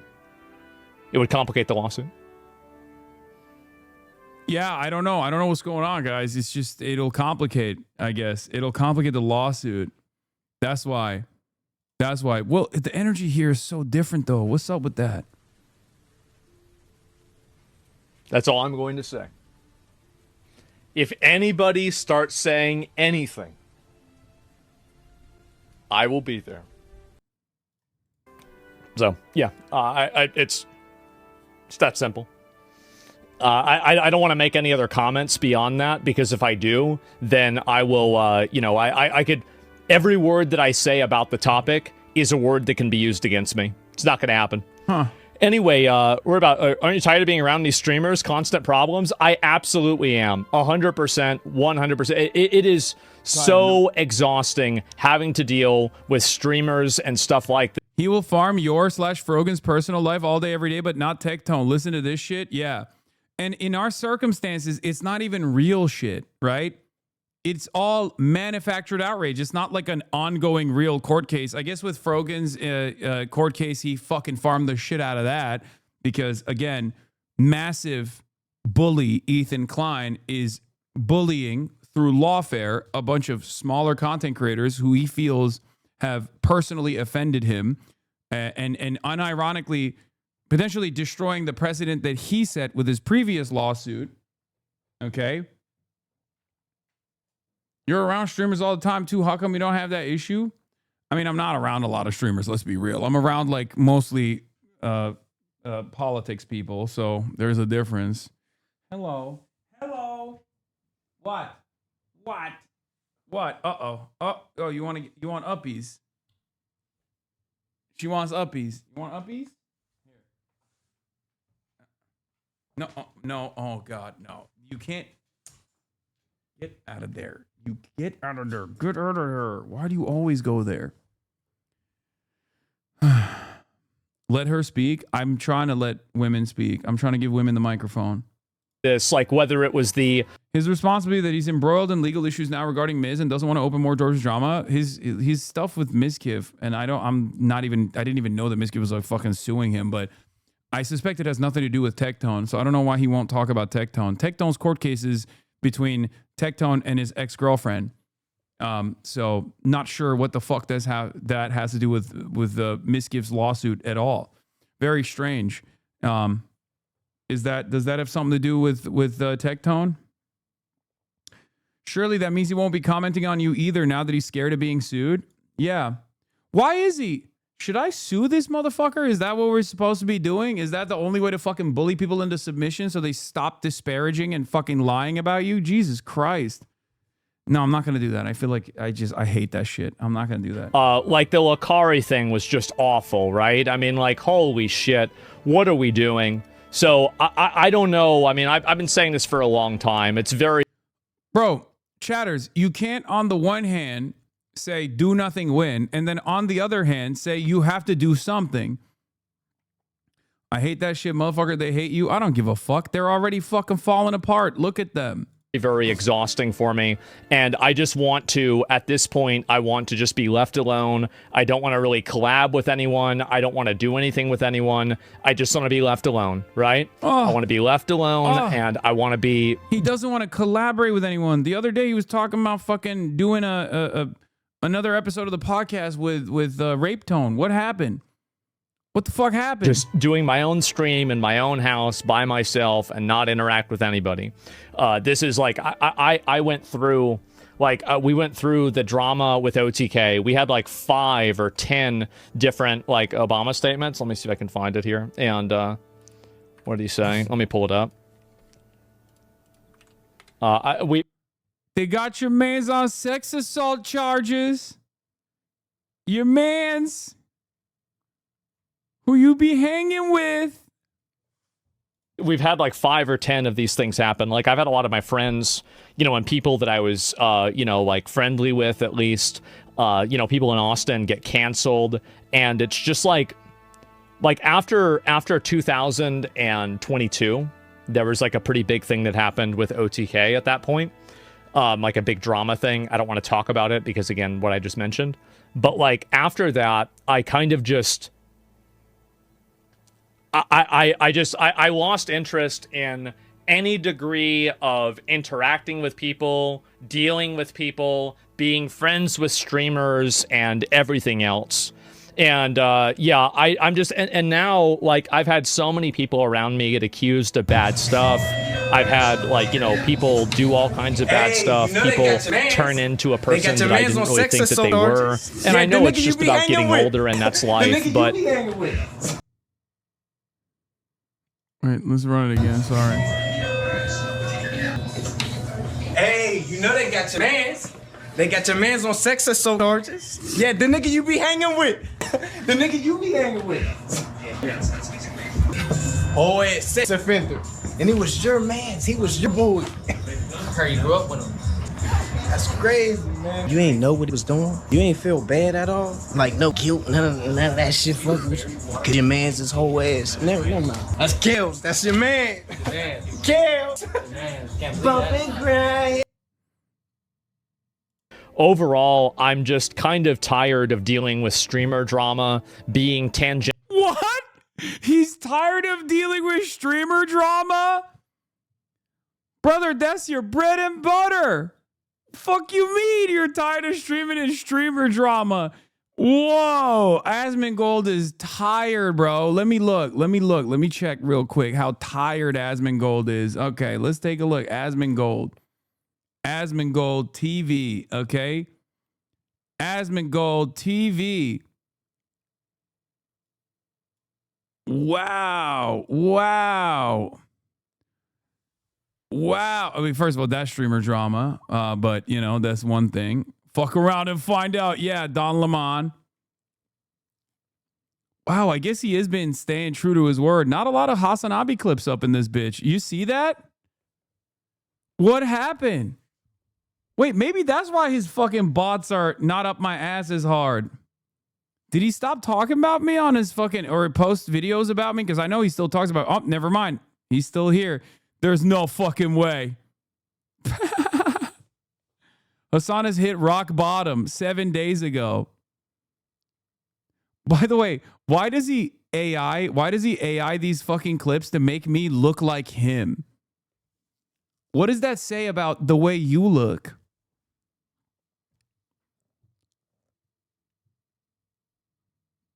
It's over. I'm suing. I woke up to this. It's finally over. been saying it's over for months now. And it's crazy because the only thing that is over, Jesus Christ, this is sad. He's finished. Watch me. This is fucking insane. Hasan is 5,000% done. It's just strange. Like I said, oh, she's 100% fucked now.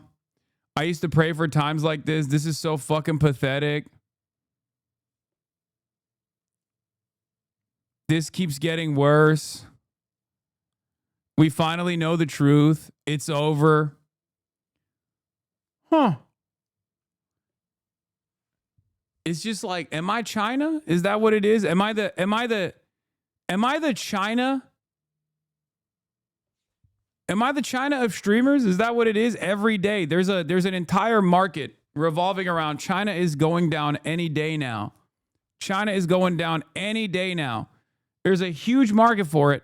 And yet seemingly that market keeps growing, but China also keeps growing. It never collapses.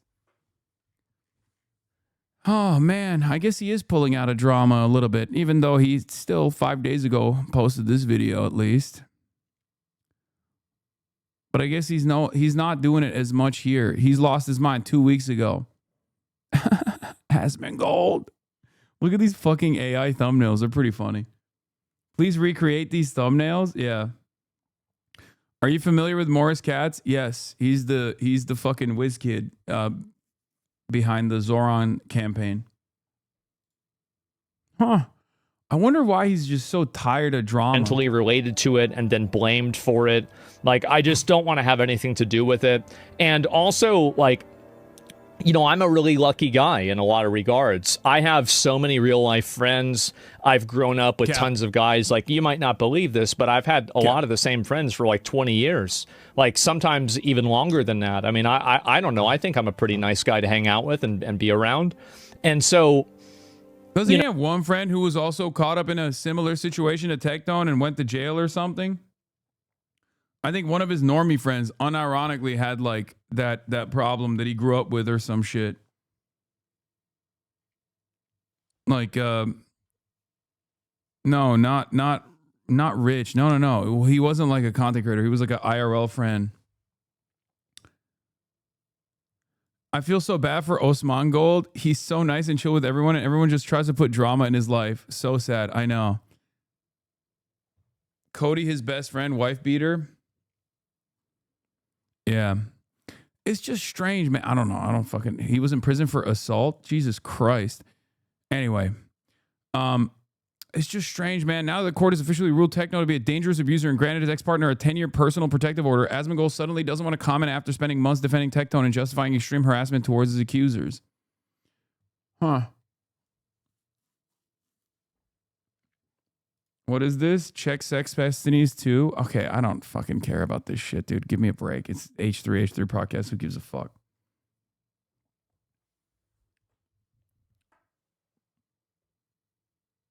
Yeah, I know. The victim posted karma is real. I saw that.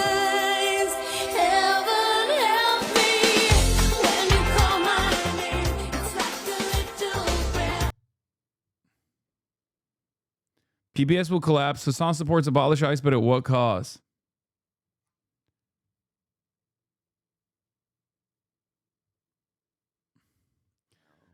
You say what you want about Asmongold, but it's pretty impressive to never leave your house and still manage to be associated with the biggest piece of shit somehow.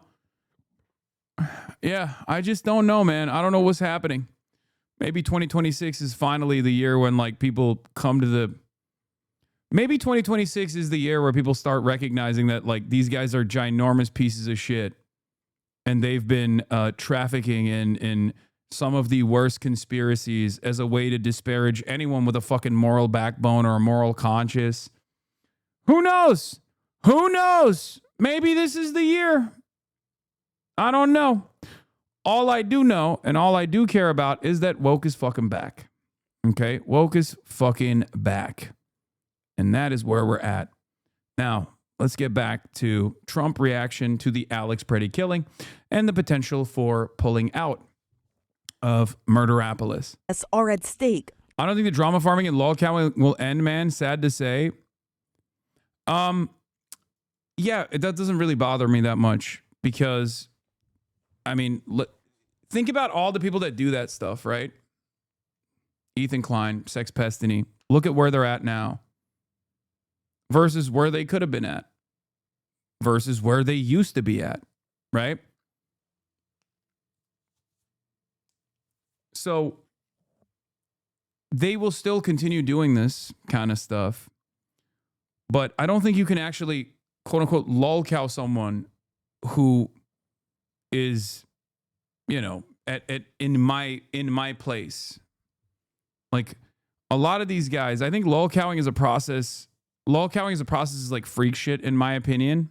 I've never been a big fan of that kind of stuff anyway, because I think like it's just a group of like autistic shut-ins going after other people that have like the same kind of neurodivergence that they have and just like ritualistically humiliating them in order to make themselves feel better. But you need to have like a more vulnerable victim. Like you can't have in the normie sphere, you can't fucking first of all, I'm too unk, right? Secondly, I'm too boring and too focused on politics in general, right? And last but not least, the people whose faces you can see on screen are people like Ethan Klein, people like Asmongold, people like Sex Pestiny. Like when those guys are saying, yeah, this Hasan guy is a fucking real clown, huh? Come on, let's all laugh at him. Most normies will look to that and be like, what are you talking? You look like a freak. Like, what are you saying?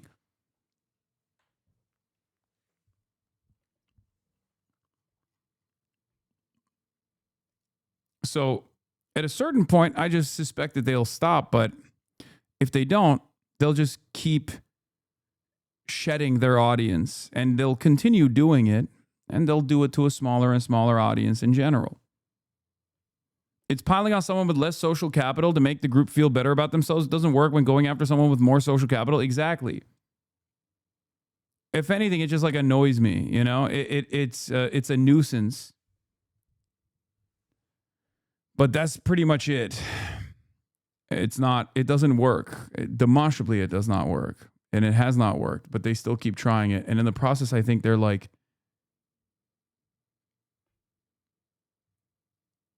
they are, in the process, they're just like shedding their own audiences. Hasan, you make me feel seen. They've been doing it to me for years too, all because of that freak cult. I've never been called a lolcow by anyone that wasn't an incel. Yeah. Most normie people don't know what lolcowing is, even if they participate in it, because I feel like TikTok is mainstream lolcowing in general. They do it to like, what's it, World of T-shirts or whatever. But it's low-key kind of like doing it to Pokimane, right? Like, it's the same shit. Incels do it to Pokimane too, but it's like, she's fucking Pokimane. Like, you can hate her all you want, but she's still fucking Pokimane, you know? Like, that's not going to be a person you can, like, actively disparage, especially because she has been an institution in this space for a very long time. And all of your favorite content creators would, you know, still be very excited to get a photo with her and shit like that. You know what I mean? She's been, like, super fucking popular for years and years, regardless of what your opinion is, right? Like, it doesn't work that way. It just doesn't work that way at all.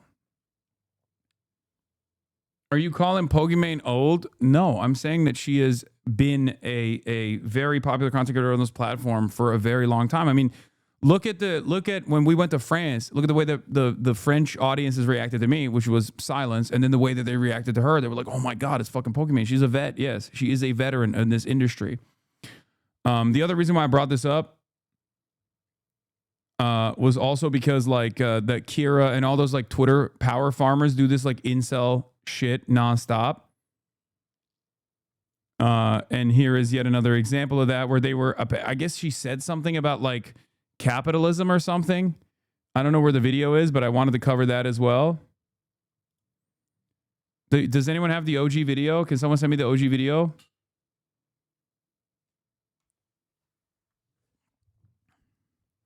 Incel posting, and one of them is a Tectone fan. Yeah, they're all these accounts were like pro Tectone for some fucking weird reason. But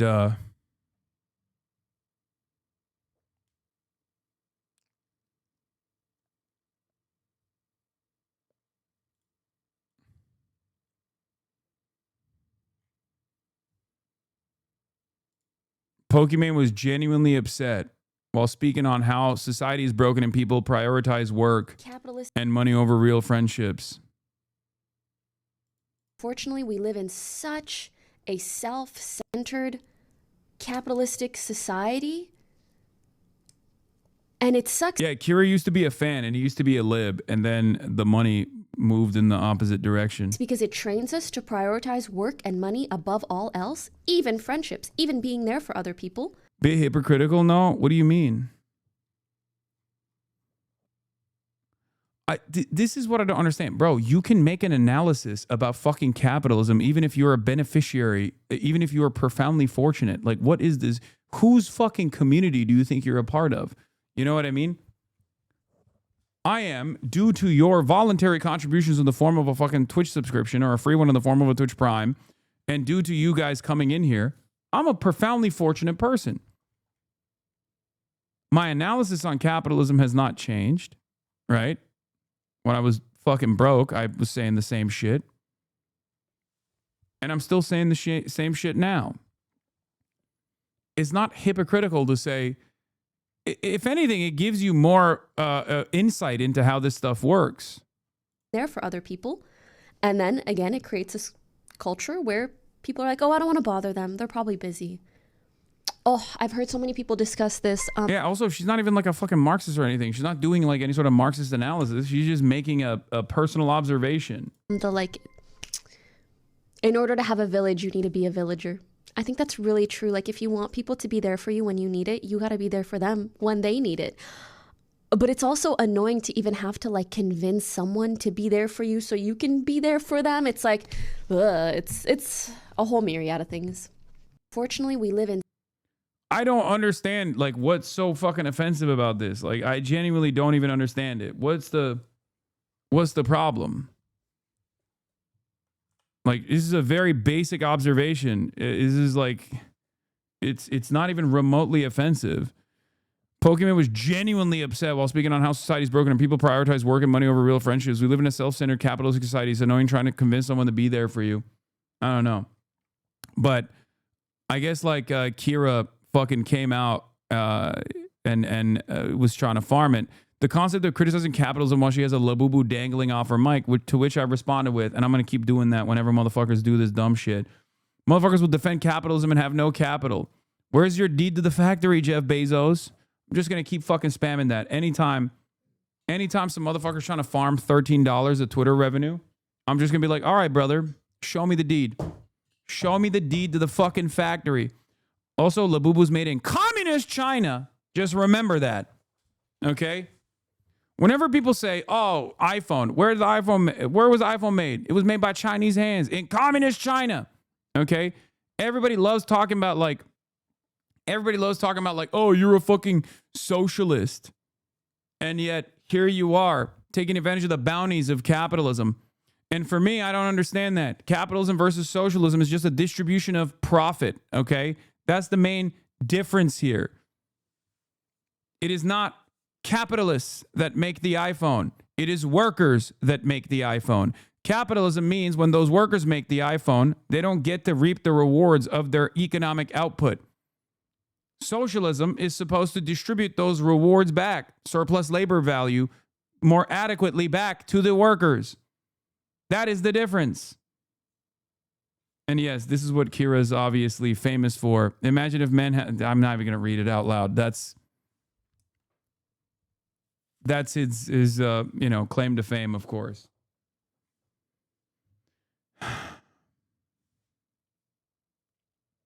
Wrong. You forgot about the violent repression, surveillance, and starvation of communism. Yeah, that's how communism works.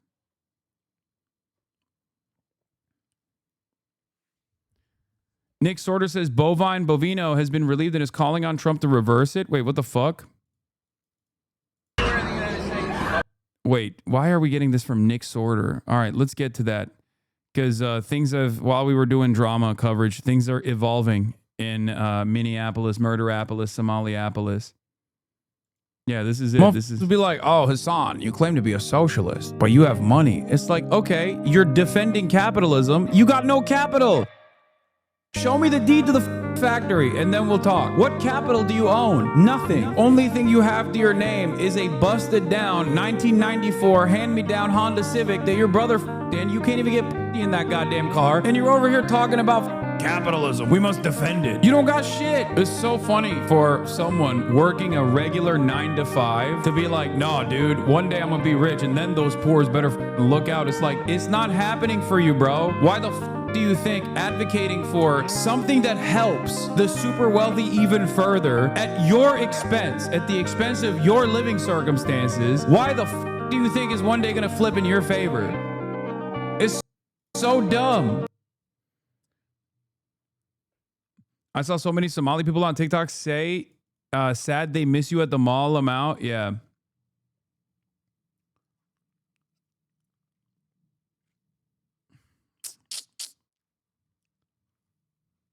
Yeah, technology is not capitalism. Neither are markets of trade and commerce. Technological advancements have been consistent throughout human history well before capitalism existed. Same with commerce and trade. Yes. It's just the distribution of how that stuff is supposed to work and who gets the benefit from it. Capitalism is a system that is designed where the workers, at the expense of the workers, a handful of super wealthy capital owners get to reap all of the rewards of that process. Socialism is supposed to be a better redistributive mechanism that is more egalitarian, where you get to actually reap the rewards of your labor. That's it.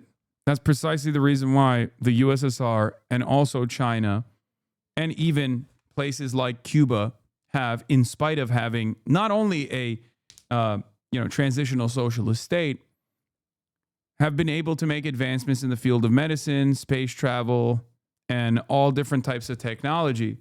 If capitalism was the only reason for why technological advancements exist, then these other places would be completely left behind. And yet, in this modern day, as you see capitalism accelerate, as you see contradictions worsen, it will be undeniable that the Chinese organization of the economy is actually much better at making technological advancements. What is this? Oh, this is one of my favorite Destiny Michael from Pennsylvania clips that truly exposes how fucking dumb he is, but how confidently incorrect he is. This is one of the few instances where Michael from Pennsylvania and Destiny duked it out in the marketplace of ideas. But anyway, we got to get back to the fucking Michael from Pennsylvania, not from Beijing, by the way, just so you know, even though he tries to fucking LARP and claim like he's actually from Beijing. He is from Pennsylvania, not from Beijing. Maybe Michael from Taiwan? I don't know, maybe. At most. More Dems need to do this? Do you agree? Fuck yeah, of course. Rokana's team Rokana actually reached out to me thinking that I was still in Murderapolis and he wanted to do a collab, but unfortunately I wasn't in Murderapolis, but he is in Minneapolis right now. If they bring their asses here fucking with us, it's going to get a lot worse. A Minneapolis man speaks to Rokana at the Alex Peretti vigil. This is what Minnesota looks like. I said it earlier, fuck these cameras. I'm not here for y'all. But the fact that you are here, sir, shows me that you're willing to lead by example. Everyone say by example. By example. There's two ways you're going to play this game, pimp. We also, you giving him shit for being a China dick rider like a year ago? What do you mean? I was riding the Chinese dick too. He's just riding it a little bit harder than me. Maybe going a little above board on the dick riding. I will recognize that. He dick rides China more than I do, okay? We were nice. Called him a pimp. His brother was a nurse. Now they're willing to kill our nurses. So when you go back to Capitol Hill, tell them I said it. If they bring their asses here, fucking with us, it's gonna get worse. But what we're choosing to do, everyone say choosing to do. Say it with your chest, say choosing to do. What we're choosing to do is we're choosing to be civil. That's what happens in America. Every morning I'm here, bro. We have said the Pledge of Allegiance with our hand over our heart. We love this country, but we ain't fighting for the bullshit. Okay? One thing that I will say to you, man, in front of all these people. You got kids? I got family. You got family. I got kids. Who got kids? Raise your hand. All right. So at some point, we are going to have to give our kids something. We was out here the other day, 29 degree negative. But we out here, right? Yes. All right. So if we out here with 40-degree negative heat, my friend, and we out here now. So I want you to go back to Capitol Hill, and I want you to tell them you spoke directly to me. You spoke directly to someone that's on the ground. My name is Michael Wilson, common spelling, Michael Wilson. You're cold, I'm cold, but brother, I love you. Our job in this country is to protect from enemies foreign and domestic. One thing I guarantee my life for, going forward, now that I got you here. Yes. Every single day I'm out here with the Pledge of Allegiance. Every single day I'm gonna do a nurse roll call. We got any registered nurses out here? Nurses? I'm a nursing assistant. All right. Hey, that counts. Now, I got nurses out here, bro. Engineer. Hey. From Chicago. This is what you, and not saying you, because I know what side you're on. But I want you to leave here with hope. Yes. I want you to go. It gave me a lot of hope. I'm gonna be honest. Minneapolis is fucking primed and ready for socialist organizing. Straight up. Straight up. Minnesota as a state, but specifically what I saw in Minneapolis was incredible. Not Anthony Edwards, though. No, we'll get him too. Don't worry. I saw that Anthony Edwards video. He literally did. He don't got internet, but to himself. He said, I don't got internet.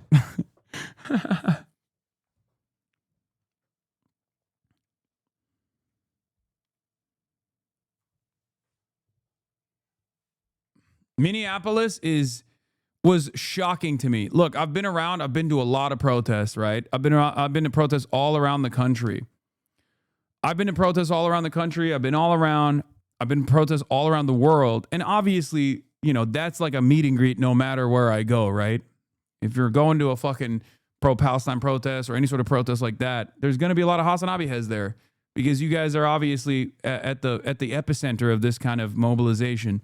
But Minneapolis was genuinely crazy. Minnesota was truly insane as far as like how many. Like there was a reason why I like kind of left the area of the vigil specifically because I didn't want like to take away from what people were doing there because a lot of you guys were there. Low-key, that's what's happening. That's what's happening nationwide. Leftist coalitions are forming. Neighborhoods are training themselves and developing tactics against ICE. Things are moving really quickly. Yeah. It does kind of feel like these are the weeks where decades are happening. I'm not going to lie. Hopefully it continues to be productive. Hopefully it continues to only grow from here. But I want everything that you want to happen to immigrants to happen to you. Heart. Okay, look at that. Woke is back, baby. What did you mean when you said Minneapolis was like Belfast, love from an Irishman? It's exactly what I mean. Minneapolis is like fucking woke Belfast, dude. Straight up. Down to the murals, down to, I guess, the politics of the city in comparison to the rest of the country. Maybe they're not as radical as Belfast, but Belfast is woke, though. That's true. That's true. That's true. Belfast is very woke, too, to be fair. What is the difference between BLM? I felt this then. I think in some ways, Democrats were more on board with Black Lives Matter, or at least like they were more visible. They were more visible during BLM. They neutralized it to a certain degree. Like they took a street back movement and they neutralized it, right? And yet, and they neutered it. But in this circumstance, Democrats are they're running so scared that it has caused people to actually look outside of the duopoly and look for an organization that is more invested in a permanent resistance structure, an organization that will actually hold both parties to account if necessary. And that's where socialists come in. They have the principle, they have the history, they have the backbone, They've been there from the start. And therefore, this is an alternative for them. I know I'm using a lot of terms that make it seem like I'm a trot here. I said permanent resistance and a socialist alternative and stuff like that. But I mean, it's, you know, sometimes they got good marketing. Let's be real. All they do is fucking write pamphlets and shit. So it's understandable that they're going to arrive at like some good talking points. Trotsky himself was a very good writer anyway, but that's besides the point. You know,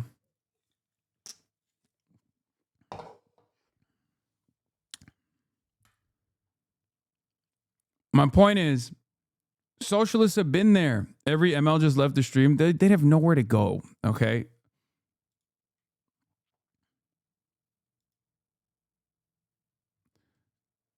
Legal observers have gotten their global access for travel at airport revoked, says Minnesota attorney. That's not surprising to me at all. I mean, I had my shit revoked too, if you guys remember. I never got to enjoy the global access that I fucking spent a long time ago. What is this?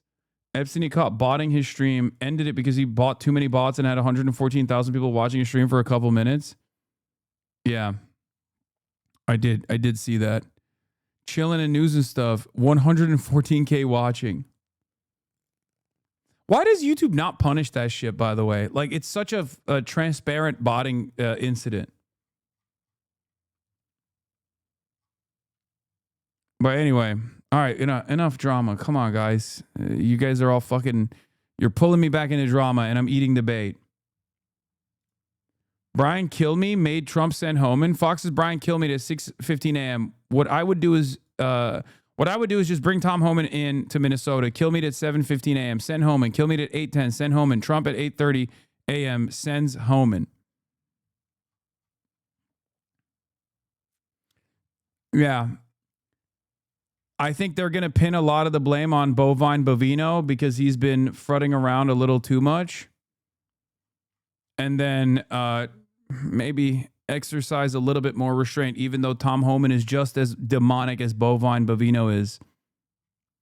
This is an administration caving, as I said yesterday. And remember, you guys fucking yelled at me. This is obviously a testament to the strong network of resistance on the ground.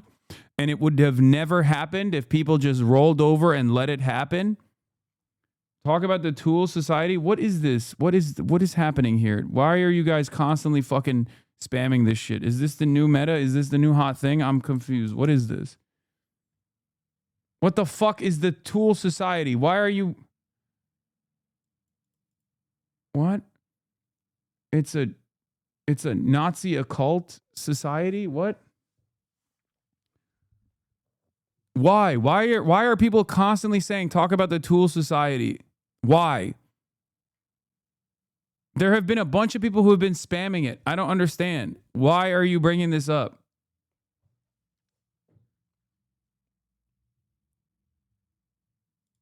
Yeah, the people yearn for America. Oh, I saw this. This is really funny. If you're going to commit suicide anywhere, there's a super easy way to die a hero. The people yearn for American jihad. There was also a hater that made an American jihad post about what's his face? The liberal guy, not Armand, the one I was defending earlier. The one Will Stansel. There's a really funny collage that one of his haters made about Will Stansel. And it's really funny because like it's actually kind of cool. It makes him look dope. They made him into like a Hamas poster, basically. Wait, let me see. Maybe it's in the quote retweets here.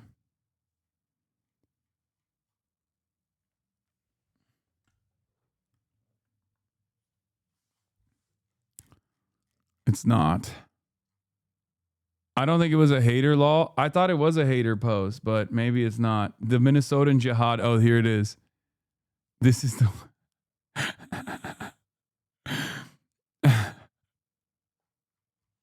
Do you think you will enter paradise without Allah proving which of you truly struggled for his cause and patiently endured? I downloaded this onto my phone. I will be using this in the future. Just get ready. Okay. This is white boy jihad. Woke Sharia. Straight up.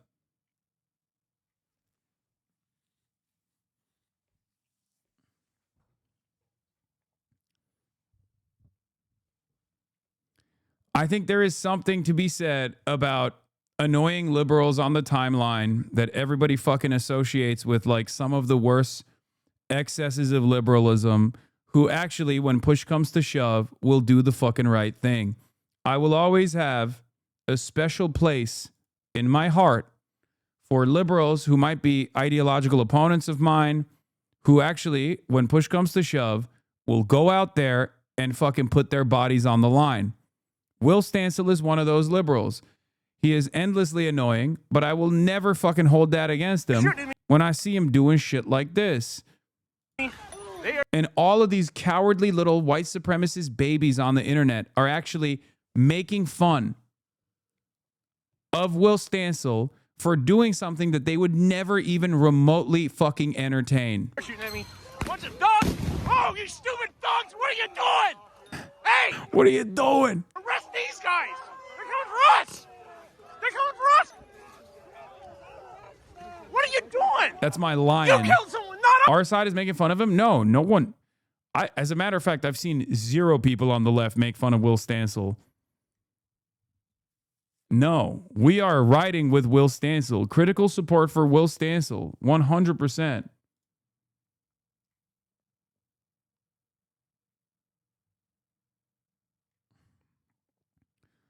Like, Jeremiah Johnson doesn't do any of that shit and is still chirping about the left, right? Will Stancil, on the other hand, is at least out there. If you're out there, I'm not going to hate on you, okay? Like, you, 100%. 100%. If you're out there, if you're getting fucking tear gassed, look, as someone who's been out there, let me tell you, it's not exactly a walk in the park, okay? You're doing that to support your community. You're doing that to fucking support your neighbors. You're doing rapid response. I will always ride for you. I don't give a fuck. us. You killed someone. Oh, who gives a crap? I got a gas mask. I don't care. My fucking king. What are you doing? What are you doing?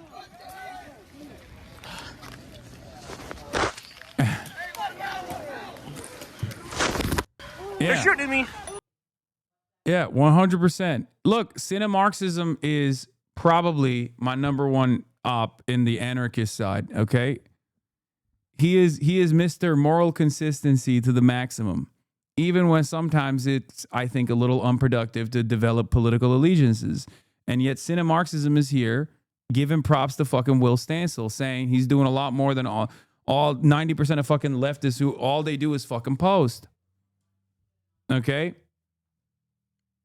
Bro, he's not your op. He talks you up all the time. Who? Will Stancil? He does? Maybe I'm mistaking him with Armand Dowalewski or whatever. This one. These are both. I think that's my confusion here, because for me, these two guys are the same. Oh, Cinemarxism. Yeah, no, I'm fucking joking. He's not my op, dude. What the fuck? It's a joke. Chatters, I'm joking. He's not my op. Cinemarxism is not actually my op. What the fuck is wrong with you guys? It's a joke. He doesn't understand that it's a joke because he's an anarchist, and jokes are bourgeois decadence. Jokes are counter-revolutionary. Jokes are ableist. But you should know that I'm joking.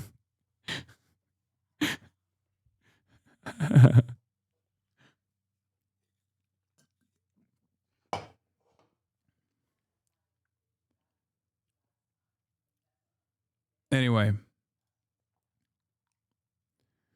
On the off chance, if I ever die in some horrible tragedy, I hope even the people who hate me the most won't drag up my bad tweets to explain why I deserve to die. Honestly, I hope they do this to me.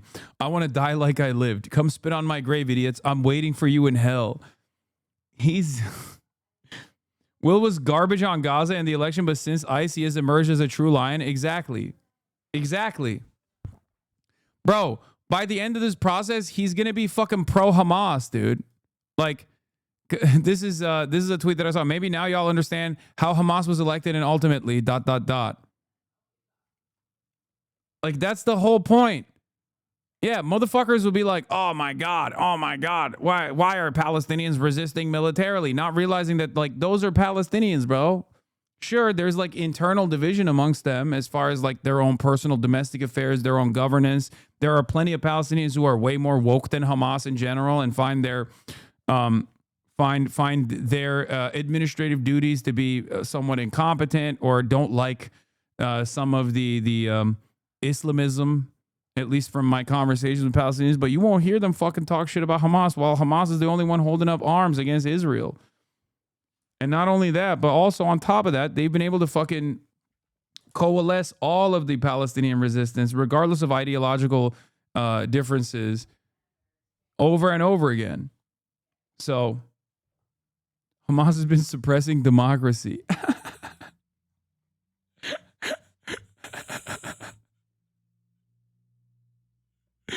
That's funny. Yeah, that's a good one. Thank you. I know. Yeah, no, I think it's really fucked up. I feel like maybe I'm a little crazy, but I feel like it's the genocide that's doing that a little bit more than Hamas. You know, as we have Western leadership here talking about who is going to be the colonial rulers of Gaza openly on the timeline at Davos, all of these other places, and you're over here being like, Hamas is suppressing democracy. Like, what democracy?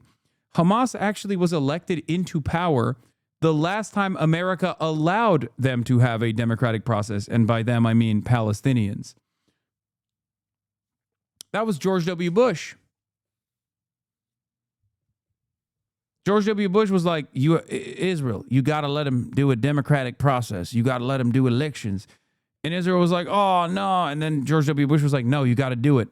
And at the time, if you remember, because I used to talk about this all the fucking time, talking about the history and this stuff, the history of like Palestinian democracy and what has taken place. At the time, the aligned, the State Department affiliated group obviously was what basically became, not became, but what was the neutered version of not PLO, but like specifically the forces of Fatah. And Fatah was telling George W. Bush, do not set up elections. Everybody fucking hates our shit. Everybody hates our ass. If you do elections, we will lose. And George W. Bush was like, nah, it's fine. You should do an election anyway. And then, of course, because of the unimaginable unpopularity of the Palestinian Authority and what had become of the Palestinian Authority as a collaborative institution to the Israeli security and apparatus of oppression, Hamas did end up winning the plurality of votes in Gaza. And then George W. Bush was like, oops, we didn't think that was what was going to happen. So then they tried to facilitate a coup, and then Hamas won in the aftermath of that coup as well. There was a lot of torture and a lot of fucking horrible things that Fatah did. And eventually, Hamas became the de facto ruler of Gaza. That's how Hamas came into a permanent position of power in Gaza. All because of American interference.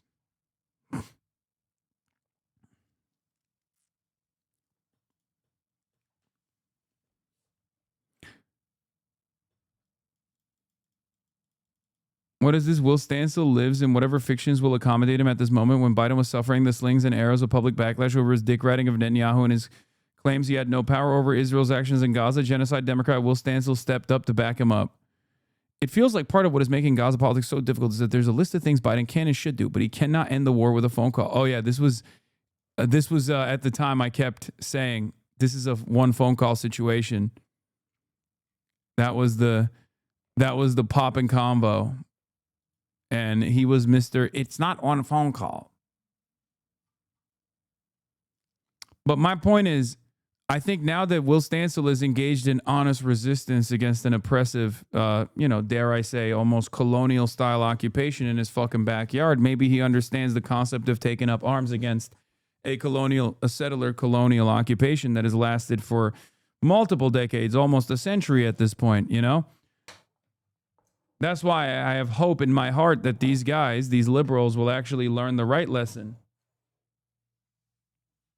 And the reason why I think this is a little bit different, the reason why I think this is a little bit different than last time around, like BLM specifically, is low-key because the Democrats are just not there. They're not doing enough. Okay? They're not fucking doing enough. So these guys are actually forced to recognize the reality that the duopoly is not going to save them, that the Democratic Party is not doing anything to fucking save them, really. Because remember that this is not, Donald Trump's pullout of Minneapolis is imminent.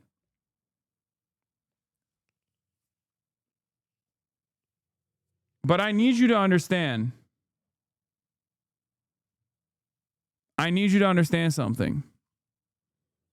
That's not the reason why the Democrats are not the reason why Donald Trump is pulling out of Minneapolis. It's because of the population. Okay? Gregory Bovino gets demoted. Border Patrol chief was a public face of traveling immigration crackdowns on cities governed by Democrats.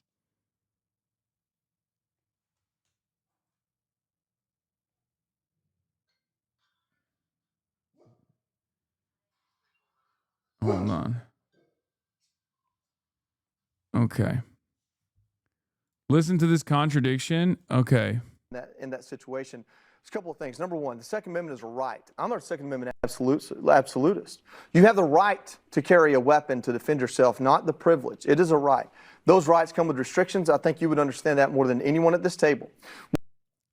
As someone who had the lowest possible expectations for Democratic leadership and elect is watching Democrats in Congress see my neighbors brutalized by a government hell-bent on causing us harm and then clumsily change the topic is radicalizing.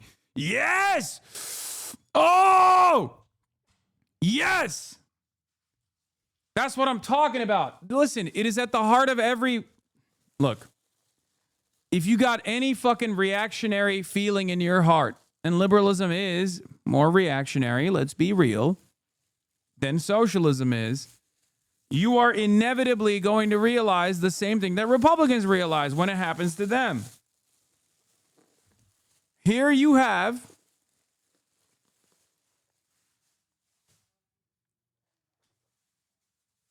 a diehard liberal going through the fucking motions. He's going through it. They can't be salvaged. They must be removed and replaced so my city and neighbors can be free again. That's what I'm talking about, dude.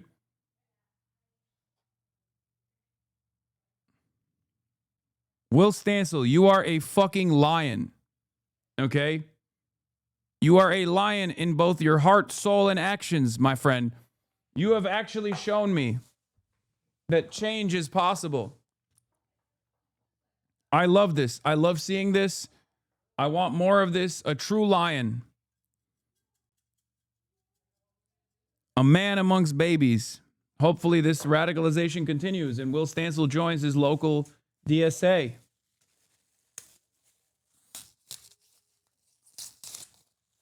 Give it a couple years. No, I'm good. Thank you. Give it a couple years to be leading the fucking vanguard. No, I'm just kidding. Okay, I'm getting ahead of myself here. I don't want to lean into this memeing too much because I think people are going to say, "Oh, you love fucking you love hyping up white boys or whatever." I know people love saying that kind of stuff. I think we should cherish and support people changing their mentality, okay?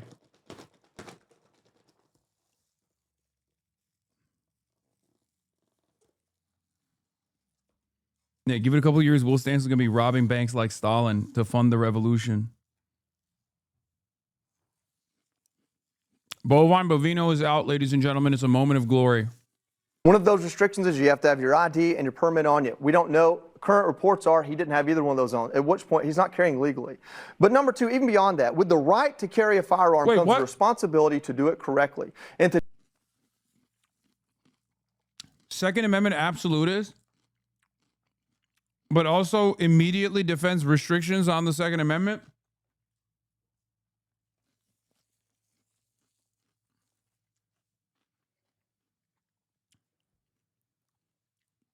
I thought this was I thought it shall not be infringed. Huh, surprising. I'm a Second Amendment absolutist, and that's why I believe that you have to have some significant restrictions on the Second Amendment. So I guess you're not a fucking Second Amendment absolutist, bitch.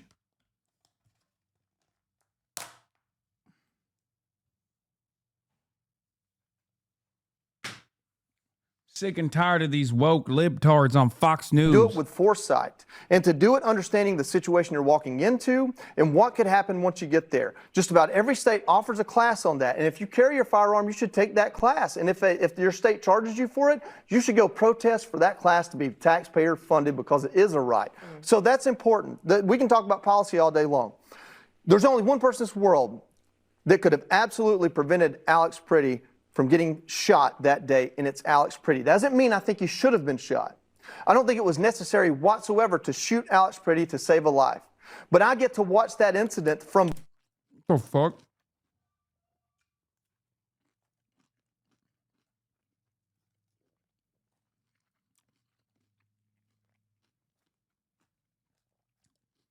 Now, if I say the only person on the planet that's responsible for, you know, losing both of his legs is this dipshit and not the fucking IED that shot his dick into the fucking stratosphere, I'm the asshole, right? Except in that situation, I am right. He literally shouldn't have been there, right? But I would never say that, of course. I would never say that. This isn't Brian Mass. No, this is the other guy. He also doesn't have legs.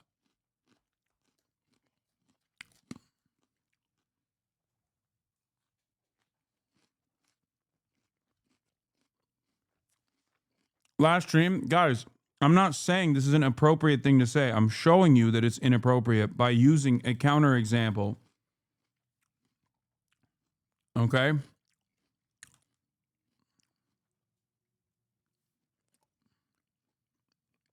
This is an inappropriate line of argumentation. Behind Alex Pretty, not as one of the arresting officers and not as potentially the person that I believe from looking at the video did shoot him.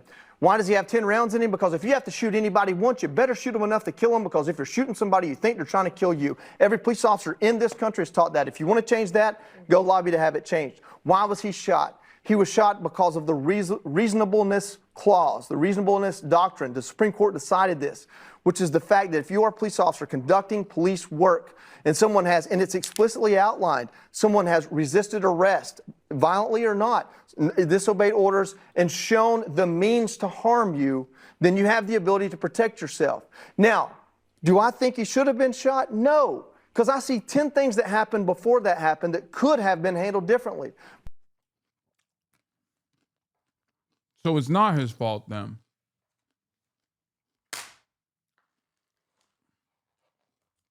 Brother, this dude doesn't have a leg to stand on with this argument. Come on now. That's crazy. I mean, be a little consistent. You're so fucking wobbly with your argumentation. It don't make no damn sense. Stop wobbling around, brother. Give me something consistent. I need some stability here, you know? The fuck?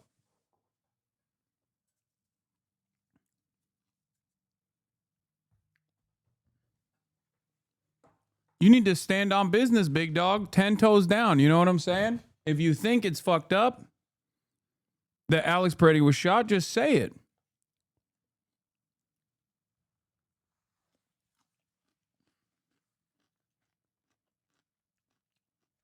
Don't understand this wheeling and dealing going around. Really messed up.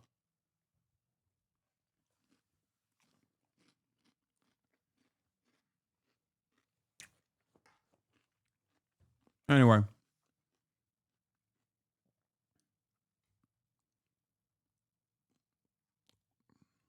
All right.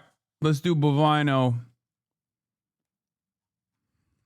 Let's do Bovino. An even dumber take. Oh, the 5. Let's see. Did the 5 video get rolled out yet? Because I want to watch that. All right, fuck it. All right, we Let's go just back do to the chaos breaking in news. Minneapolis and to a Fox News alert.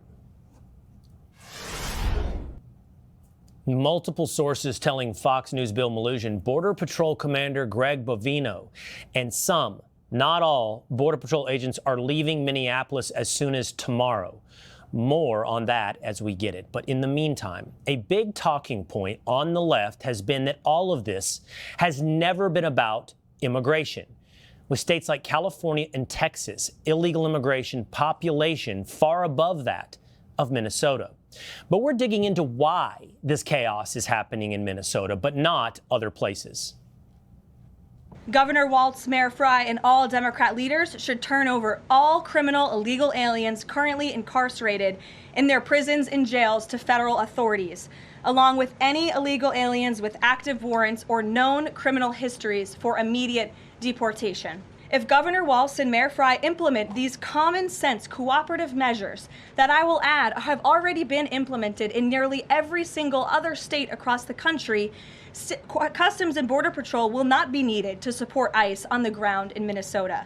ICE and local law enforcement can peacefully work together, as they are effectively doing in so many other states and jurisdictions. The numbers back that up when it comes to states working with the feds. A recent report shows Texas and Florida are the top 2 states for ICE arrests. Is that because those areas cooperate with the federal government on enforcement? Joining me now, former acting ICE director Jonathan Fahey. Jonathan, let's just clarify the talking point and the reality. The talking point is that all of this is going on in Minnesota for political reasons, and that they're not concentrating resources, DHS, into places like Texas and Florida where there are more illegal immigrants. But the stats show, in fact, there are more arrests happening in Texas and Florida.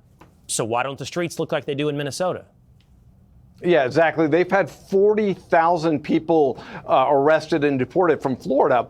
And it is all political, but not the way they're making it seem. It's political because of people like Fry and Walz insisting on these sanctuary cities doing everything they can to thwart ICE and make their job harder, thereby inviting more ICE agents in. So, yes, it's political, but on their part, and they want this fight. And your earlier conversation with Julian was just spot on about democracy. Our democracy can't work if laws are not enforced.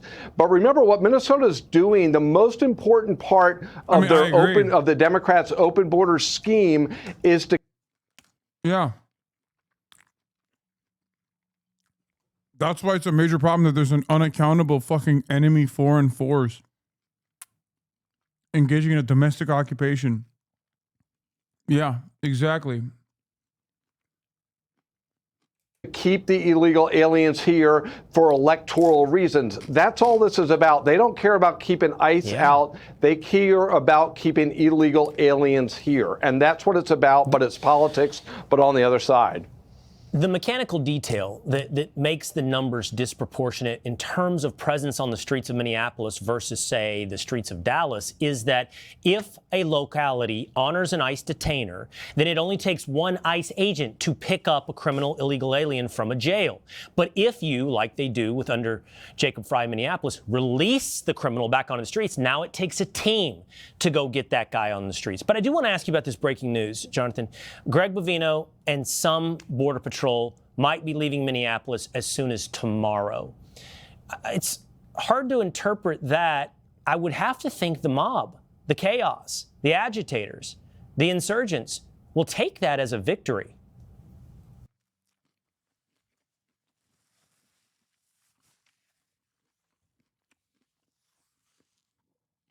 The only people that don't immediately go to jail, citizen or non-citizen, are people who are non-violent offenders. Okay? There is no world where someone who is like a rapist, serial killer gets released to the fucking streets. The problem these guys have is that non-violent offenders that are like, I don't know, getting hit with like a trespass or something, if they're undocumented, of course, wait out for their court dates. They don't get fucking thrown in prison because that would be insane. That's the only type of people That is the only type of like undocumented migrant that doesn't instantly go to jail.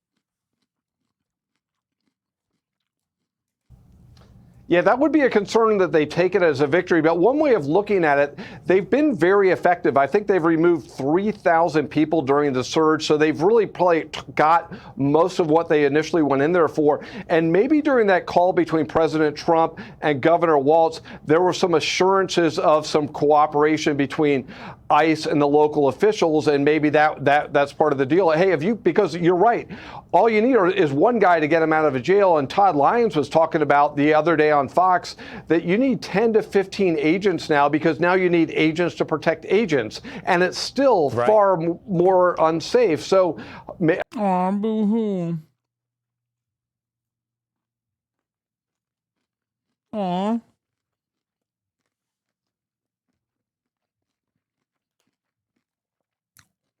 Yeah. No.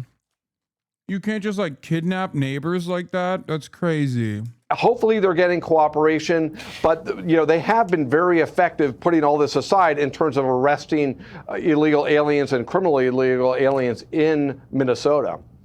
Yeah, but you go into the streets to arrest these guys with a team or 10 or 15, and then you also have to protect your own flank from the rioters in the streets. You have to protect yourself from, I don't know, the trash cans, the armed rioters, and so forth, the brick throwers, the car rammers. It's just a spiraling situation based upon the idea that you won't enforce democratic laws. We'll see if that changes. We'll see if Walz and Fry actually violate their own sanctuary city policies now to hand over the final remaining violent criminals, illegal aliens, to the federal government. John? That's a lie. There is no violent criminal. There is no violent criminal that's not deportable. There is no violent criminal undocumented migrant that the Department of Corrections in the state of Minnesota will not release. The only time where they refuse to release it is if a court will literally say the place that you're releasing them to is CCOT, which is the only other prison system in the United States of America that is worse than the American prison system, and therefore this would be a violation of this prisoner's human rights. For those of you who don't know ball, let me explain something to you.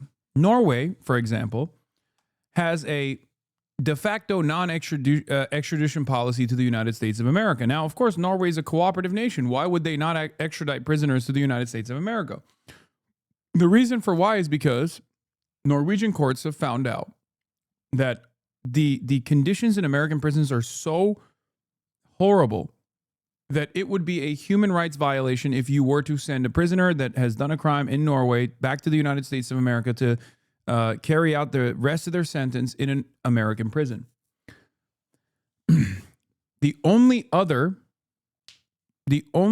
place on the planet that American judges so far have refused to send American prisoners to, undocumented migrant prisoners to, is CCOT.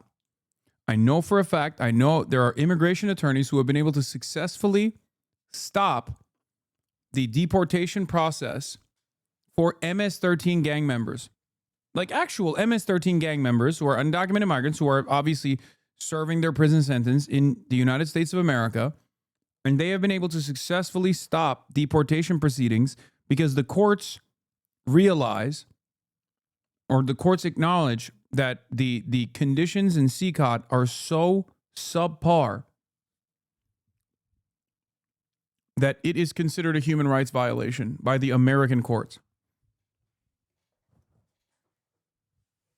They're so inhumane that American courts have stopped ICE from trying to deport MS-13 gang members, like actual gang members who have done heinous crimes.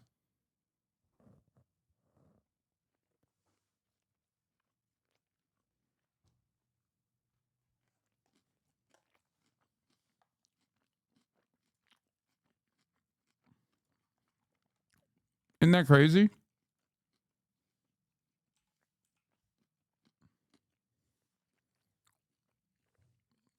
So, with the exception of like a lone judge that's somewhat woke, you are not going to have a system where like the Department of Corrections will still hand over prisoners regardless. Okay? The Department of Corrections will hand over prisoners regardless to ICE. They will always do it. All right, we go back to the case. Anyway. We have got children in Minnesota hiding in their houses, afraid to go outside. Many of us grew up reading that story of Anne Frank. Somebody's going to write that children's story about Minnesota. And if you're like me, you probably watched a video of the murder of Alex Preddy and thought to yourself, oh, I can't wait. Yep, right on cue. There is no institution that is tasked with basically fucking explaining some of the worst atrocities that is as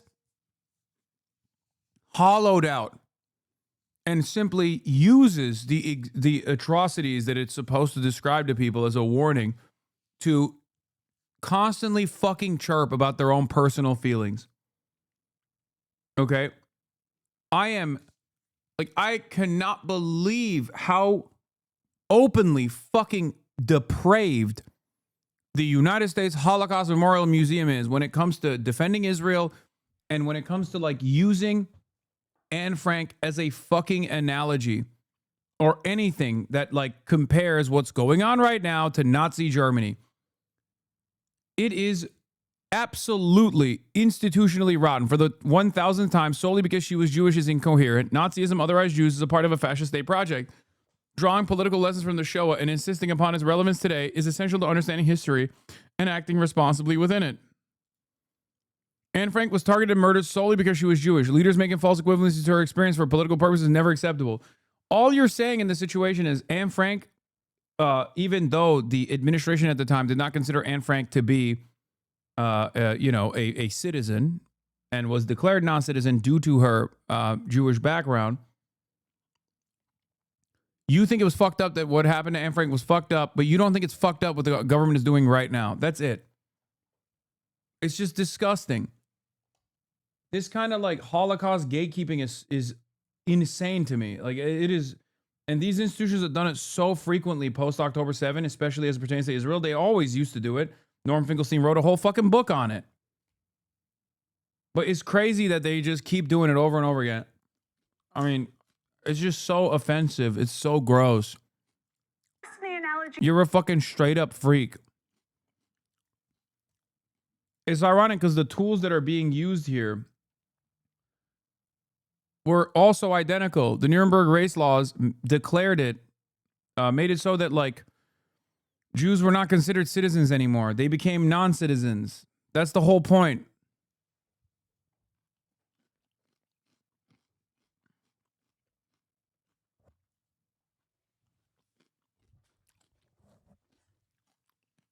Is the fact that the Gestapo was arresting German citizens, of course, who the Nazis decided were no longer worthy of rights due to their ethnicity. Not people who committed a crime entering Germany illegally and then more crimes once they were inside. Let's be clear, when they call ICE the Gestapo, they're calling Americans Nazis. After all, ICE carrying out mass deportations is what the majority voted for. And sorry, but this doesn't make them racists. It makes them patriots. To allow people to stay who came illegally is to... Yeah. It's true. I mean, she's also a Nazi. But yeah. It's so funny, dude. Yeah, no, Hitler was a patriot, right? Is that what your argument is? I guess these guys just don't understand that, like, that was the argument at the fucking time, dumbass. How do you not even understand the history of the Holocaust? You're constantly using it as a fucking weapon. You might as well actually learn about it. What, you think Adolf Hitler was like, oh, I'm so evil, yeah, Jews are so good, and that's why I want to be evil and put them in a concentration camp? No, he was literally making an argument as to why they are a parasitic force, for example. Does that come across as familiar to you? Saying Jews are parasitic, saying Jews are constantly doing crimes. Does that come across as remotely similar to something that you are defending currently? That patriotic Germans have to do what's right and report their illegal neighbors. Like, these guys are so fucking stupid when they talk about this stuff, like, as though, I guess, like, the way it's taught in America is that, like, Hitler is an evil guy. And of course, as an evil guy, he went around saying, I'm an evil guy. And then he pressed the Holocaust button. And in the process of pressing it, he was like, I'm doing this because I'm evil. No, he didn't say any of those things. He tried to justify it just like Donald Trump is justifying it. Are you fucking stupid? And yes, plenty of good, kind-hearted Germans also participated in this process. They turned a blind eye to the atrocities. They participated in it. They became a part of the party. It's important to understand how we got here. That's the whole reason for why we learn about the fucking Holocaust, so that we know not to repeat the mistakes. That's what Never Again is about, right? Never Again doesn't mean never again just for Jews. Okay? Never Again doesn't mean, oh, it'll never happen again. It only happened one time. It's just not going to happen ever again. Because if you make any comparisons to it happening again, then technically you're being anti-Semitic. Like, it's so fucking stupid.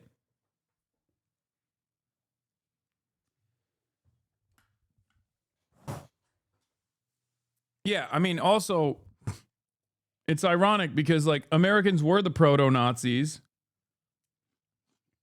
Adolf Hitler fucking bit our flow, copied our style. Word for word, bar for bar, brother.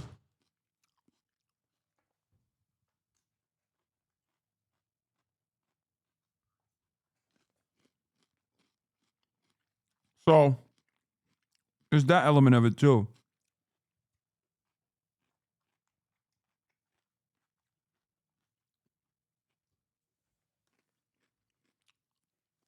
Massively incentivize such a flagrant abuse of our laws.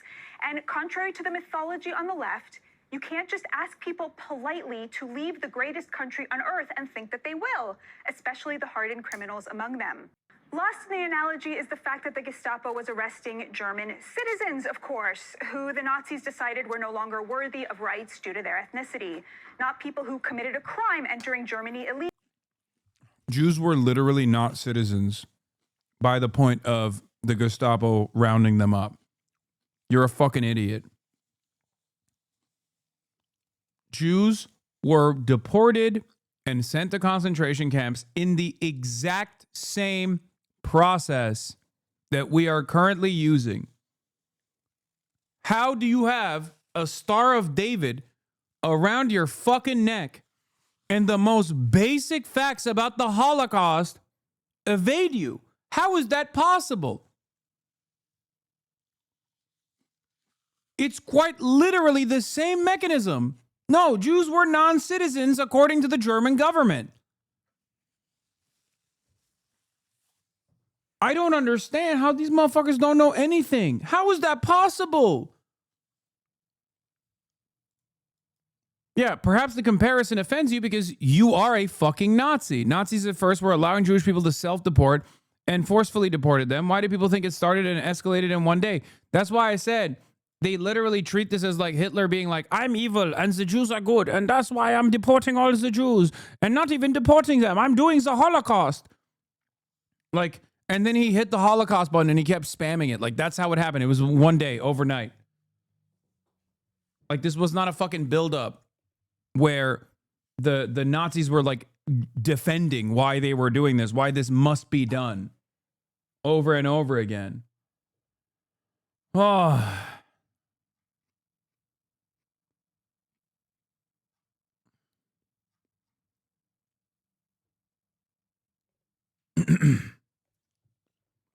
Never Again is just about Jewish people. It comes from the 20s, from a 20s poem, Never Again Shall Masada Fall, and it was popularized by Meyer Kahan in his book, Never Again, A Program for Survival. No, the Holocaust Museum has been using Never Again to mean never again for everyone. Yes, Meyer Kahan said never again just for Jews, but never again in popular culture is broadly known as no more genocide, never again a genocide.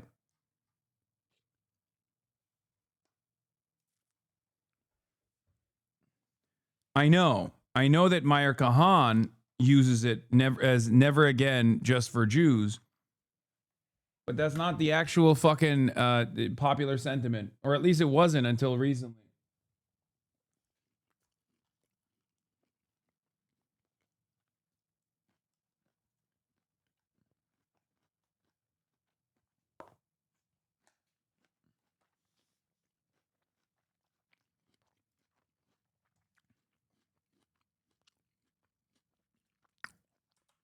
Anyway, why is there no new updates on this shit? Let's go to CNN to see if they're covering it.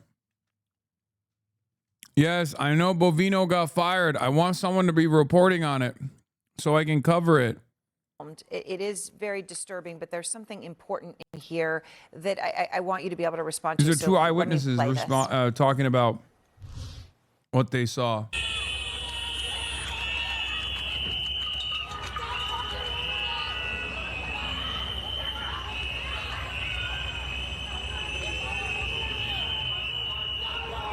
Bovine Bovino didn't get fired. He got demoted. Sorry.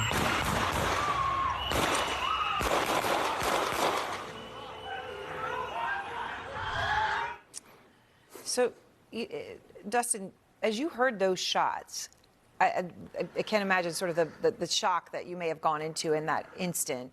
What do you remember about that moment? Yeah.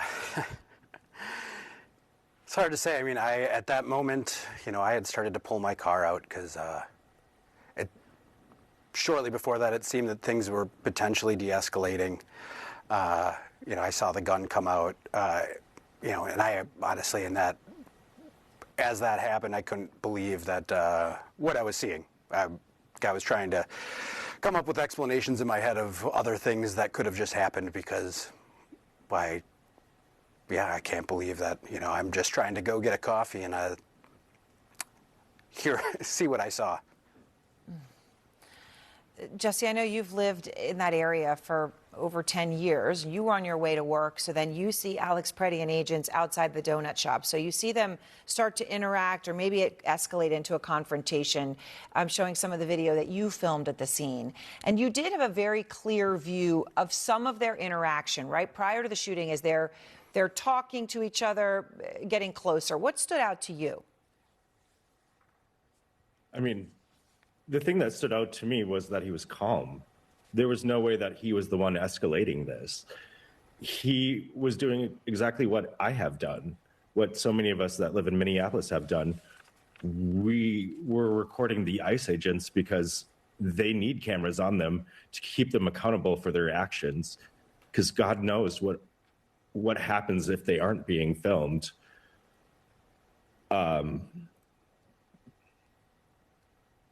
Yeah. So them coming at him. So they were coming at him, and his being so calm. I mean, that is just an incredible part of this, right? When you think about how it ended the way it ended, and just how shocking that is for anyone watching. But I can only imagine what it was like for you, and you're there at your neighborhood, to see something like this. Dustin, in your video, there is another moment, and people have been talking about this in your video. So I want to just pull this up. This is the agent, we've highlighted it here, clapping after the shooting. All right, so people are saying, oh, he's clapping celebrating, or he's clapping sort of, this is over, or nobody knows how to interpret this moment. But you were actually there. So the video is hard to interpret, but you have context around it. How do you interpret that clapping? I can't say exactly what they intended there. As I was sitting there kind of in shock, in that moment, I remember seeing that and thinking it was kind of a, hey, let's wrap it up and get out of here, kind of like clap. but I didn't know, and they were moving away, and I was watching what was happening. My impulse was to, move toward it, and see what was happening. Right, right. And as you say, it absolutely could have been let's wrap it up, which also is incongruous in the context of what happened, but also, I mean, absolutely, could be the case. So you were there. So Jesse, there was another moment in your video that we have slowed down. And in this case, we've highlighted Alex Priddy because the DHS secretary says, Kristi Noem says that Priddy was brandishing a weapon. She used the word brandishing. So that's why I'm highlighting this moment, because in his hand here, we see a cell phone, right? And he almost is backing up, making sure, as anyone can imagine if you're trying to film, right? Making sure that the filming stays in place as someone's getting in close to you, right? You're backing up to make sure that it keeps recording. Okay, all we see there in his hand is a cell phone. So when she says that he was brandishing a weapon, do you have any idea from what you saw what she's talking about? I think she's lying. I think it's a blatant lie from Kristi Noem, the DHS, and this administration. He didn't have a weapon. I never saw a weapon once when I was on the scene. He wasn't coming at anybody. He was filming. It was a cell phone in his hand. It was clearly a cell phone in his hand. There's no one that would look at that and think it is anything else. So, Dustin, you're a reporter, okay? And Bring Me the News is where you work. Obviously, though, as you say, you were going to get a cup of coffee. You were not working when you happened to come on the scene, right? This is where you live, right? So you're living your life. But as a reporter, something like this happens. So, of course, you whip out your phone and you start to roll. In fact, you actually get out of your car. You identify yourself to the agents as a reporter. I want to play part of that moment because you did record it. Whoa, whoa, whoa, I'm media, come on. She said she's a medic.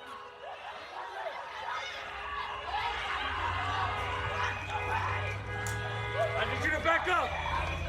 I'm media, why do I have to get up? Back up, back up. Why do I have to back up? Back up. Sir, back up. We're going to do a scene right now. And now you're saying I'm media, and he's saying back up, back up. We see him obviously walking towards you and pushing you back. What was that moment like? It was pretty intense. Even when I was allowed to leave the scene, I didn't know if Mr. Priddy was alive. It was intense to see someone there, to see officers around them and have someone, shortly before that I asked if they'd called 911. They kind of nodded and didn't ask for any assistance there. They didn't care that I was saying there's a medic here. And then in that moment after having seen that, to have someone, with their weapon drawn, march toward me and start pushing me it's intense because you don't expect this to happen. And so then you don't know. I mean, I feel like you can't expect anything. There's, you just don't know what's going to happen because I didn't think that's going to happen. So I assume this person's not going to do anything, but you don't know.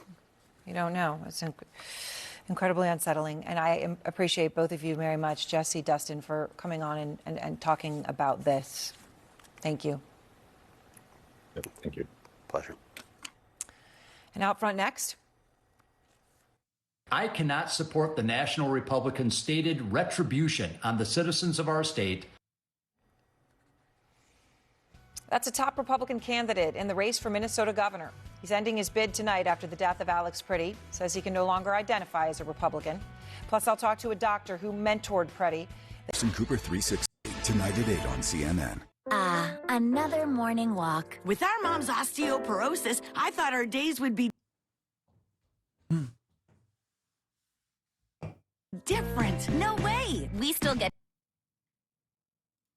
Atlantic says Bovino is demoted, but the DHS is saying that's not the case.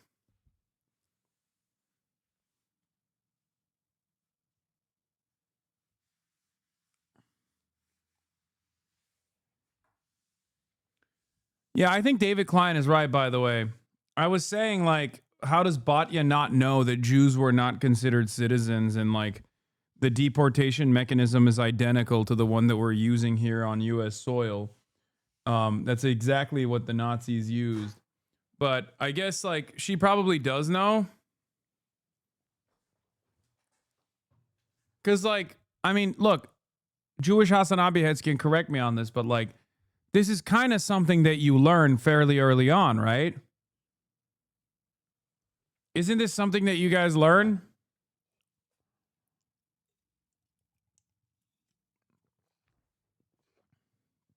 It's pretty important.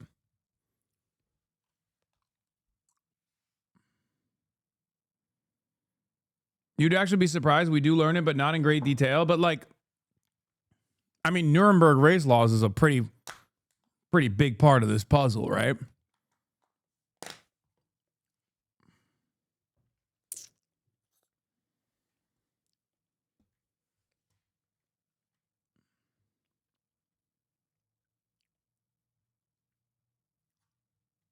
So I suspect that this would be a part of the education, part of the Holocaust education.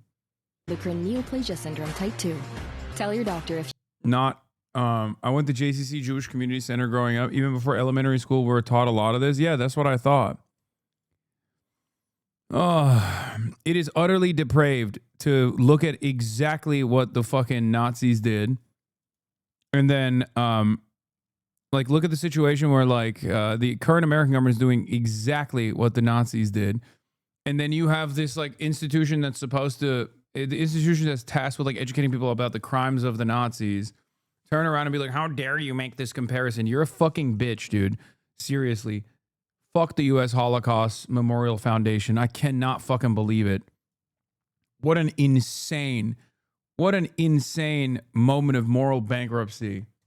The entire purpose of your fucking existence is to educate people on the crimes of the Nazis so that we never repeat them. You are literally going against your primary sole reason for existing when you do that. Actually crazy. You are such, I mean, you're just a fucking fascist monster, dude. Fuck. Yeah, Bovine Barry is also probably leaving CBS, but I don't think so.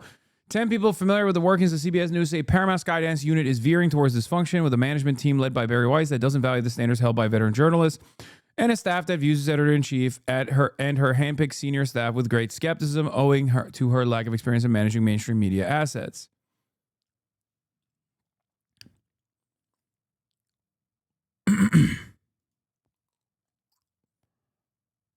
But yeah, at least there's a big W. Shout out to the brave protesters over in Minnesota for actually going out there and doing the right thing, protecting your neighbors, putting your body on the line, and woke gets another fucking Pyrrhic victory, I guess.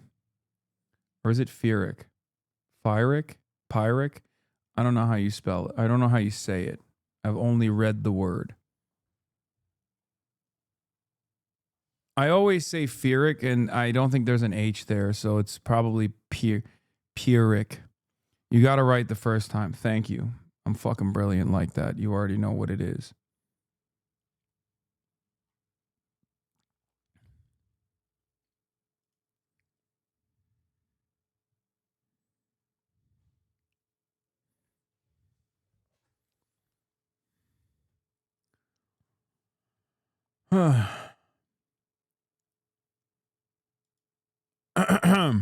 More reporting on it now.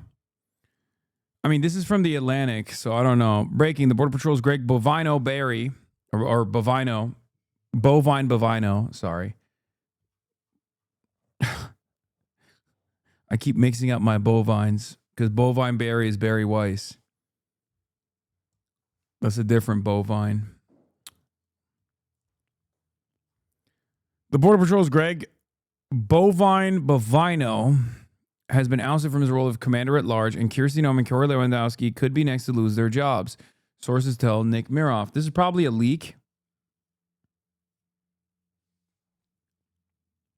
Okay. Greg Bovino has been removed from his role as Border Patrol Commander at Large and will return to his former job in El Centro, California, where he is expected to retire soon, according to a DHS official and 2 people with knowledge of the change. Bovine's sudden demotion is the clearest sign yet that the Trump administration is reconsidering its most aggressive tactics after killing Saturday of 37-year-old Alex Preddy by Border Patrol agents under Bovino's command. It's not enough that he fucking gets to peacefully retire. Okay? It's not enough that he gets to peacefully retire. He must be punished. That manlet has to go to prison. Here's the denial of it. Tricia McLaughlin. Chief Gregory Bovino has not been relieved of his duties, as press sec stated from the White House podium. Commander operations at large, the key part of the president's team and a great American. It is pretty funny that they say he's the commander at large, because I don't think he is at large at all. He is not large, and he is certainly not in charge. They should be calling him commander at small. I think these guys deserve even worse than, I am at liberty to say out loud. But I can think it. It's not illegal to think it yet, until Neuralink and Palantir do a collabo and figure out a way to, Neuralink our fucking brains. Thought crimes are still not illegal. And I'm thinking it. Oh, I'm thinking it.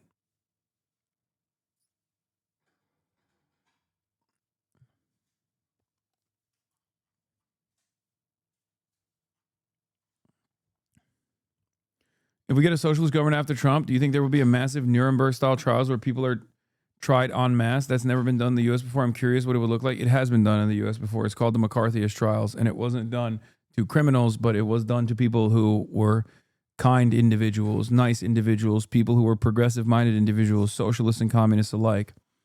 I would like to do a McCarthyist trial, but for reactionary sentiment, yes.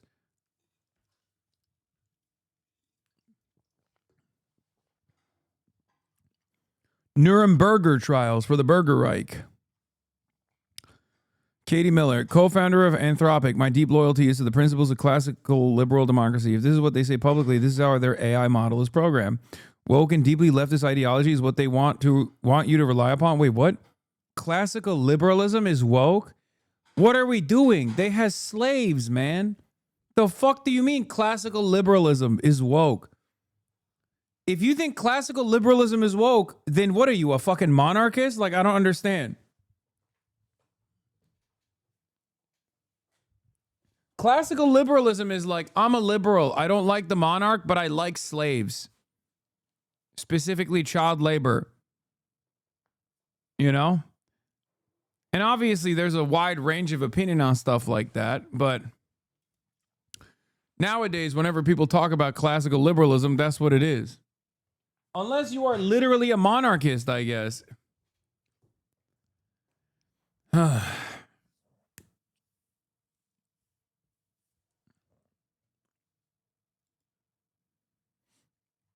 Read a fucking book, lady. Having to know about, much less have major areas of American life vandalized by these absolutely illiterate dopes with nothing going on in between their ears is so demoralizing and degrading. It makes me think it's a part of a conscious strategy.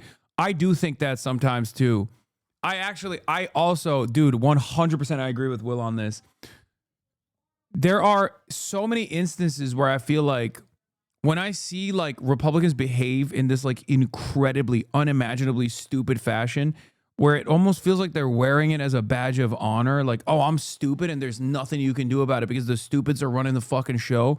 It kind of feels like they're, like, I'm sure they're actually genuinely stupid, but sometimes it feels like they're doing it on purpose to just like piss off people who are at least like somewhat educated.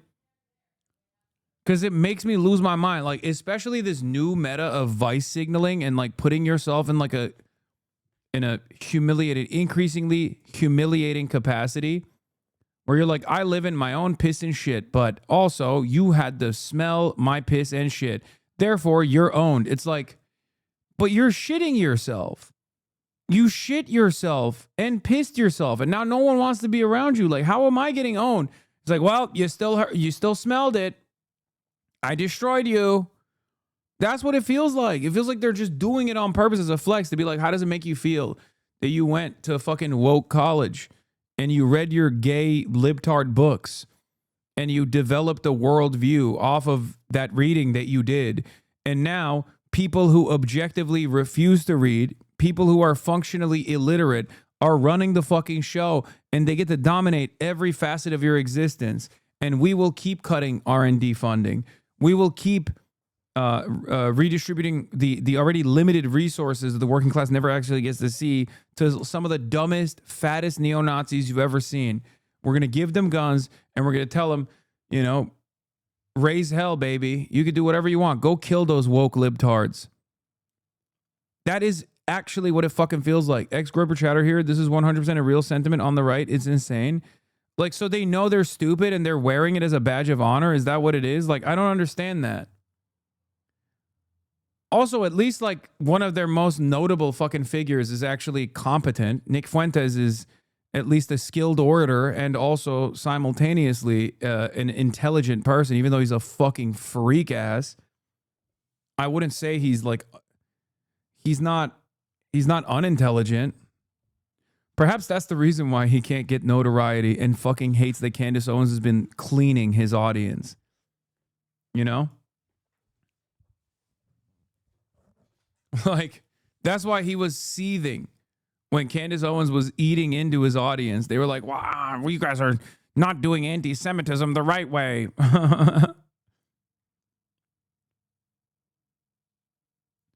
Famous Cornell study, stupid people are too stupid to be able to tell that they are stupid. I mean, Dunning-Kruger, right? Nick Fuentes is a moron. Dean Withers literally got him to call himself an asexual in their conversation about homophobia. I don't think Nick Fuentes is a moron. I think he's evil. I think he's a gross little creature. But I don't think he's a moron.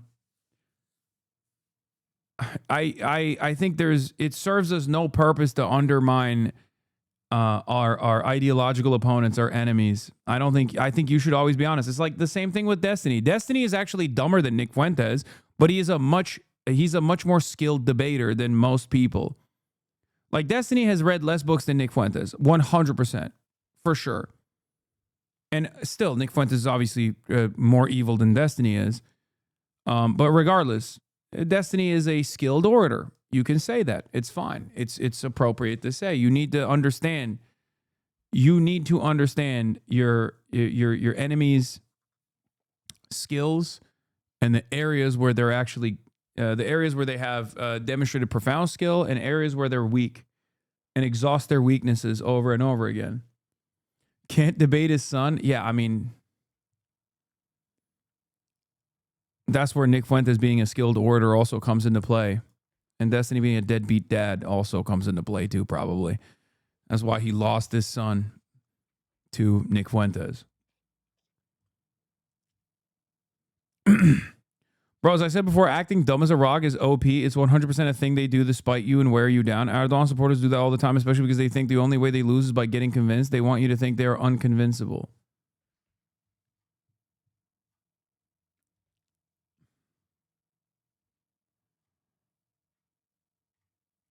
Annoying voice equals skilled debater. Be for fucking real. No, dude. I don't think you guys understand. Debate Club is very different than debates on the internet or on television, okay? When you're doing an actual moderated debate, there are points that you would get, there are infractions for engaging in logical fallacies, okay? Logical fallacies are actually the greatest weapon you can wield when you do normal debates on TV or on the internet. As a matter of fact, Ben Shapiro is known as a skilled debater because he deploys every fucking logical fallacy he possibly can. His most famous one is gish galloping. There's also another very powerful tool when you're a good debater. It's called lying, okay? You can deflect, misdirect, lie, talk about irrelevant things, attack the fucking the vessel rather than the argument. All of these sorts of things that you normally could not do in a regular debate format, you absolutely can do when you're debating on the internet. The rules are very different, okay? The rules are very different. As a matter of fact, there are no rules.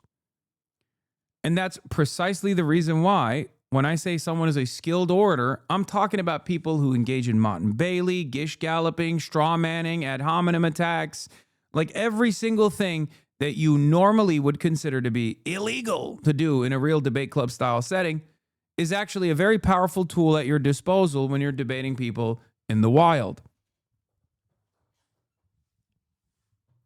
That's it.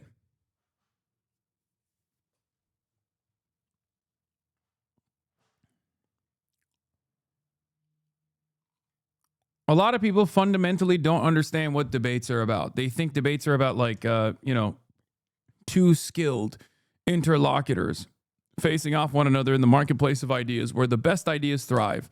And the example I've used for years and years of the example I use for a decade almost at this point is that if Ben Shapiro, who is a somewhat skilled orator, a good debater, if you will, faced off against a shy, maybe neuroatypical climate scientist, in spite of the fact that the climate scientist is obviously much more knowledgeable about the scientific consensus around anthropogenic climate change, Ben Shapiro would look like he defeated that person. Would Ben Shapiro be right?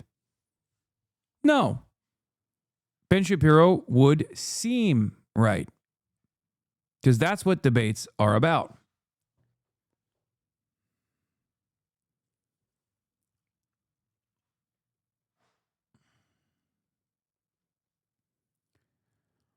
Neurodivergent climate scientist, why you calling me out, bro? I mean, you know what I mean.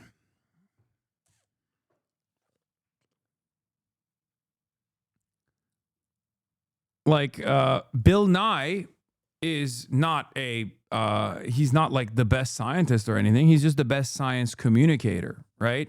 That's a whole different set of skill that you need to craft. Why is the public debate format held in such high regard in the West? It sucks so much. Because it's fucking ritual. It's the ritual of it all. It's blood sport. It's blood sport. It's entertainment. It's entertainment that makes you think you're intelligent, because it's entertainment that's basically teaching you. It's entertainment that's basically teaching you or makes you feel like you're learning the talking points. And in some instances it is. Agents that he was with to now be sidelined in Minneapolis, where, again, he was a key player in the crackdown on cities and had been for over the course of the last year, Aaron. All right, Priscilla, thank you very much. And obviously a very significant development. They can mince words and dance around words all they want, but obviously this is important. Also tonight, remembering Alex Pretty, now joining me is Dr. Asma Shakit, who mentored and worked with Alex at the Minneapolis VA. And Dr. Shakit, as I said, I'm very glad to see you, although I'm sorry for these circumstances that we're talking under. You worked with Alex for 6 years, right? So you knew him well, and you would have worked in, incredibly difficult and exhausting situations where you really know a person and you really see a person for who they are.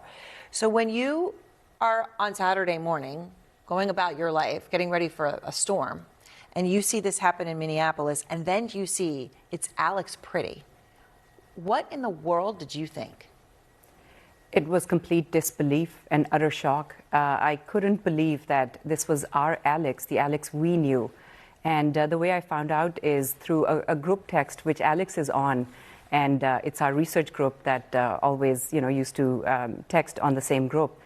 And we just were all completely in shock and very, very devastated. I can only imagine if he's in that group and you see his number on there and maybe hoping, he'll respond. Absolutely. He'll respond. And of course, we understand his phone, it appears, Priscilla had been reporting, is in federal custody. We don't know we know his phone. We don't even know what's on it. We know now your text messages are there. You said that he had talked to you a lot about what he considered his civic duty. And I'm automatically going to think that people like you and like he who are dedicating yourselves and working in a place like a veterans hospital, right? I mean, people who walk the walk. Does it surprise you at all that he was protesting ICE, right? That he was out also doing that? Yeah, knowing what I know of Alex, it does not surprise me at all that he was part of a peaceful process. He was all about being a good citizen, standing up for your neighbors, your community. and standing up for what he believed was unjust or unfair. And so the fact that he was at a peaceful protest does not at all surprise me. That would be very much Alex. And it's interesting. The Washington Post, they had a friend of his who had said that he had been going to some of these to try to help people if anybody was injured, right? That he was using his medical skills. The families of one of the patients at the VA shared a video, and they showed Preddy honoring that veteran's service. And I wanted to play a part of that for you. Today we remember that freedom is not free. We have to work at it, nurture it, protect it, and even sacrifice for it. May we never forget and always remember our brothers and sisters who have served so that we may enjoy the gift of freedom. So in this moment, we remember and give thanks for their dedication and selfless service to our nation in the cause of our freedom. In this solemn hour, we render our honor and our gratitude. I find that so valuable because we're actually seeing him in his environment and seeing him talk, right? When all we've seen is him film and die thousands of times on our screen, to be crass but blunt about it. What was he like with patients? He was exactly like you saw in the video. He was very calm and always, he was on the quieter side, but always very articulate. And he had a lot of empathy and compassion that shone through. So, when he first started working as a research assistant, and there was a lot of explaining the study, recruiting patients, you could tell he really connected with the patients, particularly veterans that he thought were a vulnerable group, and he truly believed he was helping them.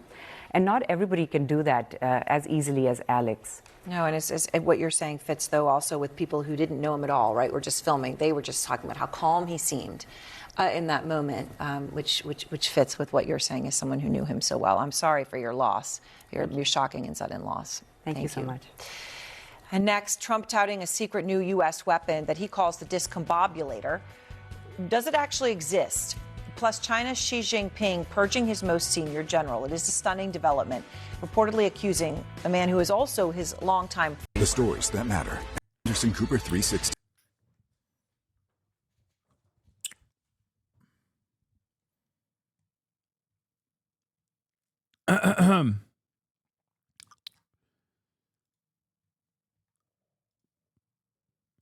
Let's see what Abdul is saying. So why the fuck is my government killing people with my tax dollars in my name? I was in Minneapolis last Monday, and I remember hearing the jarring sounds of whistles that you hear at soccer practice on every corner.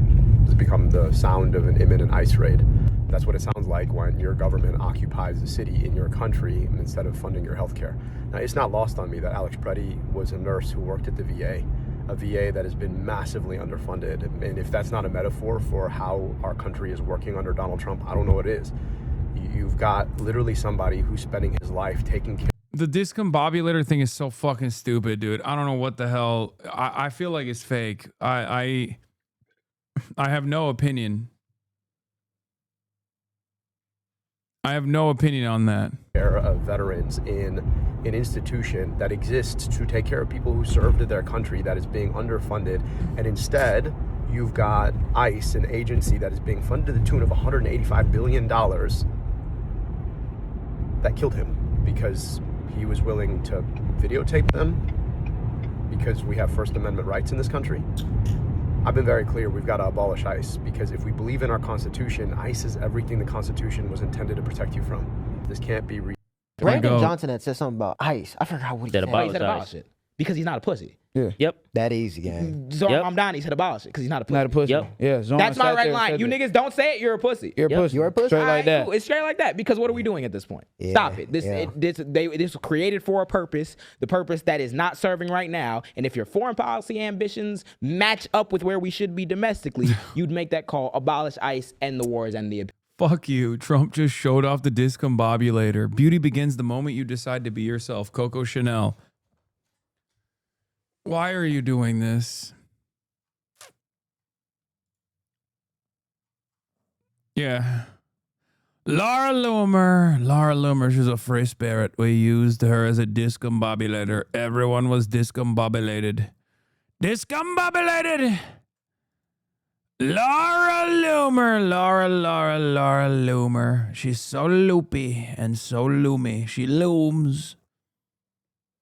What Abdul's opponent said, if you didn't see. Many of you, I am horrified and heartbroken watching video after video, and the more that we learn about the murder of Alex Preety in Minnesota, the clearer it is that this is an agency gone completely rogue. ICE is invading our communities with masked agents, terrorizing our communities, often without the support of local law enforcement and local leaders. It needs a complete overhaul. So on the state level, my colleagues so far have introduced legislation to prohibit ICE agents from complete overhaul, you say? Huh. I think cops need a complete overhaul. I think local policing needs a complete overhaul. I don't think ICE needs a complete overhaul. I think ICE needs prosecutions, and ICE needs not reform, but abolition. Okay? Because this is like, I say it's a rogue agency, but it's not correct. It's technically not correct to call this a rogue agency because they are operating at the direction of the government. They're doing exactly what this agency was tasked to do. Trump is just taking it to its logical limit. She takes money from Israel? No, I know. I know she does. Wearing masks, require identification to protect sensitive locations like schools and churches. Not as much and as given the recent Haley news out of the Trump Stevens, administration, we must also reaffirm Michiganders' rights to safety and security in your home and prohibit warrantless home entry. Now, on the federal level, Republicans and Democrats alike should come together and deny DHS 1 penny more until complete overhaul and accountability of this agency, and that includes the following. Number one, fire any of the agents hired over the last year into this agency who do not meet the most basic requirements of what we expect out of any of our law enforcement officers. We need clear identification, prohibition of masks, and accountability across the board. ICE must prioritize danger. The irony is, if you come to the table with abolish ICE, then you could get these provisions, even though these provisions are not enough. If you come to the table with, we're going to fucking prosecute ICE, then you can maybe even abolish ICE. If you come to the table with, we're going to do firing squads on ICE, then you can get prosecute ICE. But if you come to the table with this compromised position, you're not going to get the fucking compromise you were looking for at all. Abdul's comms director, yeah, she cooked. She said, that's a lot of words. 2 I didn't hear. Abolish ICE. Conservatives, ICE should kill people. Democrats, ICE should wear body cameras when killing people. That's basically what this is, okay?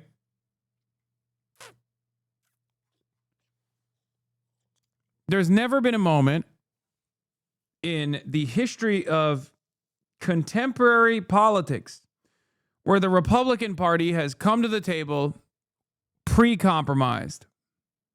They never do that. That has never happened, okay? Republicans will literally be like, we should punish women for getting an abortion. And then they make abortion illegal. Like, they rarely ever compromise in general. They always keep throwing more bills at the problem over and over again.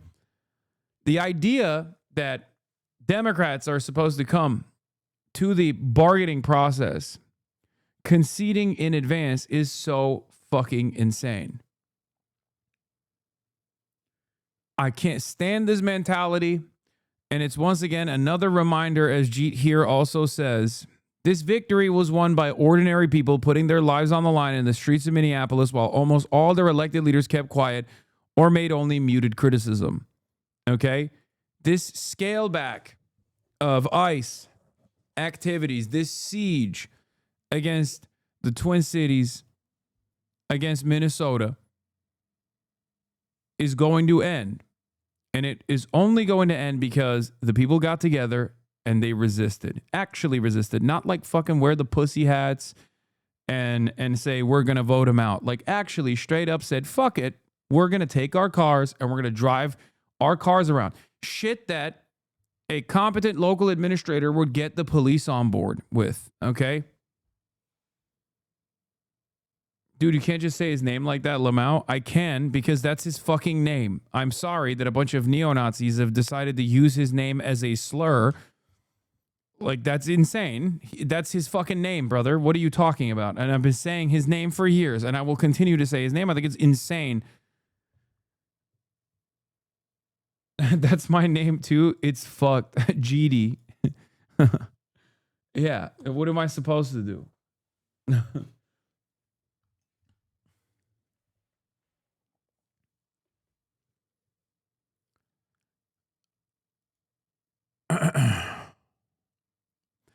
Even as the Trump administration murders Minnesotans in the streets, they can't help but attack our state on other fronts. The press releases from today. U.S. Department of Education and Health and Human Services refer Minnesota case to U.S. Department of Justice for Title IX non-compliance. That's awesome. It's because Minnesota has protected trans students, for the record. That's why they're doing it. God, this administration is so ass. Criminals, not going after American citizens, not going after anybody without a criminal conviction. This is the priority of this agency, keeping our communities safe, not terrorizing our communities. They need to stop warrantless searches. We need thorough vetting and training of all officers to ensure that the highest standards that we expect of any of our law enforcement officers are consistent in ICE. They must have strict use of force policies with real ramifications and consequences if those policies are violated, and they must stop detaining American citizens. Anything less in this moment is a failure to meet this moment. And yeah, we need to give them more money so they can train, just like with the cops. That worked out real well. Oh my God, they're talking about the discombobulator. Jesus Christ, what the fuck is happening? Anyway, R.I.P. Bozo. Pack watch the fucking bovine bovino. I'll be here. Operating in your town. I'm sorry, the taxpayer's town, not your town. And that's what's going to happen. I regret to hear that. I will say it once more. To happen. You are going on. Welcome here. Check yourself. Come on, man. Huh. Check yourself. Yeah, well, guess what? R.I.P. Bozo. To fucking bovine the bozo. President Trump on a phone call with Minneapolis Mayor Jacob Frey. I just had a very good telephone conversation with Mayor Jacob Frey of Minneapolis. Lots of progress is being made. Tom Homan will be meeting with him tomorrow in order to continue the discussion. Thank you for your attention to this matter. President Donald J. Trump.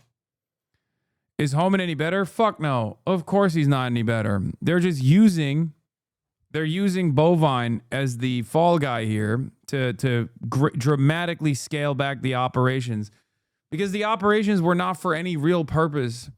Brother, Minnesota as a state doesn't have a super high density of undocumented migrants, okay? Like, even the people that they were targeting, I kept repeating over and over again, 95% of Somalis living on U.S. soil are American citizens. They're not even like immigrants, okay? They're American citizens. Okay, 60%, 65% of them are natural born. They're second gen. It's so fucking stupid. What kind of, immigrant proceedings, what kind of immigration laws are they violating? They're fucking American citizens. You're so stupid. That's why I kept repeating over and over again. It had nothing to do with the actual immigration, anti-immigration activities or that jurisdiction at all. Gavin Newsom, Dad, how young? Magadad defends arresting a toddler. Okay, I'm gonna skip these.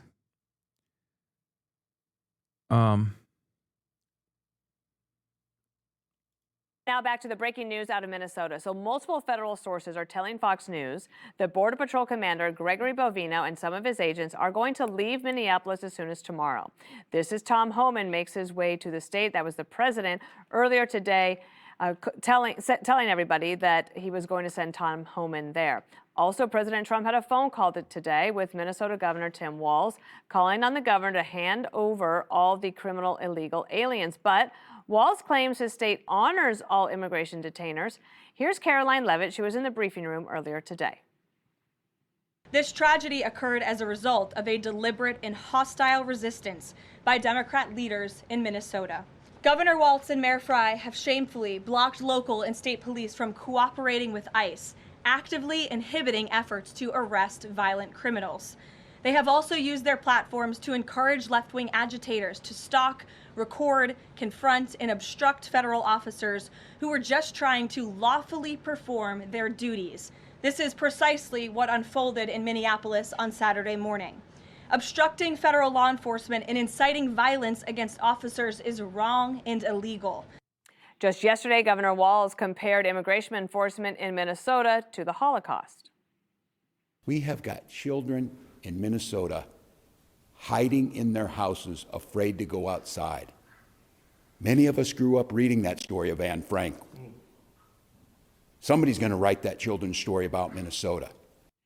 Okay, so a little hyperbole there. Tomorrow is actually Holocaust Remembrance Day, so who knows what he'll come up with by... Oh my God. Oh my God. No. I can't stand it. I can't fucking stand this shit. No, you can't be Fox News and be woke on this, okay? You can't be Fox News and behave like you're fake woke on this. You are literally bringing about, you're actively defending the neo-Nazi administration doing Nazi shit. You can't turn around and be like, oh, wow, how disrespectful to the Jews. Like, come on, dude. This, it just fucking pisses me off. Bin Laden should have aimed at Fox News headquarters. Why would he? They're like this, bro. Two peas in a fucking pod. Bin Laden wishes he could destroy America half as good as Fox News does on a bad day. Are you fucking kidding me? Remember, that's a consistent statement that I've maintained. It's like, if I hated America, if I was the biggest anti-American hater terrorist that these guys fucking claim I am, I'd just be a Republican. Why would I be anything else? I would just be a Republican. I'd be like, yeah, hell yeah, more tax cuts for the wealthy, please. Oh, white people are under attack. Let's fucking go and do a domestic occupation on a blue city. But Jesse, the president also put out a Truth Social statement saying that they had a good call and that they have some sort of way forward, hopefully, and maybe the Border Patrol leaving, if that happens to turn out to be the case, maybe that's one of the steps forward. I'm very glad Walz called the White House, and they're both using the same word, which is cooperation, and that's all we've ever asked for. Hopefully we can just dial things back, we can get some cooperation. Why? And people... Why? Things were going so well, I thought. Why, Jesse? Why is there need for cooperation now, Jesse? Things were going great. People aren't needing to get hurt. He's not telling the truth, though, about the state. State corrections only cooperates after an illegal has been convicted and served their sentence. The city jails and the county jails do not cooperate, and they release dangerous illegal criminals into the streets, and that's why ICE is having to conduct these dangerous manhunts. But both sides need to change tactics. The governor of Minnesota is in open rebellion. He has called ICE agents Nazis. He's told the people to get in their face and to kick them out of the state. And now it's like a low-level insurgency. There's very sophisticated communication tactics. There's like food drops. There's supply chains. It's crazy. They have stormed into churches. They have broken into hotels. They've looted cars. They've lit fires. They've kicked. They've bit off fingers of federal immigration police. So it's out of control. And now they're aiding and abetting dangerous foreign nationals who are fugitives from justice. And what ICE needs to do in order to change tactics is stick and move. You're sitting ducks for 6 weeks and you have no backup from feds. And Wait a minute. What? I'm so confused. Wait, what? I thought it was going well. I thought it was fine to just like dominate a fucking blue city and kill a bunch of civilians in the process, kidnap random people, American citizens, migrants alike, on the basis of whether or not the most Hispanic ICE agent in any given moment has decided you are actually white enough or not. You know, because that's what the calculation is. Okay, you got a dude. A Hispanic dude wearing the fucking CBP banner, ICE banner, going up to random people and being like, you have an accent. Bitch, so do you. The fuck do you mean I have an accent? So do you, motherfucker. Arrest you. Arrest you. Arrest yourself. Fuck you mean?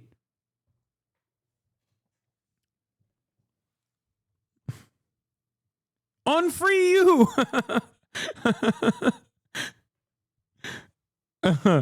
It's so stupid. Ay, ay, ay. I thought that was fine. What's going on? Stick and move. Interesting. You have no backup from the locals. And you've announced to the entire country that you are in Minneapolis. You don't need to do that. You need to be more stealthy. Yeah, no one's going to know. Hey, dude, you're such a fucking moron. And I do think Jesse Waters is like unironically stupid, so he doesn't know better. The whole point of this was to do a show of force. It's called force projection. It wasn't to actually do immigrant apprehension, asshole. That had nothing to do with it. That's why they went to Minneapolis. You fucking dingus. The whole point is not to be stealthy. It was literally, first of all, the notion of doing stealthy deportations is so crazy. It's like how are you going to do that? You're just going to have like 1,000 guys show up. 1,000 of the fattest guys show up all of a sudden in your backyard, driving around in Jeep Wagoneers, okay, with fucking lights on them and shit, and then start kidnapping people. They would get shot, okay? They would unironically probably get shot. They'd be like, what the fuck? We got a bunch of random unmarked cars and a bunch of dudes in like military gear not giving us their identification at all, their mask, and they're fucking going around. They're going around and kidnapping our neighbors. You would get domed in that situation. That's an easier way to get domed, in my opinion. Okay? But that's not the purpose anyway. Not only is it not feasible, but it's also not the purpose. The reason why the DHS was like, yeah, go get him, Tiger. 3,000 of the fattest Hitlerian Nazis are now going to be in your town. The reason why they posted that shit was because the purpose of this is not to actually fucking deport anybody, really. The purpose of this is to bully, humiliate, and hurt Minneapolis. That was the point. So it kind of ruins the purpose of this operation if you're doing it stealthily, which you can't even do anyway.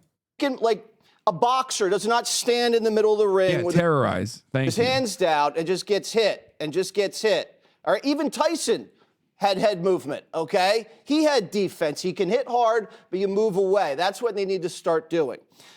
The guy who brings a loaded firearm concealed into a dangerous fugitive operation is crazy. You do not bring a loaded gun and start violently and physically resisting and obstructing a manhunt, okay? Anybody who knows, you have a concealed permit, and some guy that is confronting you as federal enforcement, you say, here are my hands, I have a loaded weapon on me.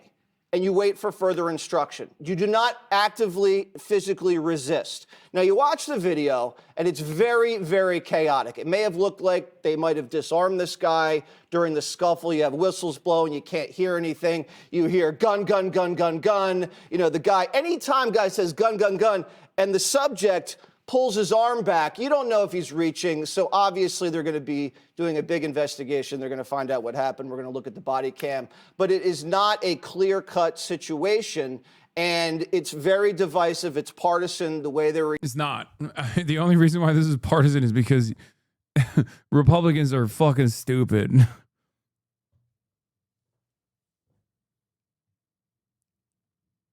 Okay? I'm in a YouTube stream from the No Kings guys, and it has 70K live viewers. Hell yeah. I don't know what that is, but more power to them, brother. I think.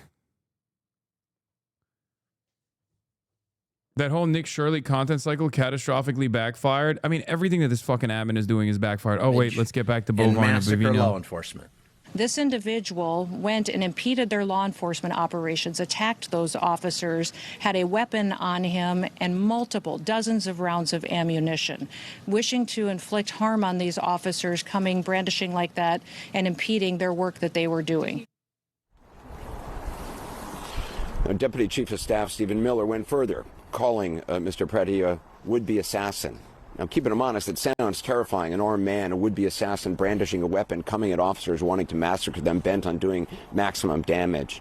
He's then shot in self-defense and immediately given medical attention. Now, none of that is true. We know that. Here's what the video from several different angles actually shows. We first see Alex Preddy observing the action, apparently recording it, and from time to time directing traffic through the scene. He was not brandishing the handgun that he was lawfully carrying in the holster in the small of his back, and he did not approach officers. Those agents approached Preddy. He had a cell phone in his right hand and nothing in his left. Federal authorities now have the phone and whatever video that he might have carried. However, they have not said what he managed to film, nor have they revealed what was on the body cameras that some of the border officers were wearing. And again, Preddy did not approach the officers. The video shows him moving to assist a woman who officers had shoved and knocked down. Officers pepper sprayed the both of them. They took him to the pavement too. One agent found his weapon on his waist. As we mentioned, it was in a holster. And again, to be clear, he was a lawful gun owner with a carry permit. Additionally, and this is crucial, as you see in the slowed down video, a federal officer took it from him before the shooting and before knocking him to the ground and piling on him and pummeling him in the head with a metal canister. None of the Border Patrol agents seemed aware he even had a gun. And then in the space of about 5 seconds, two agents fired 10 shots, killing him. At one point, for some reason, you see one of the officers clapping several times. We've circled that in the video.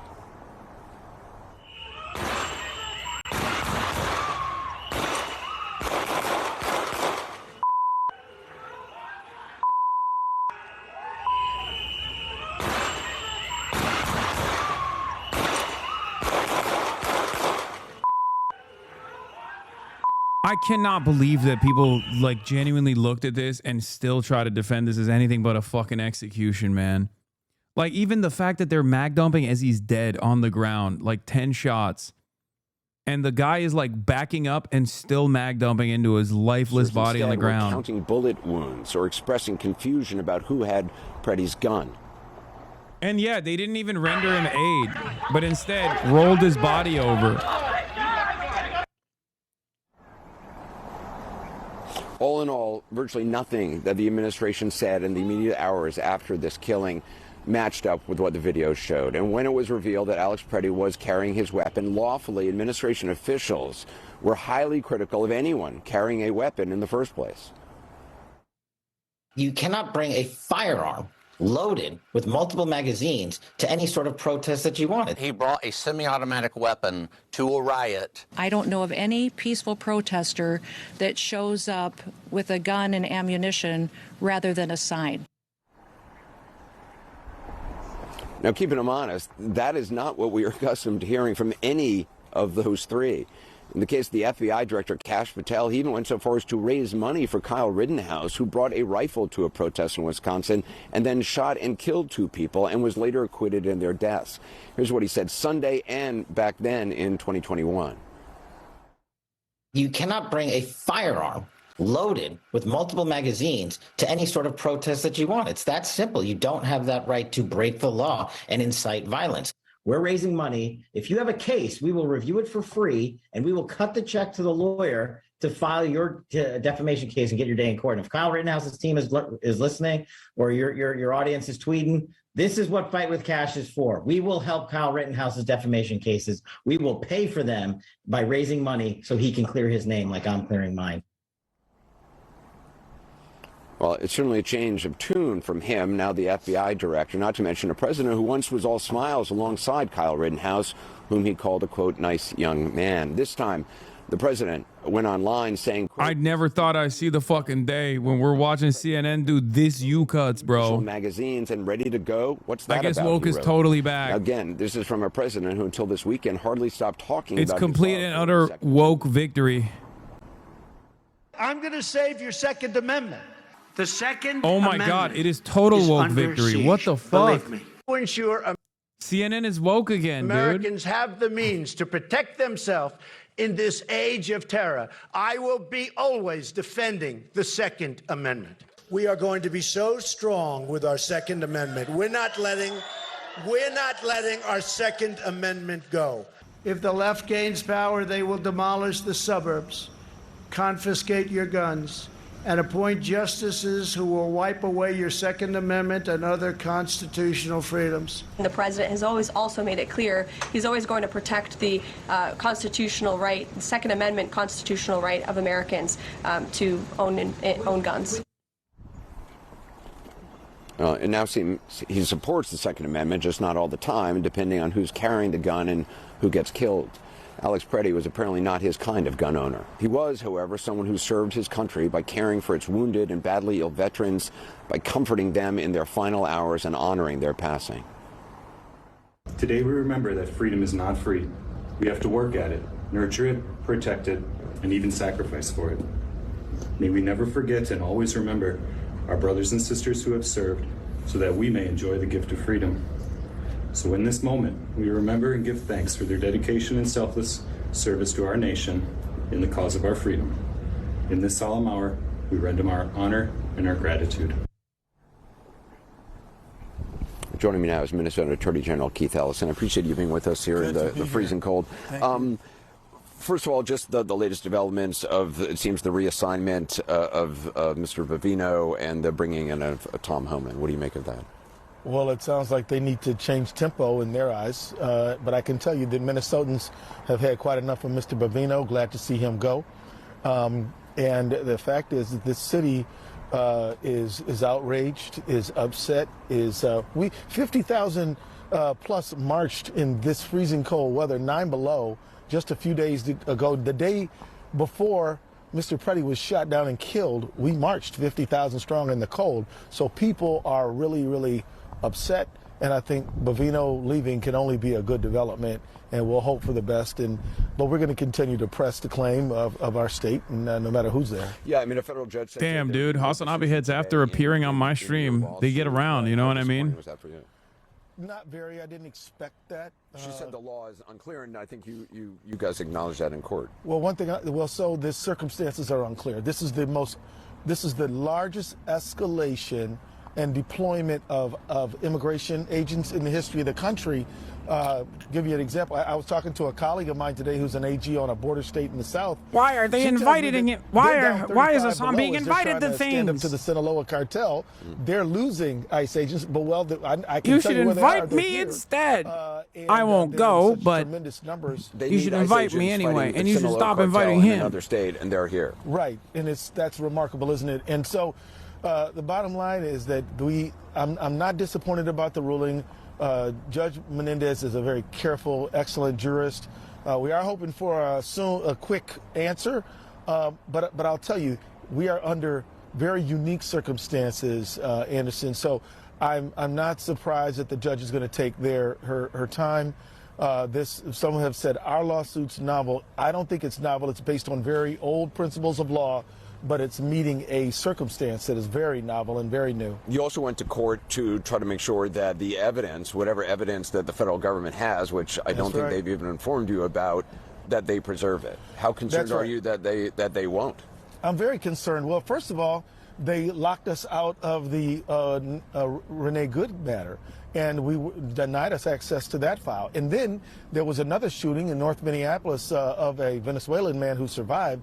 And so when this third incident occurred, we weren't trusting them. We moved Saturday night, and we're able to get a TRO, a temporary restraining order, very quickly. And so we were in court on that again today so that all parties could be heard, because a TRO is generally an ex parte matter. So I don't trust them at all, and I hope the court rules in our favor to protect this evidence. There have been some in the Department of Justice who have been critical of Minnesota officials, Minneapolis police, for losing control of the crime scene to protesters who came. I've heard from police officials who said, the federal government had control of the crime scene, refused to allow state investigators who should be investigating this in this state, and then just left. Well, I'm offended that they would try to smear local law enforcement that way. I can tell you, Brian O'Hare is our chief. He does a fine job. Sheriff Witt is our sheriff. She does a fine job. And they know how to process a crime scene. They were excluded from that crime scene. What is this? It just now, hit if the federal 80K? authorities want And to your make it up physical and do the safety right and the safety thing, of those they around should you do and it. the But to person- try to lie on local law enforcement just adds insult to injury in a state that's already been quite injured by the federal government. Do you have any Holy confidence? fuck. I mean, the What is this? No Kings? Eyes on Ice, document and record? And it's all libs being like, it's all libs going, yes, general crime, general strike. We'll be able to get copies of PowerPoint. I stand with Minnesota. Can you discuss more how two-party consent applies? ICE are animals. Rest in power, Philando Castile. Dude, I'm telling you, liberal boomers are out of control. Okay? Oh, God. It's happening. It's actually happening. Liberal boomers have awakened, I think. Breached apolitical containment. Obviously, Reddit leans left more than most social media, but I've never seen anything like this in any apolitical NASCAR group anywhere. Bootleggers, not bootlickers. Fuck ICE.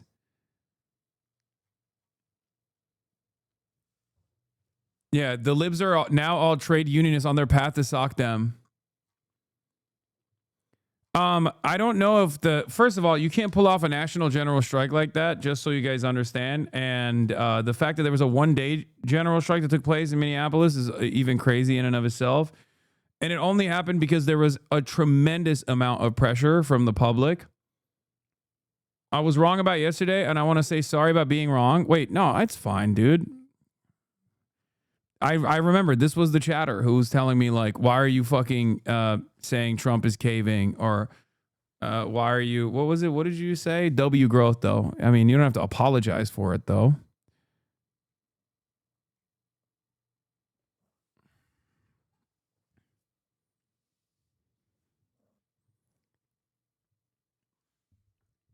Hasan, come back to Minneapolis when it's warm? Yeah, I'll come back. Lennon was good at recognizing and seizing the moment. Need that again? I mean, I don't think our fucking material conditions are anywhere near as bad as the Russian peasantry was under Tsarist Russia. Everything that we said needed to happen for the last 8 years is happening. If the libs finally done with the establishment, we have a shot at real change. If the libs are finally done with the establishment, yeah. And by this, Michael from Pennsylvania, not from Beijing, means like the liberal voters. He doesn't mean like the Democratic Party. Just so you guys understand. If the base of support is demanding more radical candidates, then we're cooking, okay? These midterms are going to be very important for the future of this country, I think, these upcoming midterms. And there aren't that many radical candidates in general, but I don't think you necessarily need that many radical candidates. You need like 5 more Zorons, and the amount of press and the amount of coverage they get will make these establishment Democratic Party losers fucking... it will force their hand into doing more radical shit. Because I was talking to Omar about this in the Minneapolis State Senate.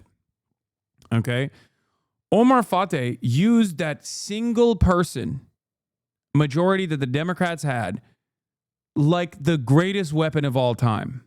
Okay, every single thing that the Democratic Farmer Labor Party fought for in the state of Minnesota, specifically all the bills that Omar fought for, he fought for because he was the single person majority. He was the one guy that would just go, I'll shut down the state. You'll get nothing done. And he forced a lot of the more moderate libs to turn around and concede. So what you don't need, like, you know how they have the rotating villain? The rotating villains on the moderate side of the Democratic Party that are just like right-wing weapons that are oftentimes wielded against more progressive, more radical, more broad sweeping change that is a necessity. You can have a rotating villain structure for a bunch of left flank candidates. Okay? For the Democratic Party, They have rotating villains. You can have rotating heroes. Especially if they, by way of abject popularity, cause some of the other Democrats in the margins to reconsider the way that they're presenting themselves. Now that's real. That's a real positive outlook. That's maybe a little bit too optimistic for the America's near future, but that's how I see it. That's kind of cope. I mean, yeah, well, you guys said, well, this chatter apologized to me just now because he said I was coping when I fucking initially talked about how Trump is pulling out because of all the pressure that he got, all the pressure that he received, and all the negative press that he got. Get on the Plattner train, ignore the hate from certain leftists for him.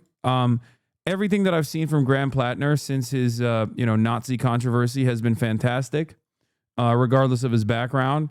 It's out of my hands no matter what. It's not in my hands. It's out of my hands. If people want to vote for him, then they're gonna vote for him. I'm a Pill Mill Janet Pills Mafia member. I'm joking. I'm not. No thanks on Cori Bush. I agree Wesley is scum, but Bush is not the answer. That's fucking crazy. Cori Bush is a goddamn hero, okay? You will not disparage Cori Bush in this house. How fucking dare you? Explain yourself right now. What? Did you eat the fucking AIPAC bait and you think like, oh my God, she's terrible. She was always absent. She was too busy doing activism and not busy enough doing constituent services. Is that what you're going to fucking say? Huh? How dare you? Cori Bush is literally the method, okay? Not only is she a fucking saint, she is far too good for Congress. She is far too good for the cesspit that is the American Congress. She's a goddamn hero, okay?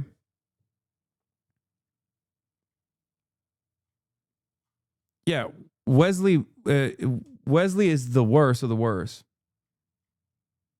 It's not even a question. But there's a reason why AIPAC dumped $30 million into those races. Okay, are you serious? Are you trolling or serious? Wait, what? I think your role in coverage, obviously, among the people fighting had to play a role in this good shit, bro. Proof is still worse. Jill Stein lover, who? Are you trolling or who? I don't know who she is. Cori Bush. What?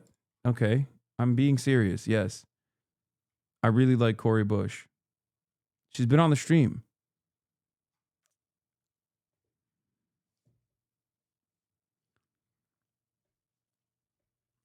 Tallarico or Crockett? Come on, dude. What kind of fucking question is that? Obviously, I mean, I'm not a fan of either of them, but it's not even a fucking question. Yes, Tallarico.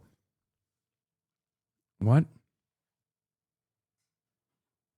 Like, I'm not super invested in Tallarico. I think he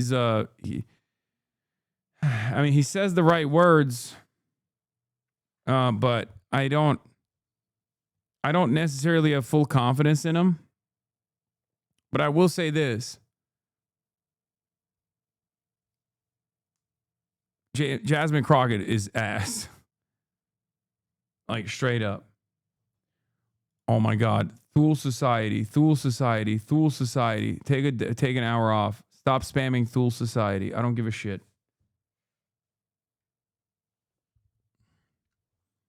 Jasmine Crockett is who I'm voting for. She's never stopped fighting. Jasmine Crockett is who I'm voting for in the primary. Nah. Okay. Have fun with that, chatter. Jasmine Crockett is ass. She is pro-Israel. She's backed by cryptocurrency, which, by the way, ironically enough, is like one of the least popular institutions you can be backed by. Okay. Jasmine Crockett is literally the same old business as usual establishment Democrat, but wrapped up in a much younger, much more dynamic candidate. That's it. If you say you like Jasmine Crockett, that means you like the form, but not necessarily the function. You're getting duped. Jasmine Crockett has also said so many. Jasmine Crockett is still better than any MAGA option. Yes, of course, but that's not what we're talking about. Hello? We're not having a conversation about the MAGA option. We're having a conversation about the primaries.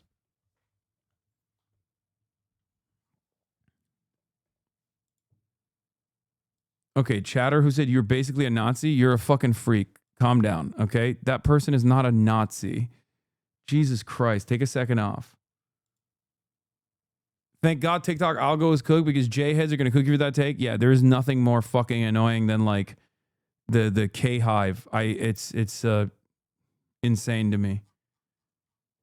I don't understand how they can just like ride for such a like boring, motionless, uncharismatic candidate. And I don't mean Jasmine Crockett. I mean K-hive in general. And now the K-hive is now J-hive for Jasmine.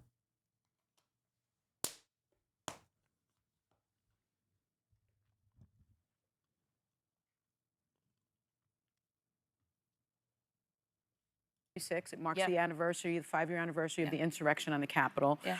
But President Trump has pardoned everyone involved. Yeah. He shut down Jack Smith's investigation. We just heard from Jack Smith. Yeah. He continues targeting his political opponents. Now, why do you think so many Americans are minimizing January 6th? And as someone who was in the room, my understanding, for Jack Smith's deposition and testimony, what was most striking to you? Jack Smith was the right guy for the job. I do want the American people to know that. This was someone who not only had the experience, but also understands what it is to actually be a prosecutor. You are to seek justice, not convictions. He made it very plain that it didn't matter what political affiliation someone had, he would have done the exact same thing. He's worked for both Republicans and Democrats. He's worked for both. And so he was very credible. And, you know, I do want to just say this. Everyone wants to talk about how Maduro was illegitimate. As we sit here on January 6th, I do want to be clear. Somebody else was trying to be a Maduro of the United States. Yep. Somebody. Calling Latinos who voted for Donald Trump slaves is so funny. Like, they even double down on it. Yeah, that was actually beast mode. I don't really have that much of an issue. I'm not going to be one of those guys who's like, oh my God, I can't believe you said that. Like, I mean, you probably shouldn't say that if you want to win an election, especially in fucking Texas. But like, that is, yeah, that is straight up beast mode. And I kind of like that.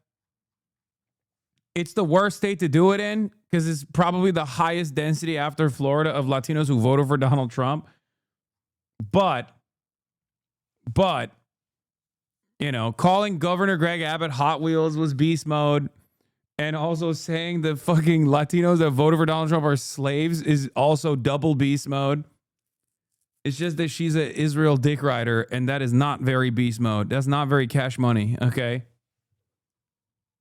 And then she's like, oh, we have a Maduro here in America. Donald Trump is trying to be the Maduro in America. Wanted to do the exact same thing. Yep. The difference is Maduro was successful. I also want to point out that we now, in the state of Texas and around this country, are enduring this ridiculous redistricting scheme. Again, because he doesn't really believe in free and fair elections. So again, this idea that he is doing this for a great reason, he made it clear because it's my understanding. No, James Tallarico is not pro-Israel. James Tallarico is definitely less pro-Israel than Jasmine Crockett is. I wouldn't say he's like an anti-Zionist or anything like that. But he's definitely better than Jasmine Crockett on this. Jasmine Crockett's takes on Israel has been so dog shit. Like, actually so dog shit. Tallarico did take money from Miriam Adelson for the casino. And that is true. And that he's been asked about that quite a bit. And he has all openly stated that, no. He got money from Miriam Adelson, which is why I was very sussed out on him. But the money wasn't for Israel. It was for the casino in Texas. That when he went into that press conference, he said at least 20 times, oil, oil, oil, oil. He sure did. Listen to him when he speaks. He's telegraphing. And so Jack Smith.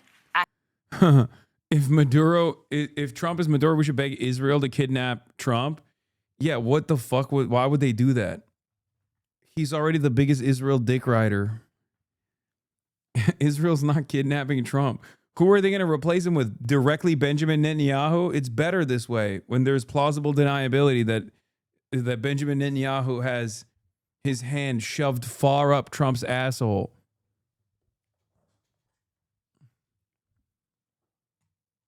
I hate that he did not get his day in court. I hate that for the American people. Anyway, it's like, yeah, Graham Plattner's been posting bangers. I don't watch his shit, but I've been watching him. I just don't watch his shit on stream. And I won't watch his shit on stream unless he fucking agrees to having an interview with your boy, which his team was on board with. And I think I maybe criticized him a little too much. And now it's fucking dead silence. You know? Go look at their websites. Crockett still doesn't have an issues page. No, Jasmine Crockett is really funny because she got astroturfed into thinking that she got TikTok. She got TikTok votes. She basically got astroturfed into friends with Miriam Adelson. Law, you're just being anti-black racist. Why are you not holding Tellerico to the same standard? You are racist. You have double standards. You are racist. Yes. That's what it is. That's precisely what it is. It has nothing to do. Yeah, the real racism is when you disagree with a black woman. Just simply, that's what it is. If you ever, God forbid, if you ever disagree with a black woman, he will be a Fetterman. Okay? Jasmine Crockett is not even a Fetterman because she's positioning herself as an establishment Democrat ahead of time. Yeah, I just want to make this clear for you. I hope you understand. I'm a political commentator. Also, yeah, what the fuck? I was just promoting Cori Bush. The fuck do you mean? Like, even by your idiotic standards of like, oh, you just hate her because she's a black woman. I would literally just defended Cori Bush against liberals who were attacking her.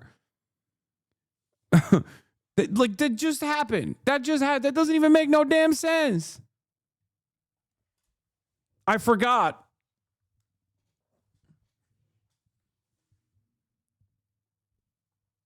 Anyway, in any case, I'd be willing to take another look at Graham Plattner, but I need to fucking have a conversation with him. And if he's not going to have a conversation with me, I can't have that happen, The funniest thing about these Texas races is that neither candidate is actually building on the ground organization to combat Republican dominance in the state. Trump won by 1.5 million votes, and I don't see any route for either of these folks to actually win the general in 2026. Yeah, I don't think so either. But I do think that Tallarico has a better shot than Jasmine Crockett, straight up. And it's not on some like, oh, she's a black woman and people hate black women shit. I'm not a fucking libtard. I don't say dumb shit like that.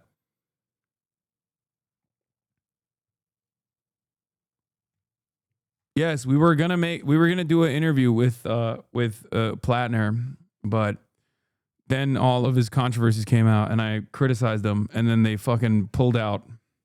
Well, the real reason was initially I pulled out because Charlie Kirk got shot.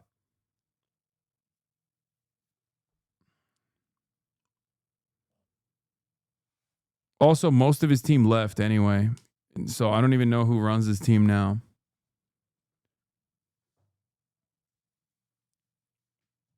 Don't come for FD signifier that way, Law. Wait, what?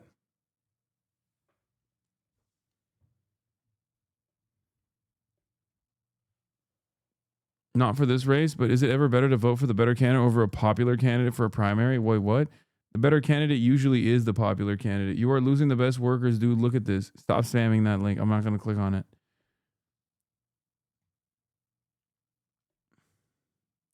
Because the idiot chatter missed your whole tour of the U.S. Capitol, the congresswoman who gave it to you? Yeah, Summer Lee. She's awesome. I love her too.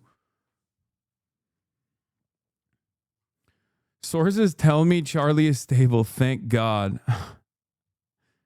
Reacting to it. And hopefully, if every side changed tactics, we can move forward and do what the American people have told the president to do, which is get these criminal illegals out of the country. But it was the reaction to the chaos that you're watching right there. Pretty sure it's still Morris Cass and Joe Calvello. No, Joe Calvello is now working with Zoran.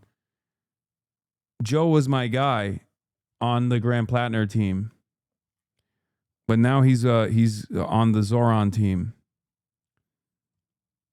there on the screen, Jessica, I know you want to weigh in, that led to the president making this announcement today that Tom Homan is going to Minnesota, and now the Border Patrol is leaving. Right. The president was forced to make that decision because what happened to Alex Preddy, that he was murdered, was not divisive and was not partisan. It was clear as day. And there are video analyses up in the New York Times and the Wall Street Journal have both done incredible reporting on this, that you can see clearly that an agent had taken his gun already. I think it's the one wearing the black coat. Then you have the guy with the gray coat. After the guy is shot, you already get 10 bullets in him, even though his hands were up. He had his phone in one hand, which you're allowed to. Graham Plattner's best friend and stepbrothers in Iowa have asked that he joined the military specifically to kill people, and to this day talks about how much he loves infantry combat. Please do not fall for him just saying the words.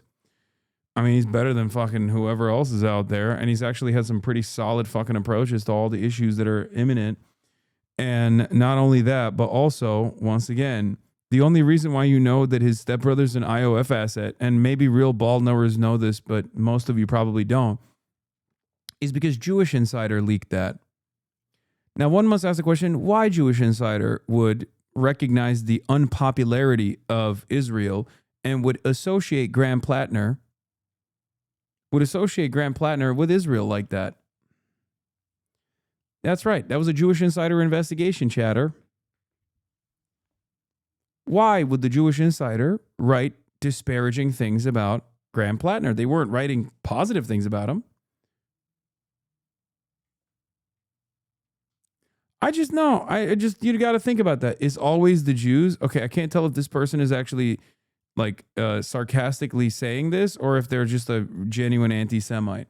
Because if they're sarcastically saying it, they're pro-Israel and they don't understand that I'm talking about Jewish Insider, which is directly a fucking, pro-Israel newspaper that regularly comes after me as well. Their sole purpose is to actually disparage Israel's greatest critics.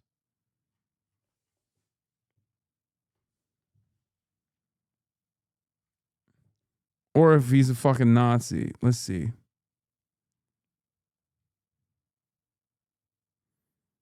Okay, never mind.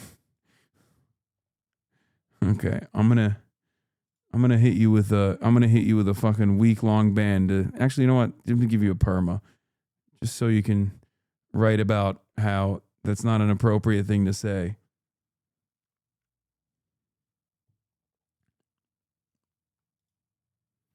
Is he not a war hawk? What would stop him from continuing forever wars? Good enough may not be enough. Okay, dude. Yeah, I would. That's why I say I'm fucking Pills Mafia, baby. All the way.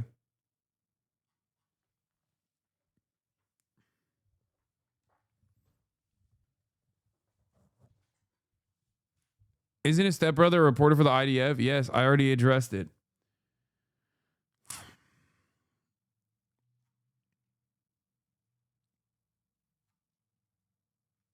Also, Graham Plattner would not be John Fetterman. He would be Tulsi Gabbard. Get the thing correct. Like people say, oh, he's going to be John Fetterman. No, there's only one John Fetterman. Unless he goes in, it gets into a car crash. He's not going to be John Fetterman. John Fetterman became John Fetterman because he got stroked out. He would be Tulsi Gabbard. That's the appropriate one. Man, you are so wrong, it hurts. I'm not saying he's going to be Tulsi Gabbard. I'm just saying if he was going to be something, it would be Tulsi Gabbard.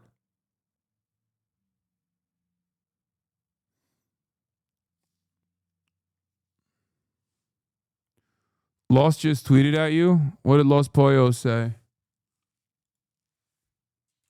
Let's see. Los Pollos TV.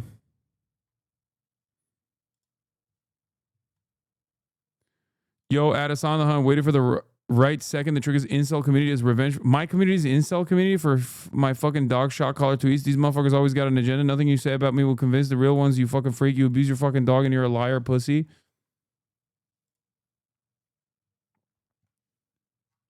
He's so heated that he had to delete everything. That's so awesome. Or perhaps the reason why I fucking came after you is because you said some dumb shit and now you're reeling from it. Okay.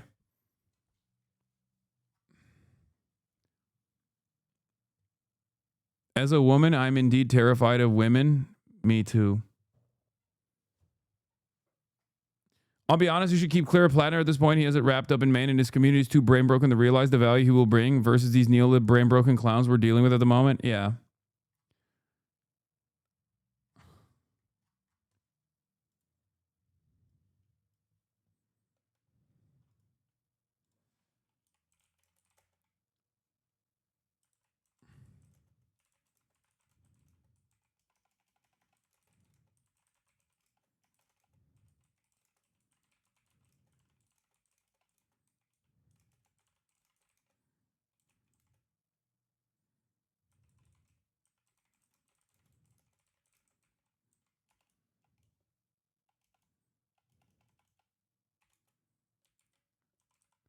Sounds like he got a call from Aiden Loss. Los Pollos was literally terrified that I would sue him too, by the way. Glad you actually went back on your insanely stupid statements about ICE. I don't know about the dog. I don't care about the dog accusations. Remember how worried you were that I'd sue you for defamation?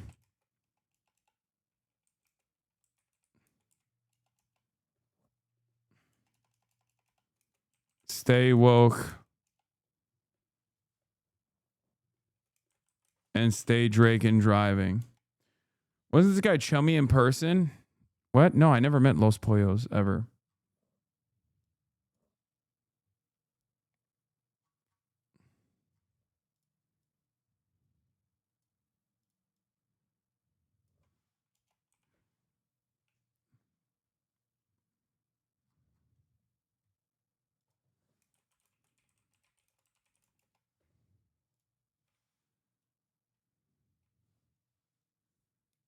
Who is this? I'm employed. Yeah, woke is back.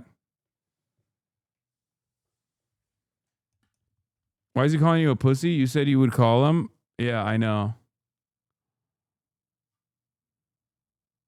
He's going after Fantano too. Oh yeah. Yo, Needle Dog, creep this shit in the text like a good boy before I run a 24 charity stream playing your 19-minute N-word R compilation on a loop, you fucking virtual signaling psychopath. Keep pretending like indie music for Reddit users, you pussy.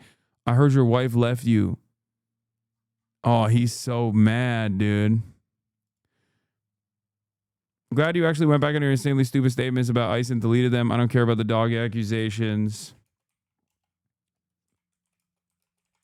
I'm a political commentator.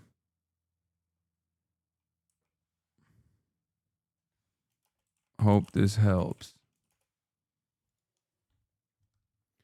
He tweeted at Ludwig too. He's just mad.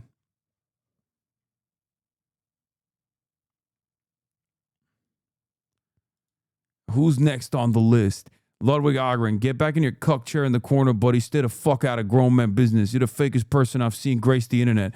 I can't wait till someone tweets a clip of you treating a waiter like shit, pussy. Wait, what? Why is he fantasizing about Ludwig being mean to service workers?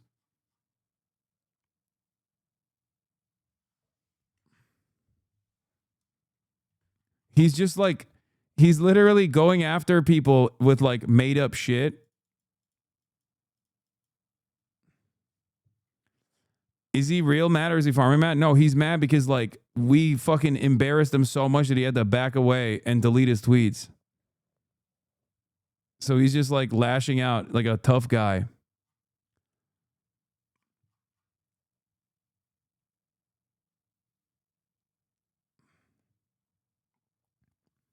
Yeah, coworker Ludwig. Coworker wig came in clutch.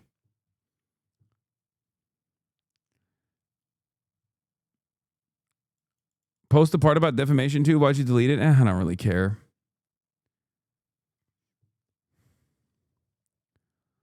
Let's see how fast we can fucking ratio this bitch.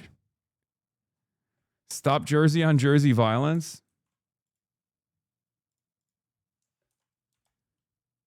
Spam it. Ratio his ass. Yeah, it's mostly because his fans told him to take the L. You know what I mean?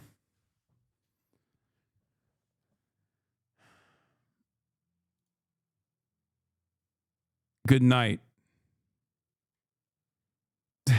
God, he's He's such a funny looking dude, man. Oh, look who it is. An elk in the wild. Los Pollos is chud maxing. Yeah, no, this is a common retreat to basically tell. Oh, it's already ratio's already done. It's Los Pollos is doing the common retreat where he like says, "Oh, listen, like, you know, my bad for the tweet, but also everyone who called me out is a real piece of shit."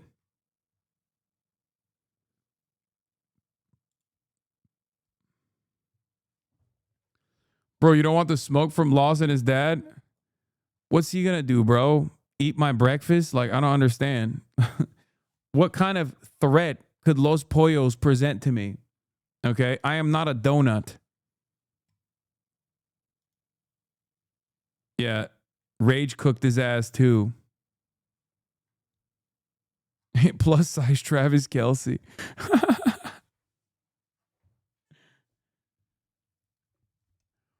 Man who streams COD with his father. You got divorced. Los Pollos. Lols. Stop. This isn't you, man. His own fans mostly just cook his ass too. They love him, but they cook his ass a lot. Take it up to the third heaven. I've been jacked into the big plan. I've seen. What is this?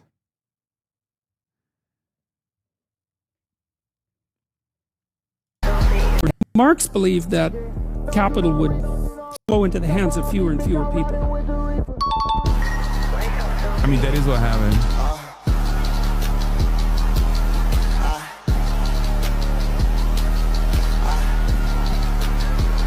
I think these edits are better than the fucking Shambhala, Red Shambhala. No disrespect, but what is this? He doesn't eat his dogs like you do. Hit the treadmill, Italian. He doesn't eat his dogs like you.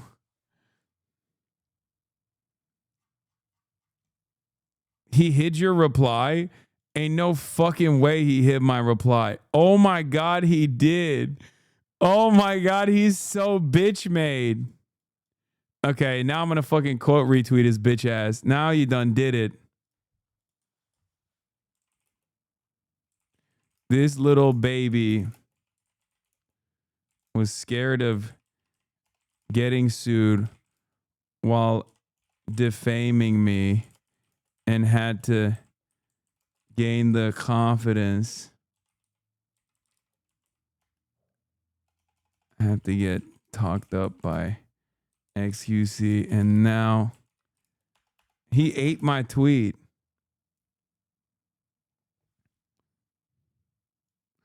You know what?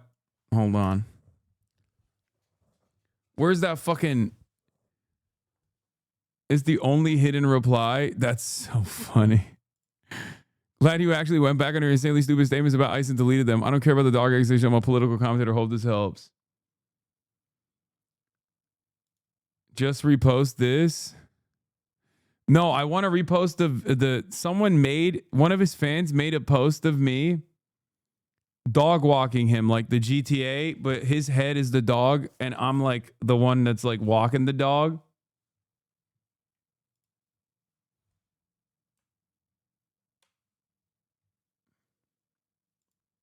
I want that one. Does anyone have it? I can't believe he fucking hid my reply, dude. You hiding my reply like you hide Chips Ahoy cookies under your bed?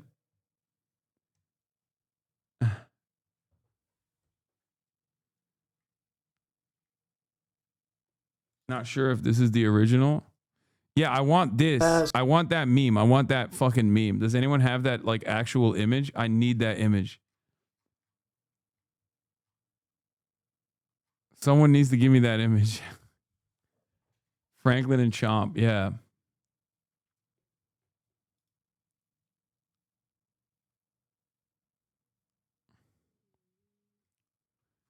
He unhid it? He unhid it? Are you in here, Los Pollos? You fucking baby. You fucking baby. Folding under zero pressure again. Oh my God. He waited to spam. Dude, he waited. Did he bot his tweet? Oh my God. Did he fucking bot his tweet and then unhit it so he doesn't get ratioed? Yeah. Ain't no way we watched that happen in real time, dog. That's crazy. That is crazy. He knew the quote retweet was coming and he knew what that would look like.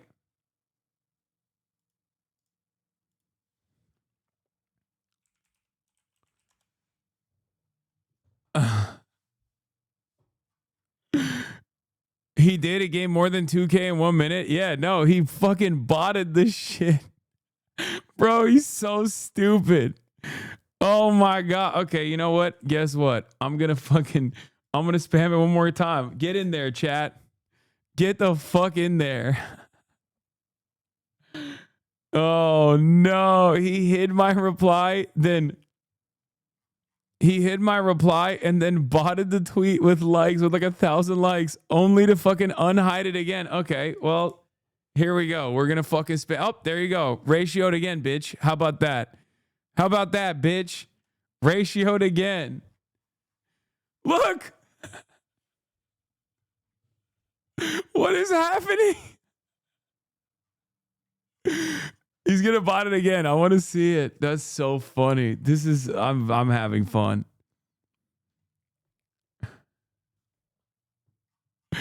He went from 400 likes to fucking 2.4 out of nowhere. Go through his timeline. He's responding to everyone that called him out.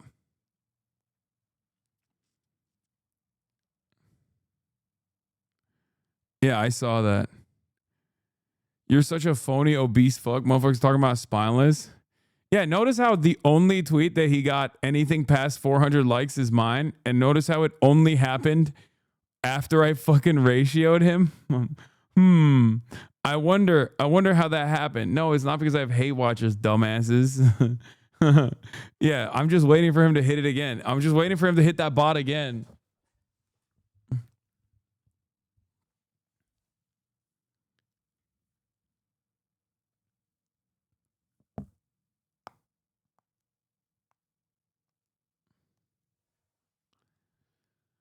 Bot polos. Credit card flag the boss side after yours. Yeah, he can't get in here. He can't get another bot. Hit another bot, pussy. Come on.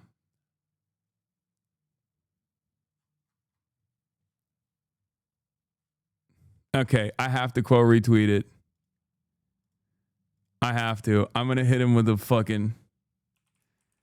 the only dog I put the shock collar on was you yesterday when you deleted those tweets and cried like a baby.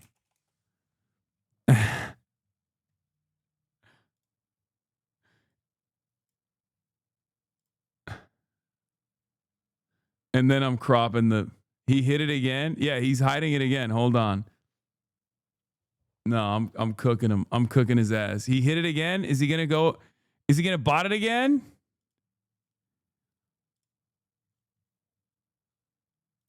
He hit it again. He hit it again. Yo, that's so funny. Okay. Leave the chicken man alone. Nah. Let's see if it goes up again. And then he unhides it.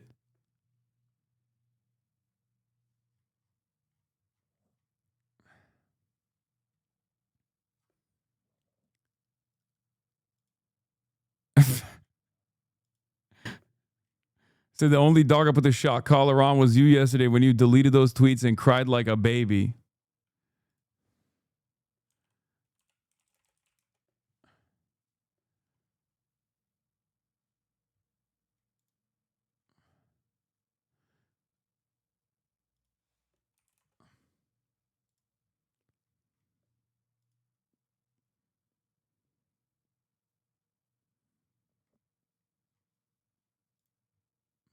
You didn't write on? I put on. Yeah, shock collar on. I did.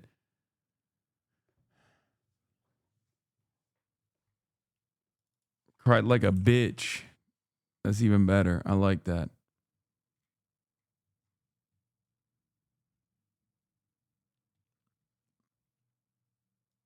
What if he blocks you live? I don't give a shit. This is fun. We're having fun with it. This is not like super serious chatter.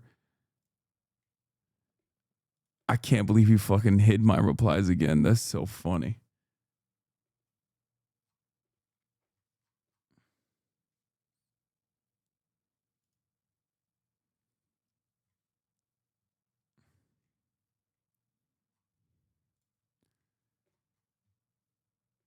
Still ratioed his ass with your hidden tweet? Yeah. Hold on. I'll fucking post this hidden reply as well.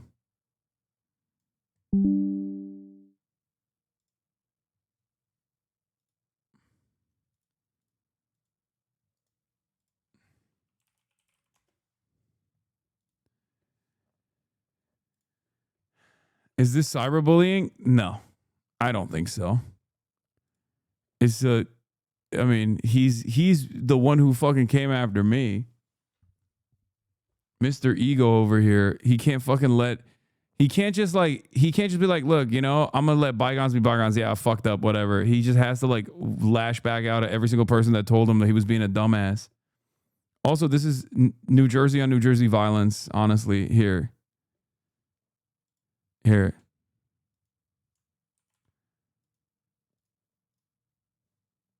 The only dog I put the shot collar on was you yesterday when you deleted those tweets about ICE and cried like a bitch. Yeah. Photo kind of lame, Unc. Not gonna lie, I disagree with you.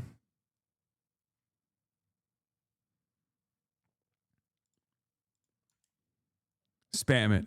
All right. Double ratio. Double ratio. Unc posting mode activated. Chatters don't hate. Nah, you can't backtrack on that fucking novel you wrote on here, you jiggly body bitch. Oh, that's funny. Oh, no. Yeah, the real reason why he's posting all this shit is because of this, okay? Because he did all of that and he got fucking owned. The funniest reply, getting ratio by a hidden reply is insane. All right, double ratio. Trick his incel audience. Yeah, dude, my audience is a bunch of incels, and I tricked them into getting mad about your fucking ICE tweet. Stupid ass.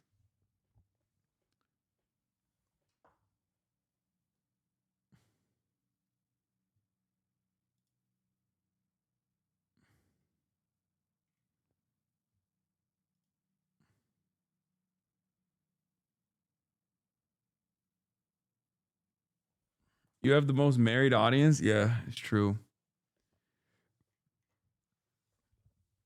You waited for him to slip up, you nasty boy. I would have never even thought about Los Pollos ever for the rest of my life if he hadn't made a fucking dumbass statement the day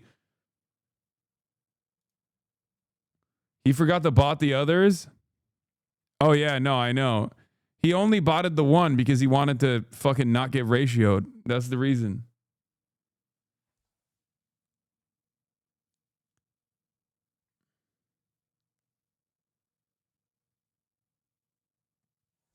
Yeah. How did he get 2,000 likes in a matter of seconds and then his likes just stopped growing? How did that happen?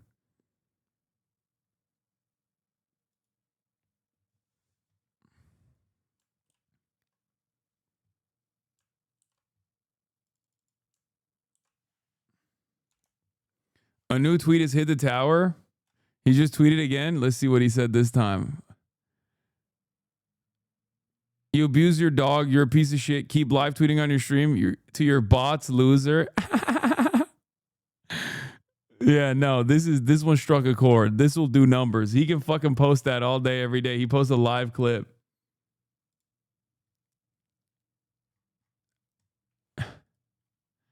I love. Okay, that's another good one.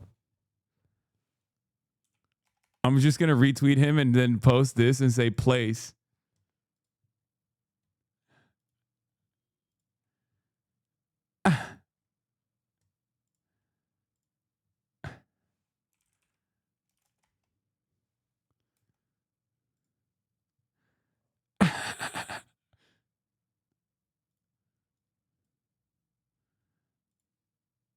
Brother, you got to stop bringing up Kayagate. I don't give a shit. What? Dude, who gives a fuck?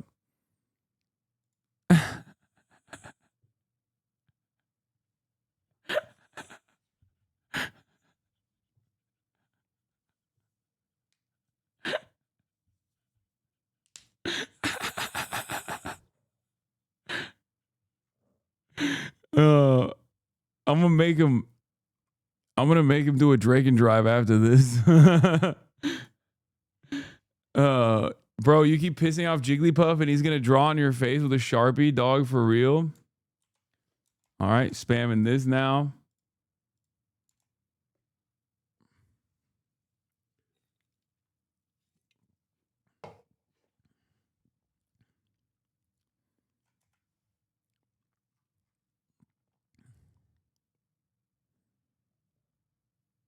Make him beg for treats. Wow. Bought this one, brother.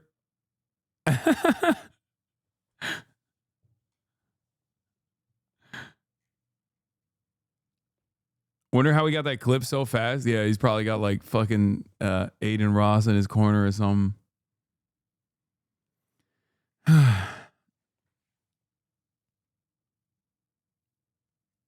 You don't know what you've done? You've awoken 1,000 Los Pollos. Why are you hating on him, Unc? Los just got that mukbang audience. Wait, does he actually do mukbangs or is he just fat?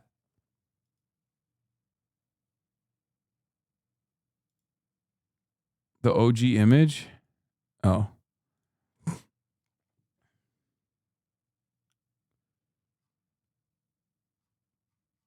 I can't tell if you guys are actually saying like he does mukbangs or not.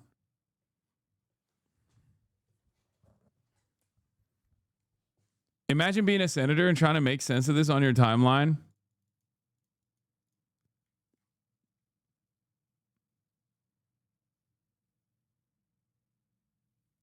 I have a question. I'm normally on for gun control and eventually I have... Okay. Are you bullying Snorlax? I don't know. He wanted some of this. He wanted some of this. He wanted some of this. Also, we're at 7 hours, man. Let me have some fucking fun. Is Unc on Unc violence? Yeah.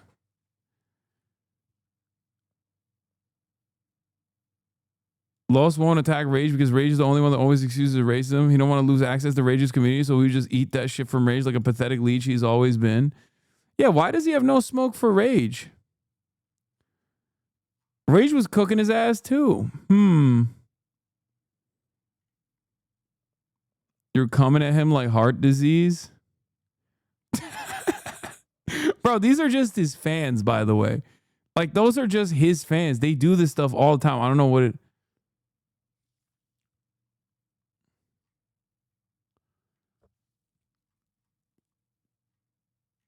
Since when was Los racist? I don't know. I don't know what that chat was talking about. I don't know anything about Los Pollos. I mean, he was a dumbass about the ice thing, but I don't know if he's a racist or not. I mean, it wouldn't be...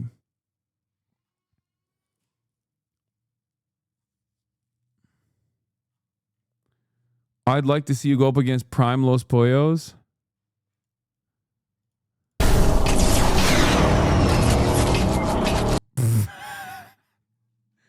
What the fuck, dude? Come on. Hello, Kaya.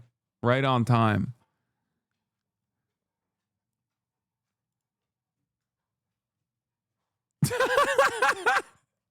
What the fuck? No. Hey, yo. Okay, that one's fire. Oh, that's so good. I should have used that one. Okay, if he comes at me again, I'm going to use that one.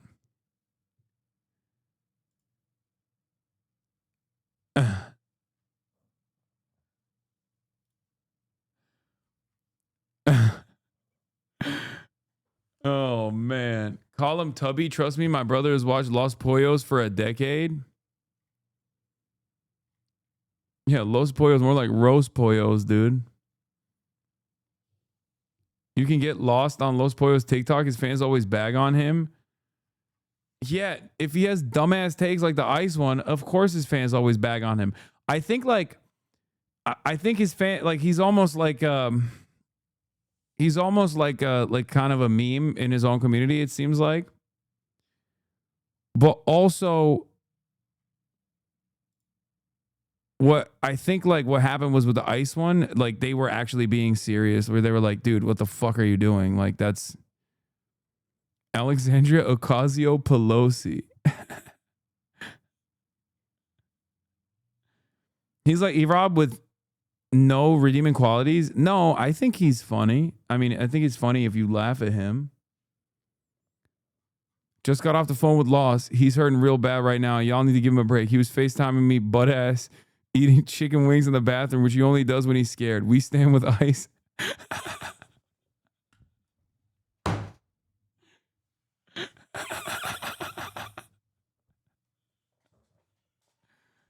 That's awesome. Butt ass in the bathroom eating chicken wings.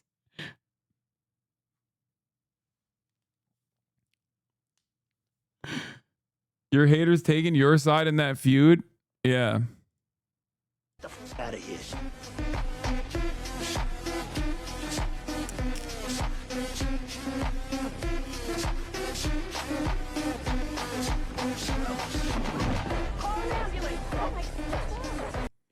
That's true. All of Los Pollos fans were like, damn, he's cooking his ass.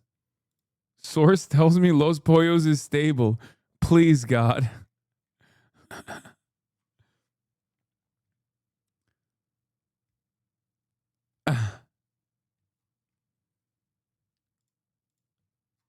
Yeah, that's Tony getting hit with Trump's discombobulator. Is Slime your step coworker now? No, Slime is my friend. Okay, he is not my coworker. He is my friend. I love Slime. Okay, don't be ridiculous, bro. He was a Knicks fan, bro. He's a Knicks fan that was born in a jersey. Be real, bro. He's used to being dunked on.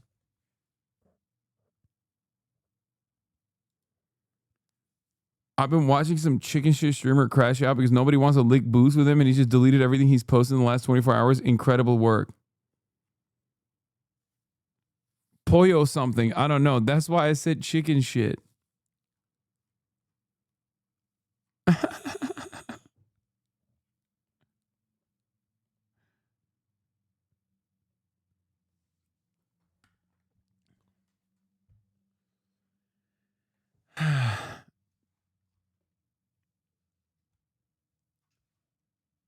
He stopped being a LeBron stan over Drake. Oh, this was my favorite tweet too. They in Los Pollos ass so bad he spelt violence wrong. I don't want any more violence. That was so funny.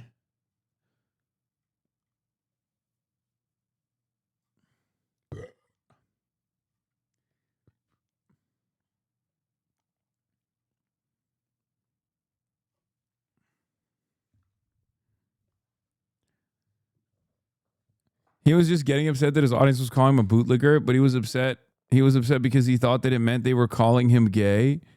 No. He doesn't know what bootlicker means, so they thought they were calling him gay. That's what he was mad about. That's fucking awesome. That is fucking this is why he's really funny. That I can see that. And I think that is precisely why people tune into him, because he is fucking hilarious, like unintentionally. There are a lot of content creators like that are just like kind of dumb. You know what I mean?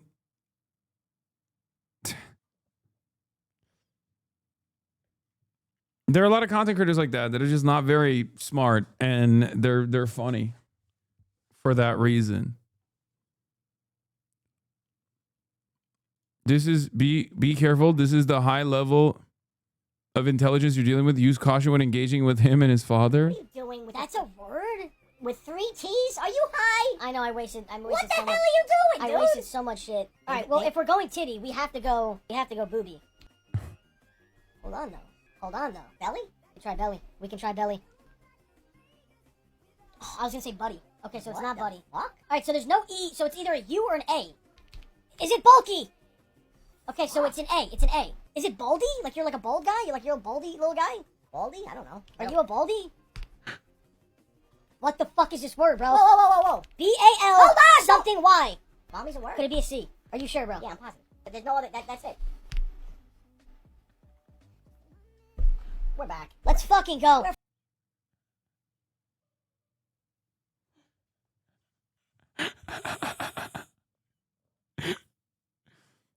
Oh, that's awesome. Holy shit. Italians invented cloning. Oh, dude, it's perfect. It's so funny that he went with titty. That's 3 T's.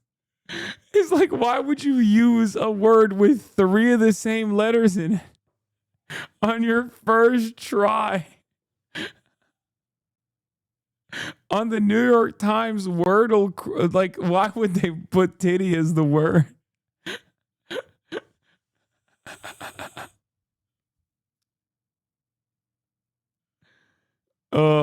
Wordle expanded 6 extra attempts for people like them. Yeah. And then he went booby. Oh, he's awesome.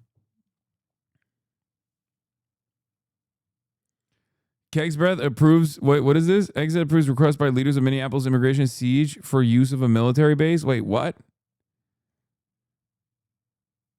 This is. I don't understand what that is. Brother, this is who you're beefing with? This is Clark, New Jersey. Are you nuts? Move the thing, man! All right, my bad. This could be anywhere in New Jersey. Wait, hold on. Is this Cranford? Bro, we're in the middle of no fucking where. We better get going. What the fuck is that? Come on, we gotta get out of this neighborhood. I'm trying to get out! We're in the middle of fucking nowhere. Can I get a landmark? Anything? Dude! It's a cul-de-sac. I think this is Milburn. You can't just scream out towns. Why? My God, we gotta move. We can't get out of it. We're stuck in the neighborhood. This is fucking... Whoa! What? Is that a name of a town? I can't see shit. No.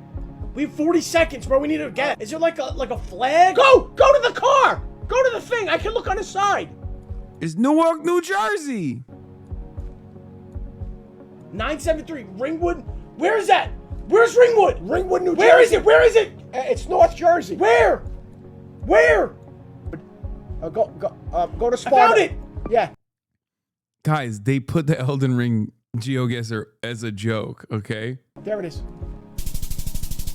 9 miles. This is Clark, New Jersey.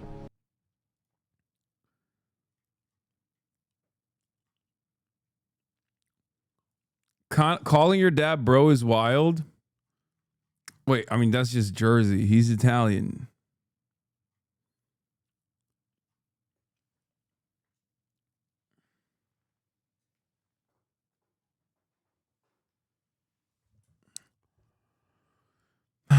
I only know him as the guy who does a Drake and Drive.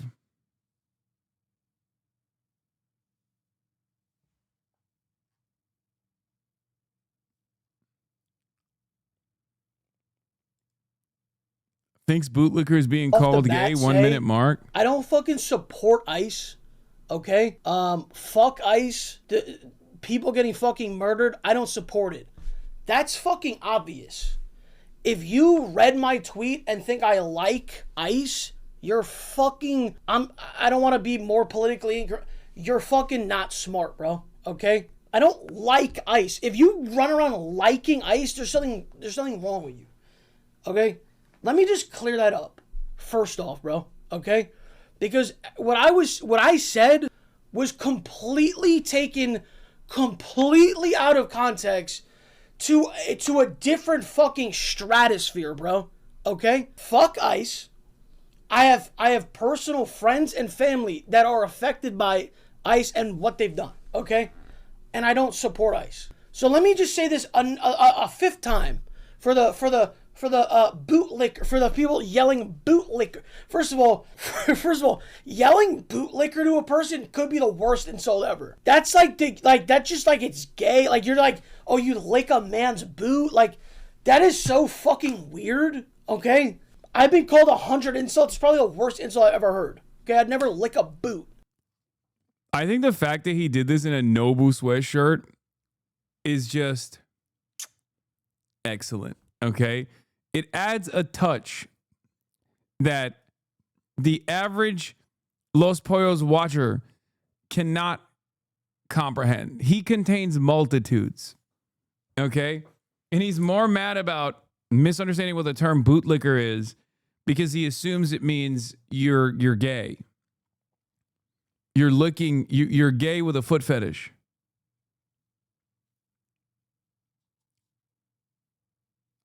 No fucking shot. How is he bad at even being Italian? No, he's great at being Italian.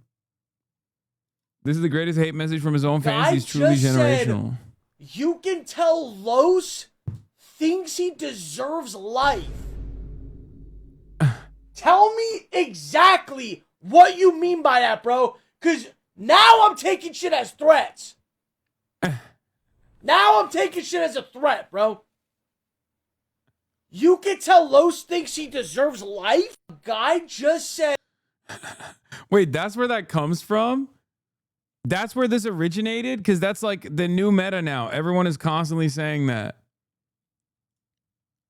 Like, is that where this actually came from? Oh my God, his community is amazing, bro. His community is incredible. Guess who else is getting involved in this? Hitler calls Patrick Star a bad dude. Sneeko calls out Autistic Clips. What a name. Sneeko calls out Los Pollos. What do you even do besides gamble, farm your dad for content, and say, dude? And say, dude! Let's go Jar Jar Binks from us. Don't call me that. That doesn't matter. Dude, but I didn't... I just fucking called it. I didn't even see... Who is this person? William D. Hendricks. He blocked me. Twitch partner. Specific New York.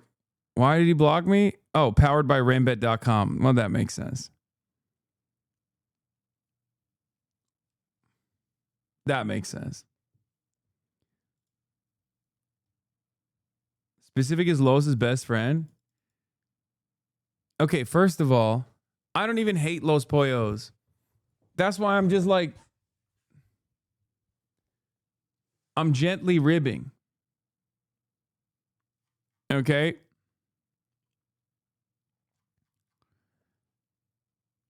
Specific is a lefty, trust me. Okay, well, he's a lefty, but he fucking hates me, I guess. Because I was about to like this tweet and I can't like it.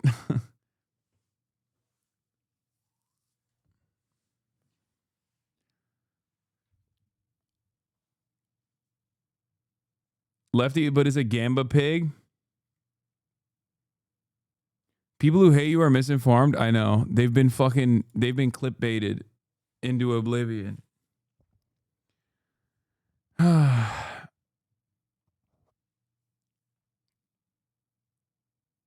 Ceasefire. Fat chicken is woke. I'll never forget this animated movie they showed us in school about MLK. It was really powerful. Does anyone know what I'm talking about? I don't know if it was time travel was involved or not. What the fuck? Someone said, you obviously didn't learn shit from that movie. This person went back in time to dunk on his previous MLK tweet. He thinks Hood Genius was actually asking him for money law. Wait, what does this have to do with Hood Genius?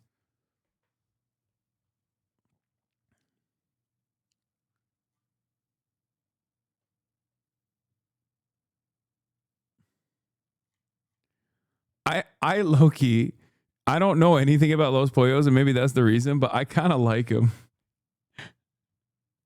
Like, I mean, I went to college with a lot of Los Pollos, you know what I mean? That's probably what it is.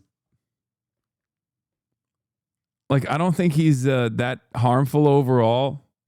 I just didn't really like what he said about ICE, especially because it was like, you know, probably the most inopportune time to say that.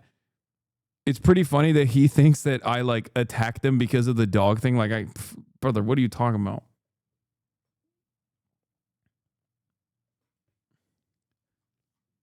Like, I don't give a shit.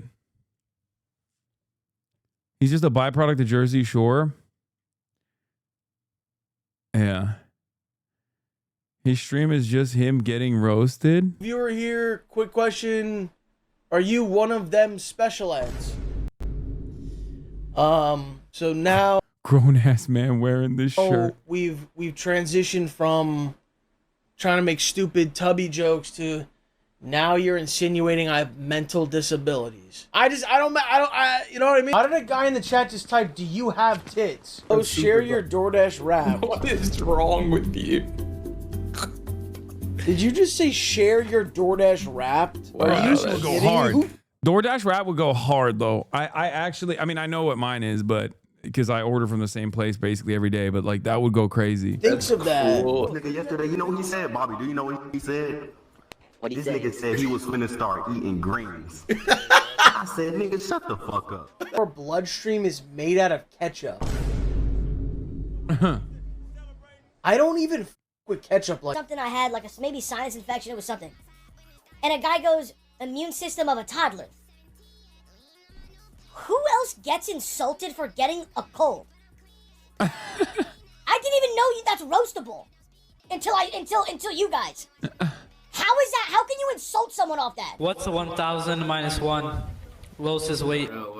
Good shit, boy. It's just like... Yeah, Los is fat. Let's get it. We're not. No. We're not doing this. We're not doing this. We're not doing this. We're literally not doing this. We're not doing this. I don't give a fuck what you say. We're not doing this. Are you guys fucking happy now? It's a nice piece. Are you guys? Bro, are you you're guys kicking happy? everybody. Why are you on this game getting fucking mad and you're kicking everybody? For real, bro. Fucking retard. The name Are is you bro for a guys reason. happy? Man of veal. We're not doing this, bro. We're not doing this, bro. This is a fucking cool t-shirt. You're not gonna sit here. I fuck with Superman. You're not gonna sit here and start making jokes, bro. I'm not doing. Bro, I just realized this is the Rizzler. This is literally the Rizzler grown up. Oh my God. It's not pre-Ozempic, or it's not pre-Ozempic Travis Kelce. He's the Rizzler.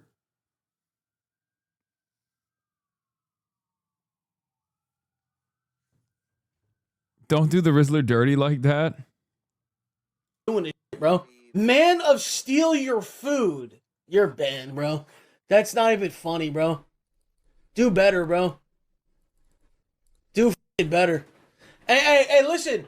It's not like the clip's gonna be anywhere because TikTok's getting f***ing banned. Supperman. Supperman. I'm about to put a hoodie on, bro. F this shit, bro. Fart Kent? That's actually a permaban, bro. Man of meal. Superman boobs. All right, we're done with this. Mod start. What the fuck do you mean you have cankles? Where the fuck? Where the fuck? Has there ever been even a resemblance of a cankle on me in any picture, video, any scenario, in person, anywhere? Where the fuck have you seen a fucking cankle? You stupid bitch! Did your cankle explode on vacation? No, but you're banned, bro. Host can't look down at his little meat standing up. Is being spammed. When you in front of his dad.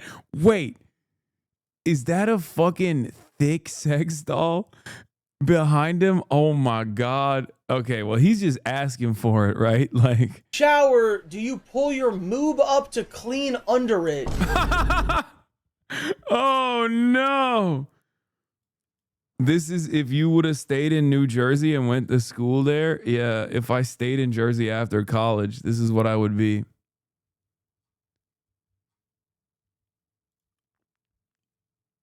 He talks to us like how you talk to us. Yeah, I just realized my chat is nowhere near as ruthless as his chat.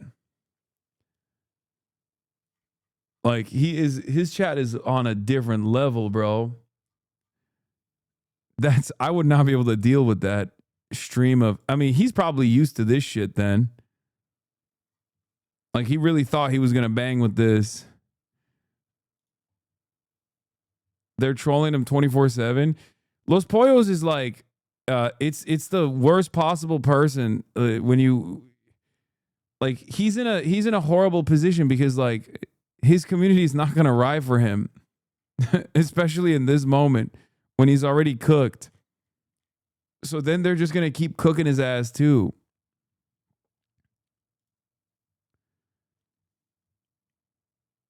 Bro, if you come in with that Superman shirt, I'm trolling you. Superman.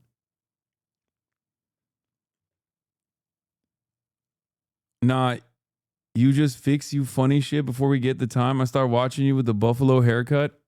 No, I was getting cooked for the buffalo haircut back in the day. I was getting cooked nonstop with a buffalo haircut. Are you kidding me? It's not new.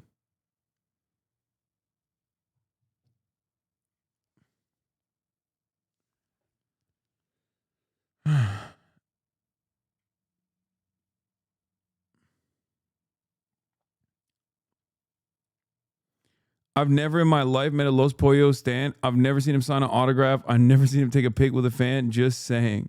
Connect the dots. Nah, I'm sure there's plenty of people that want to take photos with him and stuff. Because even those people that like hate him, they actually love that shit.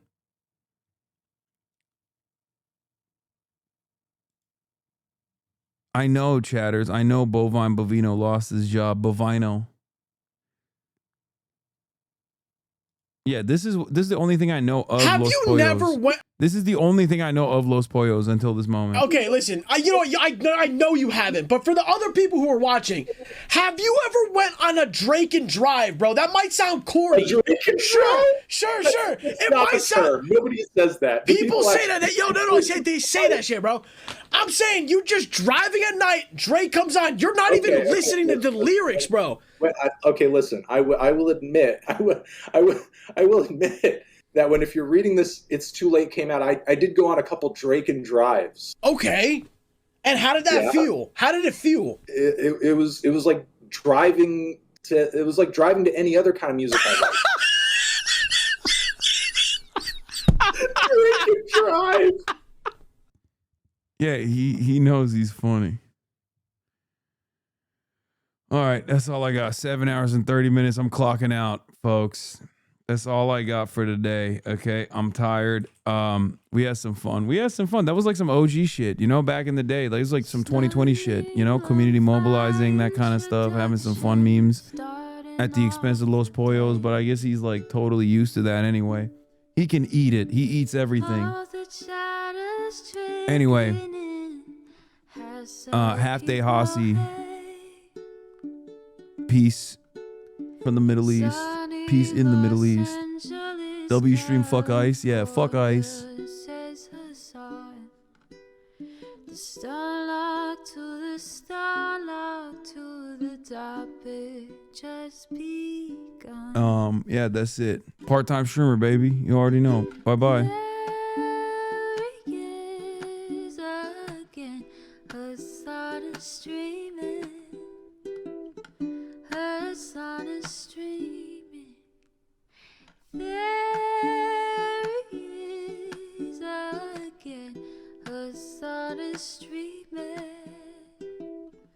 Hasan is streaming. Reviewing the P.O. box. Uncle Uger's face. Sudden Discord active prop. Great names take embrace. Tiny Bernie Sanders, LGBTQ Air Force. The whole left at your fingertips, on at your door. H3 crowded debate, the Young Turks online show. 3 full fucking years of this, plenty more to go. 90-day fiance talks of champagne bourgeoisie. A Trump rally live reaction on mass riot at DC. There he is again, Hasan is streaming. Hasan is streaming. There he is again, Hasan is streaming.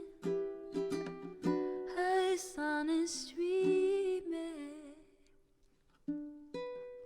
Reading a live stream, fair comments, Austin show chat advice, and all the ways the right-wing pipeline can suck you in online. JCS react, Lord frame gets broken, cover blown. A full-blown mass pandemic, monster streaming at your home. Total radicalization coming out to find. The system you were taught to trust in was broken the whole time. All these daily streams, whether big or whether small, have helped me and so many find the meaning through it all. There he is again, Hasan is streaming. Hasan is streaming. There he is again, Hasan is streaming. Hasan is streaming.